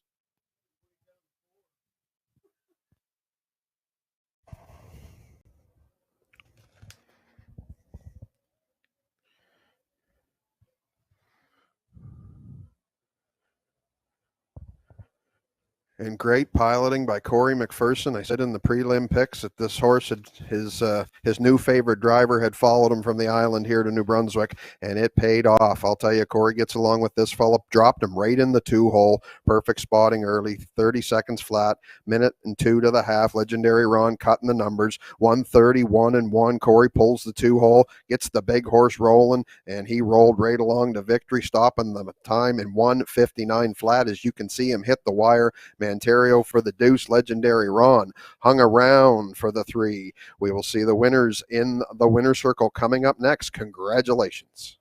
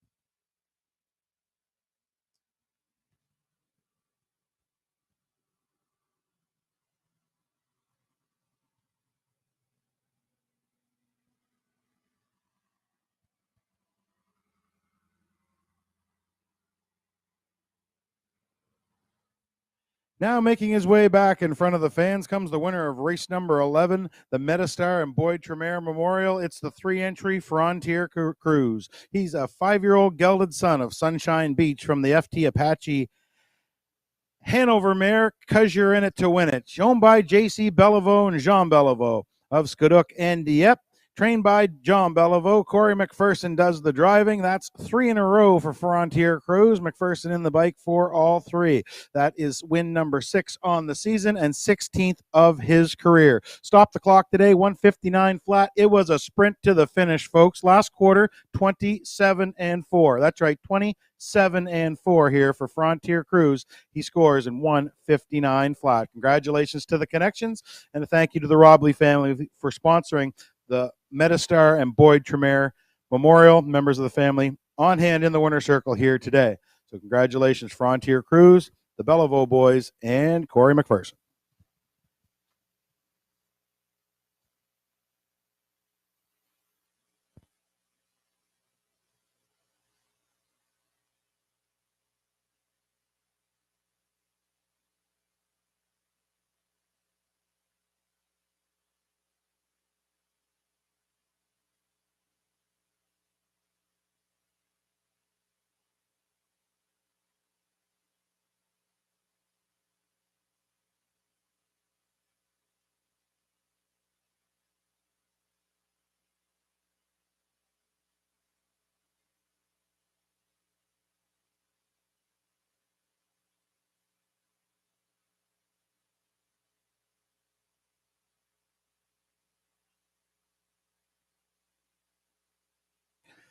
Just awaiting the official pays here for race number 11. We'll get you your top down, folks. Ultimately Handsome 4th, Legendary Ron 3rd, Frontier Cruise the winner, Manterio 2nd, and Rusty Riley was 5th.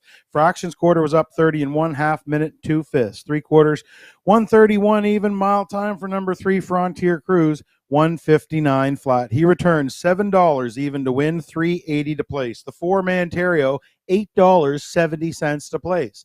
$2 exactor, 3-4 the winning combination, $25.70, $25.70 for your exactor, and the $2 try, 3-4-2 the winning combination in race number 11. That triactor returns $117.10. Brings us up to one of the two main features of the day. It is the Roddy Gogan Memorial, and what a field we have assembled for you, folks. 8 of the finest pacers in the Maritimes are here this afternoon to battle it out here in the Roddy Gogan Memorial. $8,000 is on the line. Win, place, exactor, triactor. Make sure you get in early here on race number 12. It should be one great betting board and one great field of horses. And while we're waiting for them, folks, I'd like to thank everybody on the backstretch for helping put this card together. All the folks from out of town, along with the New Brunswick horsemen. Just a great showing. Most horses we've had here in ages. I know it's the most races we've had here in a long time. It's been a great card. The weather cooperated. And big thanks to everybody that helped out. And again, another big thanks to our man, Wayne Watson, for the track here today. The track is lightning fast. Not sure if these fellas can take down the track record, but certainly the horse flesh to do it. Conditions aren't bad, so we shall see what kind of speed they can show us here in race number 12, the Rod Gogan Memorial.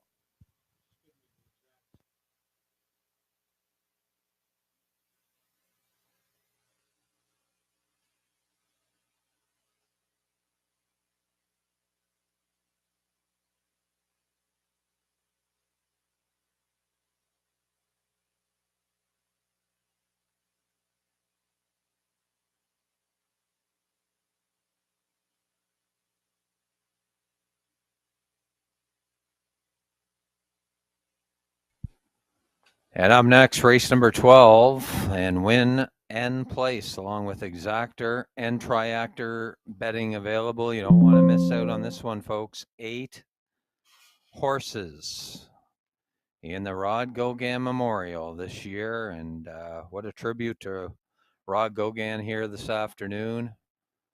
A field of 8 starters, and what a field it is. So right now,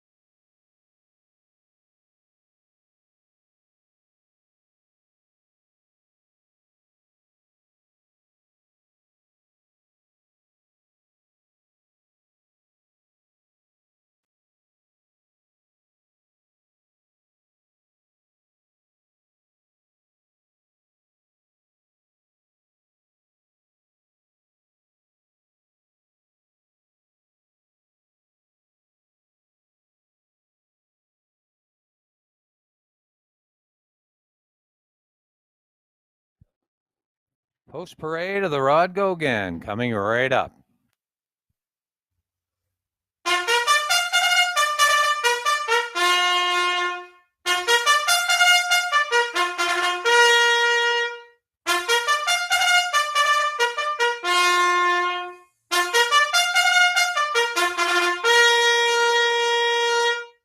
Race 12 starters now on the racetrack for the post parade. Race 12 is the Rod Gogan Memorial Invitational, going for a purse of $8,000. Number 1 is Blood Money, owned by Dr. Mitch Downey of St. John, New Brunswick.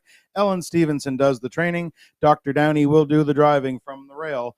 Blood Money. Number 2 is Marito Hanover, owned by Perry Burke and trained by Trevor Hicken. Jason Hughes will do the driving from post 2, Marito Hanover. Number 3, Time to Dance, owned by Brett Campbell and Matthew McDonald. Mark Campbell does the training. Brody McPhee will drive from post 3, Time to Dance. Number 4, the Free-Legged Pacer, Beach and Lindy's, owned by Stevie Charlton of Dundas, Ontario. Stevie is the trainer, and he's here to drive from post 4, Beach and Lindy. Number 5, Twin B Tough Enough, owned by Patrick Moore, Charlottetown, Prince Edward Island. Ronnie Matheson does the training. Corey McPherson will drive from post 5, Twin B Tough Enough. Number 6, Batter Up Hanover, owned by Deb Francis, Roseanne Langell, Doug Lauthers, and Chantel Langell. Paul Langell does the training. He will do the driving from post 6, Batter Up Hanover. Number 7 is Island Beach Boy, owned by Ian Smith and Arnold Hagen. Chills Barrio is the trainer. He will do the driving from post 7, Island Beach Boy. And rounding out the field from post 8, No Plan Intended. Recent purchase by Jennifer Doyle and Danny Burt. Jennifer Doyle is now the trainer. The superstar Dave Dowling does the driving post 8, No Plan Intended. These are the 8 pacers to contest race number 12, the Roddy Gogan Memorial. $8,000 is on the line. 8 horses have their nose on the gate. Time to Dance is undefeated here in New Brunswick, folks. He captured this race last year. He's the defending champion. He also won the Walterdale this year and the Kelty Burnett in New Brunswick. So I'm calling it the New Brunswick Triple Crown here today if he can capture the Rod Gogan. So look for Time to Dance to be the favorite here in race number 12. He is my pick. I'm going to the 4, Beach and Lindy. I got to tell you, I'll be cheering for him in the stretch. Bernie Charlton, son of Stevie, he's here today, friends of mine, and good luck to them from leaving post 4. And rounding out the field, I'll take the 6, Batter Up Hanover for Paul Langell. Extremely nice 4-year-old. Just about anybody in this race, though, folks, can be in the top 3. It is one heck of a horse race. So 3, 4, 6 here in race number 12. Good luck in the Roddy Gogan. Starters on track for the Rod Gogan, race number 12. She's going to be a heavyweight tilt in this one. And you heard your picks from the booth. So, yeah, it's great we can have this quality of a field to honor Rod, without a doubt. Spent a lot of tutelage under Rod in my younger years. Yeah. He taught us a lot when we were young, me and the boys that always wanted to win and do this and everything else. And he kind of humbled us and told us there was going to be a lot more losses than wins. Yeah. But at the end of every day, we were going to, didn't matter, we're going to have a couple drinks. We're going to enjoy the time. We're going to take from the day what we can to learn and move on. And he was really, his knowledge was unmatched as far as a lot on around here. And we learned a lot from him. So it's great to have this race in his honor. On screen now, my top selection, Twin B, Tough Enough. And I just went with him. This horse looks so good in that Gold Cup consolation. He didn't make the final. But he got up in the consolation just by a nose. Nice mile, 51-1. Kenny Arsenault drove on that occasion. Mr. McPherson's got the lines here today. So he races out of the Ronnie Matheson barn, the 7-year-old son of Rock and Roll Heaven, owned by Patrick Morris of Charlottetown. He's currently 3-1 on the board right now. So, I mean, no matter what, there's so many of them in here. Scotty, I can make an excuse for a half a dozen of them.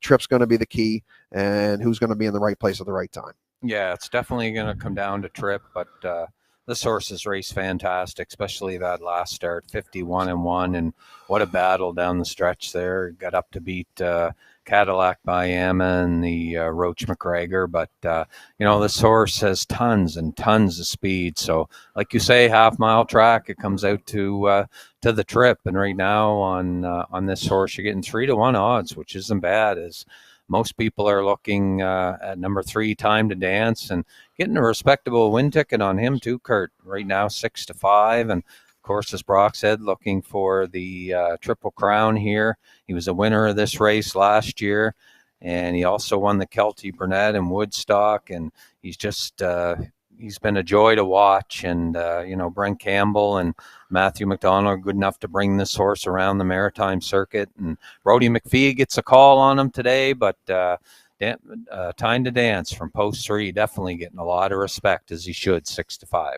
Yes, absolutely, Scotty. He's remember I said earlier about Campbell having the queen of the scene. Yeah. Here's the king of the scene, the maritime scene. This fellow's been, he's been quite the thing for the last 3 years. I mentioned before when he was here earlier this summer, I said he got a lot of us fans through the COVID era of racing and gave us a lot to smile about watching. So yeah, Brody McPhee, as you mentioned, looks odd to see Mark not driving, but Brody McPhee's no stranger to the winner's circle here. Of course, we've seen him win the Barry O'Mac back in July right here over this track. So we'll see. Great position. Of course, he was up against it in the Gold Cup and Saucer. He had the 8-hole.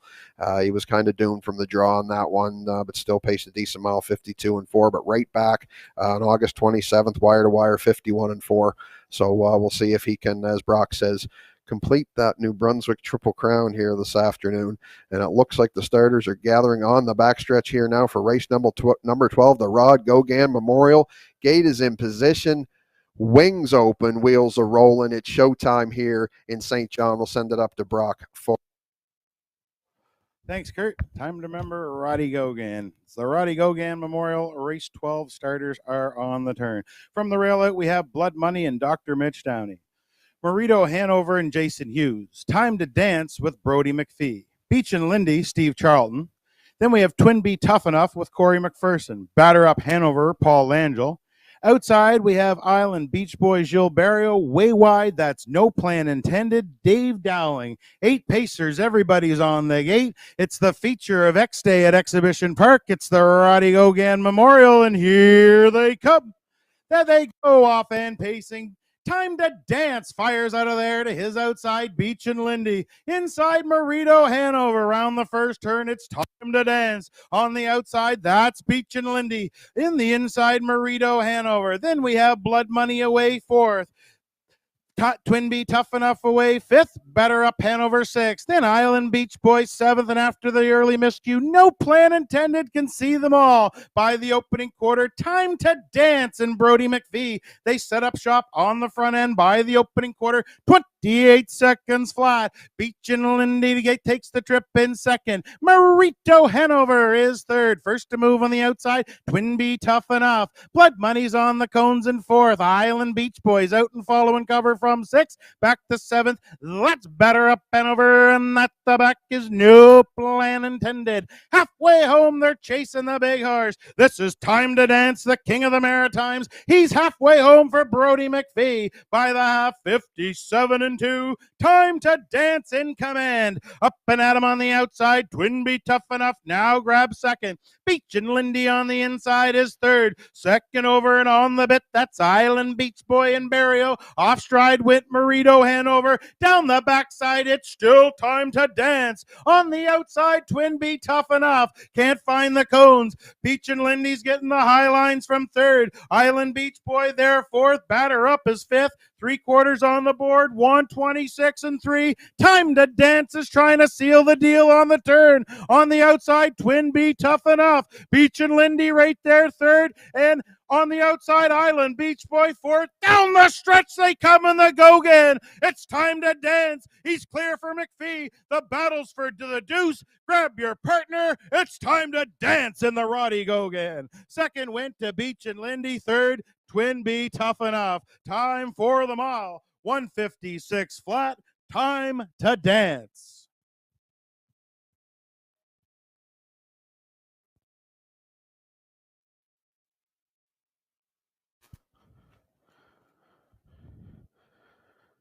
And driver Brody McPhee knew right where he wanted to be, took advantage of that inside draw, got right out to the front end with Time to Dance, splits a 28 seconds flat, 57 seconds flat to the half, 126-3 as you see the UMI slow-mo down the stretch, and Brody just sitting, challenge to his outside with Twin Bee Tough Enough, Beach and Lindy behind him sitting in the 2-hole, but no doubt about the winner. Time to Dance, the king of the Maritimes, gets it done today in the Rod Gogan. We will see them back in the winner's circle next. Congratulations.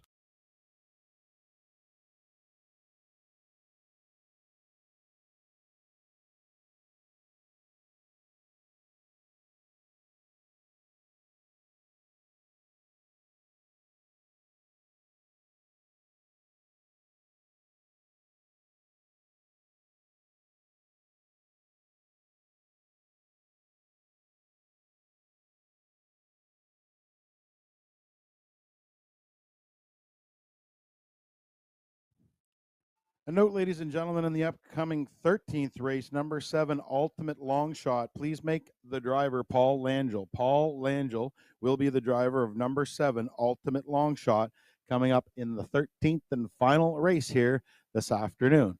As we await the winner, coming back to the winner's circle, Time to Dance in the Rod Gogan Memorial.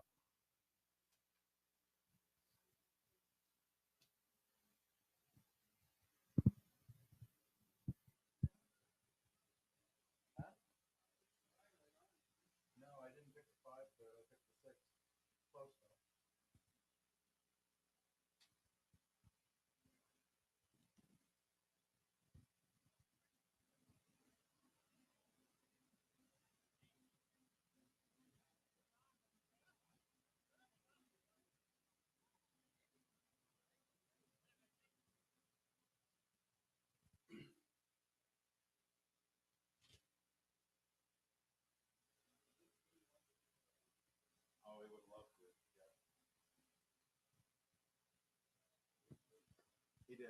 He just starts.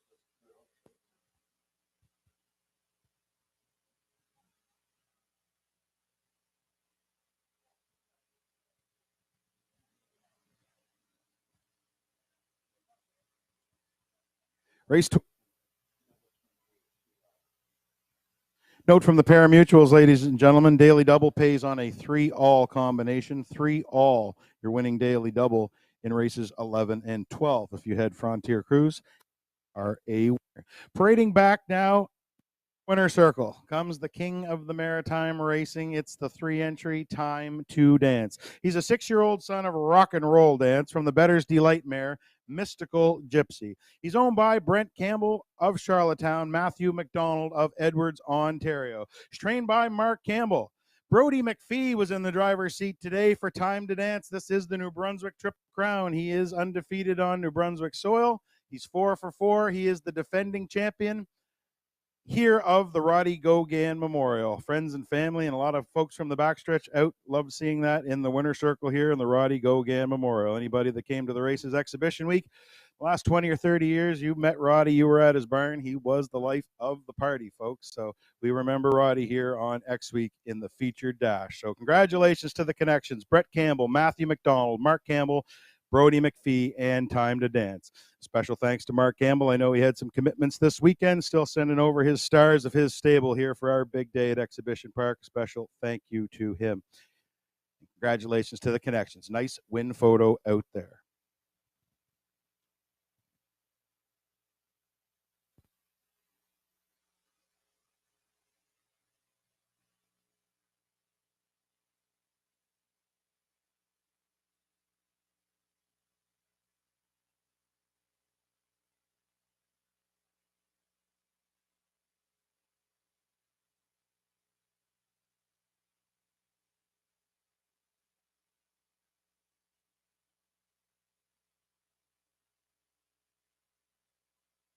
Twelve is official. Race number 12 now official. The 1 Blood Money was 7th. 2 Marito Hanover 8th. 3 Time to Dance, your race winner. The 4 Beach and Lindy was 2nd. 5 Twinbee Tough Enough 3rd. 6 Batter Up Hanover 4th. 7 Island Beach Boy was 5th, and the 8 No Plan Intended finished 6th. Top down your program should read 7, 8, 1, 2, 3, 4, 5, 6. Your fractions for race number 12. Quarter was up 28 flat. Half 57 and 2. 3 quarters 126 and 3. Mile time for your winner, number 3, Time to Dance, his 39th victory in 156 flat. He returned a healthy $6.20 to win, $4 to place. The 4 Beach and Lindy, $2.10 for the place. A $2 exactor, 3-4, the winning combination. The exactor is $20.80. That was an ice cold exactor there, $20.80. And a $2 triactor, 3-4-5. The $2 try returns you $61.50. A $1 daily double of 3 all. That's 3 Frontier Cruise in the first half with anybody in that race. The daily double returns you $36.40. And one more pay is the $1 pick 5. $1 pick 5 pay. Of course, you needed all 5 winners to cash that ticket. All 5 winners today. $1 pay will return you. Just waiting for it to come up, but I believe it's $221. $221 and change for the $1 pick 5. Congratulations to anyone cashing that popular wager here today. One more event left. It's the 13th and final, the Maritimer final. Scratch the 5, JJ Scarlett. The 9 will race for purse money only. That's Mystical Gal. So betting entries are, of course, 1 through 4, 6 through 8. We'll go over those posts for you just one more time before the post parade. For anybody that may not have got it, number 1 is going to be the Real Princess. 2, Cougar on a Tear. 3 is going to be Tobin's Diva. Your 4 horse is going to be Orr's Terror. 5, JJ Scarlett has been scratched. 6, Can't Stop the Lovin'. 7, Ultimate Long Shot with the driver changed to Paul Langell. The 8, Elm Grove Quest. Elm Grove Quest is the 8. And the 9, of course, is the one that is drawing in, barred from wagering. That's Mystical Gal, and Red Doucette will be driving Mystical Gal, but she's also barred from wagering, like I said. So one last chance for wagering here on the live harness racing this afternoon. Race 13, the Maritimer final, 10,000 on the line.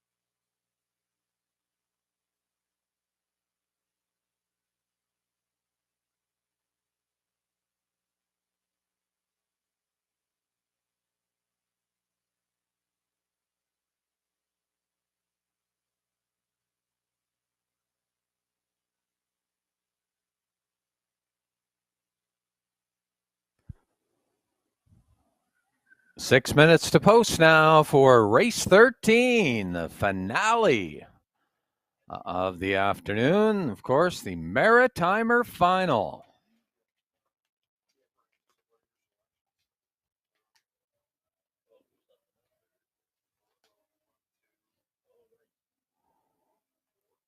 Don't forget, ladies and gentlemen, to come back out and join us October 15th for the final card of the season. That's New Brunswick Breeders' Day here at Exhibition Park, featuring finals for the 2-year-olds and 3-year-olds of the New Brunswick Breeders' Stakes. About $60,000 on the line that day between all 4 divisions and the overnights. So make sure you join us October 15th. Should be a nice card here, the New Brunswick Breeders' Final Day at Exhibition Park. That is October 15th.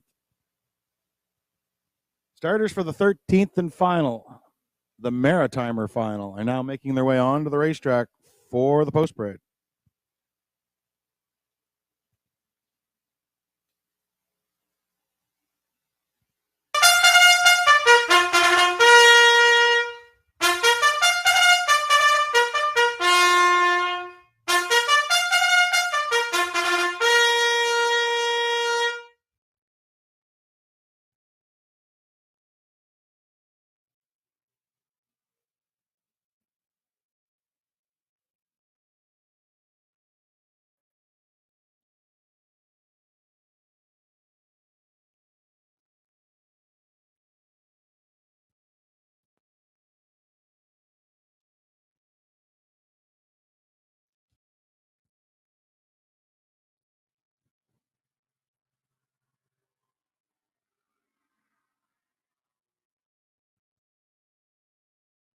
The fillies and their drivers for race number 13, the Maritimer final, going for a purse of $10,000, are now coming on to the racetrack for the post parade. Number 1 on parade, the undefeated 3-year-old filly, the Real Princess. She's owned by Eddie Doucette, Blaine Thibodeau, Gordon McLeod, and Grant Main. Eddie Doucette does the training. Corey McPherson will do the driving from the rail, the Real Princess. Number 2 is Cougar on a Tear, owned by Walter Walker of Inverness in the estate of Angus McGuinness, Mabu, Nova Scotia. Walter Walker does the training. Danny Gillis will do the driving from post 2, Cougar on a Tear. Tobin's Diva leaves from post 3. She's owned by Reg McPherson of Stratford, Prince Edward Island. Kevin McLean does the training. Dale Spence will do the driving from post 3, Tobin's Diva. Number 4 is Orr's Terror, owned by Dale Orr of St. John and Robert Orr of Oak Bay. Gilles Barrio does the training. He will do the driving from post 4, Orr's Terror. Number 5, JJ Scarlett has been scratched. 6, Can't Stop the Lovin', owned by Windermere Farms, River Valley Management, and Clive Balderson of New Brunswick. Earl Watts does the training. Dave Dowling will do the driving from post 6, Can't Stop the Lovin'. Number 7, Ultimate Longshot, owned by the Windermere Farms, River Valley Management, and Clive Balderson. Earl Watts is the trainer. Driver of this one will be Paul Langell from post 7, Ultimate Longshot. And Elm Grove Quest, owned by Norm Legier of Shediac, Al Jones of Riverview. Al does the training. Todd Trites will do the driving. Number 8 is Elm Grove Quest. And rounding out the field, number 9, she'll score from post 8, and she is barred from wagering. She is Mystical Gal, owned by Doug Matheson and Janet Sanderson of Prince Edward Island. Nick Oakes is the training. Put Redmond Doucette in the bike from post 8, number 9, Mystical Gal, and she is barred from wagering. These are the 8 fillies to contest the Maritimer Stake Final, sponsored by Standardbred Canada and Horse Racing New Brunswick. $10,000 is on the line. 8 fillies take the gate. You can bet 7 of them. Don't be left out on race number 13.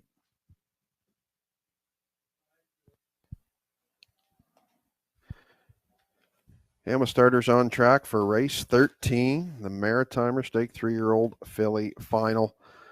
And looking at it, I got to go no further than the rail, Scotty. I mean, how do you argue? The Real Princess now 10 for 10 on the season, looking to leave St. John 11 for 11 and an undefeated 2022, still intact. She has rail control, and I think she's going to be setting the fractions. I think her next door neighbor might have a little bit to say to push her early, but I think it just comes down to it. I mean, instead of beating the man to be the man, you got to beat the man to beat the woman. You got to beat the woman. So we're going with the Real Princess, Corey McPherson. You can see her on screen now, deservedly so at 2-5. Yeah, and we're going to look for her to complete the sweep here in the Maritimer.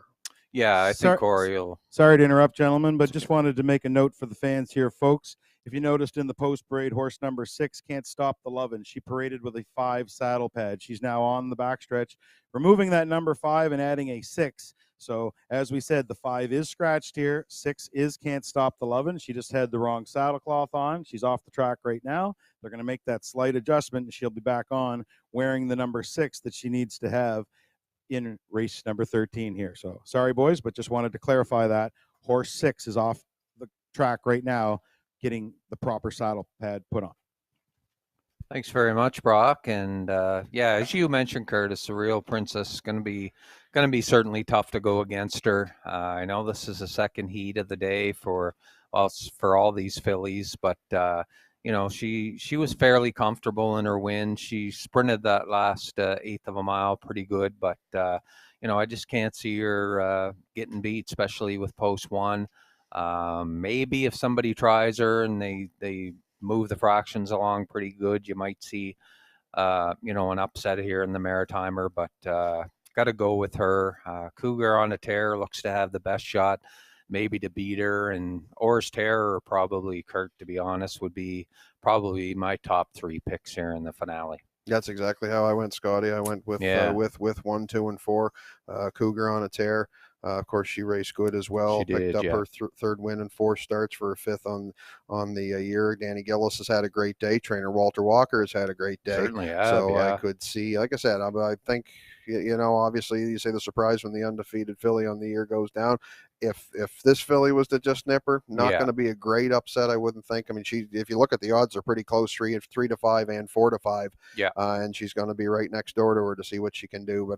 But I think they're the 2. I agree. Orr's Terror, she had a good elimination, raced well, raced right in the 2 hole, for Gilles. Gilles right there on screen. Whether right now she's beefy odds at 23 to 1. If you want to Yeah, take a she's shot, got good odds. you don't get the Magic Man at 23 to 1 on a nice one very often. But again, it's the trip will be key Definitely again. need a trip. Yeah. Absolutely, and of Yeah. course those two winners draw on the inside. So we will definitely see. But I agree with you. I'm going. I'm kind of liking the 1, 2, and 4, Scotty.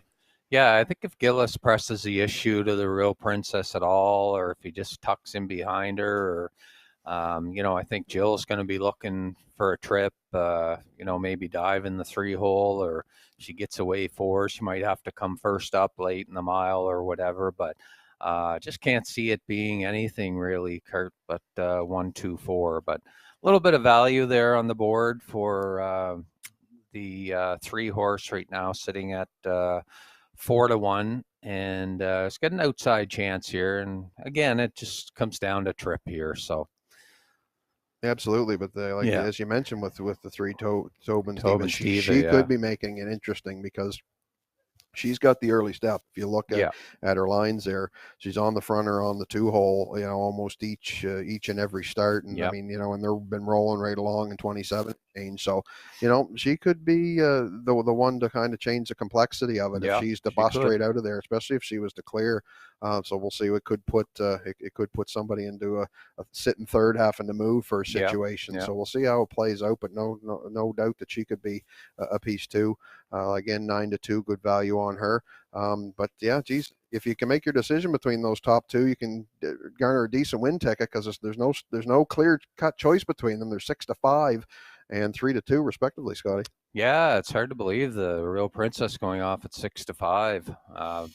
Shows the others getting a bit of respect, especially the 2, Cougar on a Tear, not far from being the favorite as well, 3 to 2, and Oars Terror is taking a little bit of money, but a lot of money, like you say, on Tobin Steve. She could kind of be the X factor in here, maybe, as far as how the trip goes too. So, it's definitely horse racing, Kurt. So anything can happen. But it's dropping now. The Real Princess has gone down to 4 to 5 here. With we're pretty much set to go here, but she's dropped down a little bit, and Cougar on a Tear now at 7 to 5. I just noticed the people on the fence, Scotty. Geez, it's crazy. We in St. John, are we in Charlottetown? Yeah, I know. I'll tell you, I haven't seen a lot of people lined up on the fence around these parts in this sometime like that. So that's great to see. Great to see the crowd out today, and the crowd's just as big over on this side of the track as well here out front. So it's been a great day of racing. Definitely for sure to put together a card like this is it surprised many, but we were glad we could present it. And most definitely. And it's been a great day, great racing, and we wish everybody luck here in the last race, 13th race. Last chance to bet on the 13th. The Maritimer Stake will be going to the gate here momentarily. And don't forget, we're back on October the 15th, the next card here at Exhibition Park Raceway, the MB Breeder Stakes Final. So that's going to be a fantastic day of racing in mid-October here at Exhibition Park Raceway. And following the races today, there's a potluck for the horsemen. So hope everybody has a great time over there. Certainly well-deserved. And a lot of people working on the sidelines putting that together. Kelly Frizzell and Courtney McKay, I know, was involved in planning it, and just great to see. So as we get set here with the Maritimer, starters are gathering on the backstretch for the final of the Maritimer, the 13th and final race on our card today. Gate is in position. Wings open, wheels are rolling. For the last time today, we'll send it up to the booth to track announcer Brock McEachran with the race call. Thanks, Kurt. Starters for the Maritimer in behind the gate from the rail out. We have the Real Princess, Cougar on a Tear, Tobin's Diva, Oars Terror, Can't Stop the Lovin', Ultimate Long Shot, Elm Grove Quest, Way Wide Mystical Gal for the money only. It's the Maritimer final. 3-year-old fillies. 10,000 is on the line. Second time they've reported for work today. Here they come. There they go, off and pacing. Inside, that's the Real Princess. She's firing out of there to her outside. Cougar on a tear. Into the first turn, that's the Real Princess. She has command of the racetrack. Cougar on a tear, left well now, will get second. On the outside, looking in, that's Tobin's Diva. Orr's Terror got away well. She's fourth. Caught on the outside, that's Ultimate Long Shot. Now backing up. Things unsettled en route to the opening quarter. This is the Real Princess and McPherson. They want the front. Tobin's Diva didn't have a seat. She had to create one, and she's now caught on the outside by the opening quarter, 28-1. It's the Real Princess on top. On the inside now, Cougar on a tear, getting the trip. Tobin's Diva's getting roughed up on the outside. Orr's Terror's right there on the cones. She'll stay in for now. Following on the outside now, here comes that's Mystical Gal following second over. They're halfway home, chasing the Real Princess under tight lines to McPherson. She was there 57-2. Quite the half for the Real Princess. Cougar on a tear right there on her back second. Toba's Diva's going the long mile on the outside third. Orr's Terror still locked up in there fourth. Second over Mystical Gal. Three wide from the backside. Here comes Ultimate Long Shot. Down the backside, it's still the Real Princess. On the inside, Cougar on a tear now takes second. Tobin's Diva tires three deep from the back comes Ultimate Long Shot. Orr's Terror still trying to get off the cones from fourth by three quarters, 127 flat. It's still the Real Princess on top, and she looks real strong. On the inside, that's Cougar on a tear. Ultimate Long Shot on the outside third, and Orr's Terror is fourth. Down the stretch they come. It's the Real Princess. She's undefeated. 2 starts in a day, no problem. Wire to wire, the Real Princess. She is the best. Second went to Cougar on a tear. Up for third, that's Ultimate Long Shot. Orr's Terror will be fourth. Time for the mile. Nice trip, 158-1. The Real Princess.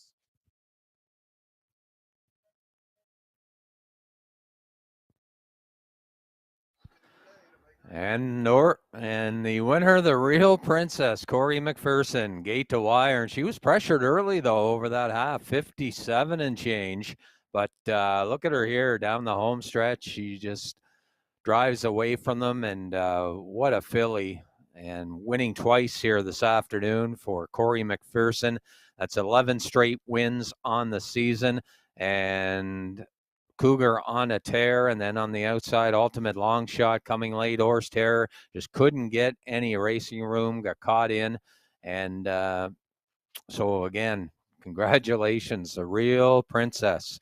Just a $10,000 yearling. And boy, has she ever panned out for her connections.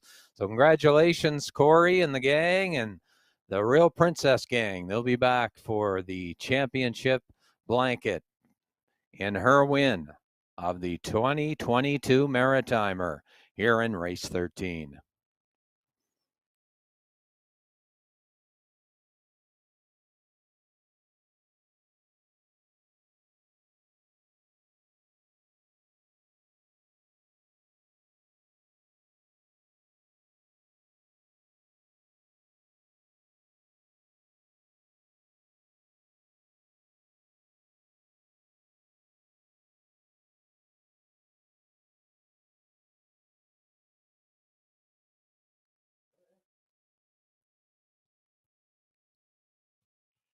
Now making her way back in front of the fans comes the nicest filly in the Maritimes, and it's her second trip to the winner's circle today, folks. It's the number 1, the Real Princess. She's a 3-year-old daughter of Source of Pride from the Art Major mare Devilishly Good. She's owned by Eddie Doucette, Blaine Thibodeau, Gordon McLeod, and Grant Main of Prince Edward Island. Eddie Doucette does the training.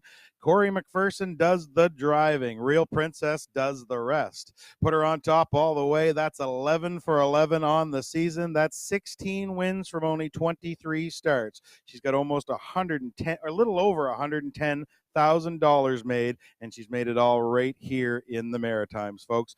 Very nice filly. I don't think anybody's been within a length of her at the wire this year. So the Real Princess, we haven't found the bottom of her yet. Not sure we're ever going to see it, but congratulations to the connections. Eddie Doucette, Corey McPherson, Blaine Thibodeau, Gordon McLeod, and Grant Main, and of course, the Real Princess.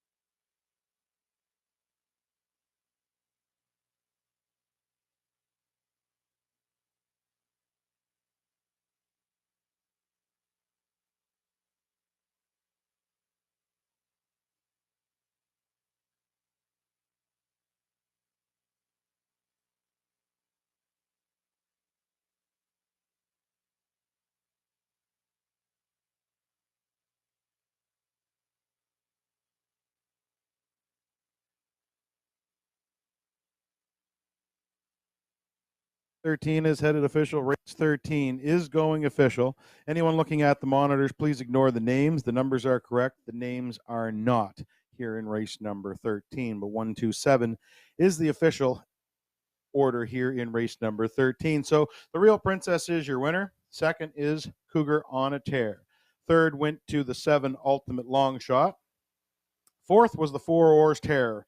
5 was the 6 Horse Can't Stop the Lovin'. Finishing 6th was the 8 Elm Grove Quest. Number 3 Tobin's Diva finished 7th. And Mystical Gal finished 8th. That's the top down on your program. Fractions for race number 13. The quarter was up 28-1. Half 57-2. 3/4 127 flat. Mile time for your winner number 1, the Real Princess, 158-1. We'll get you your pays here for race number 13 as soon as they are available.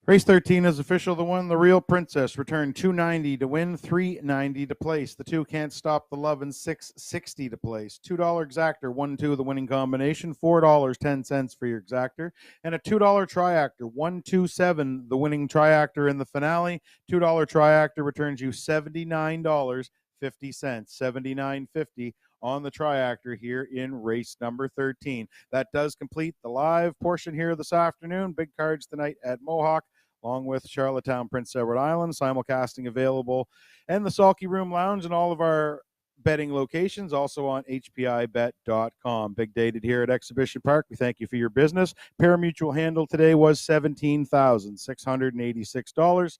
13 dashes. That was a pretty good day, folks. We do thank you for your support. Hope you're back here on October the 15th for the new Brunswick Breeders' Day. Hopefully a big day here again at Exhibition Park.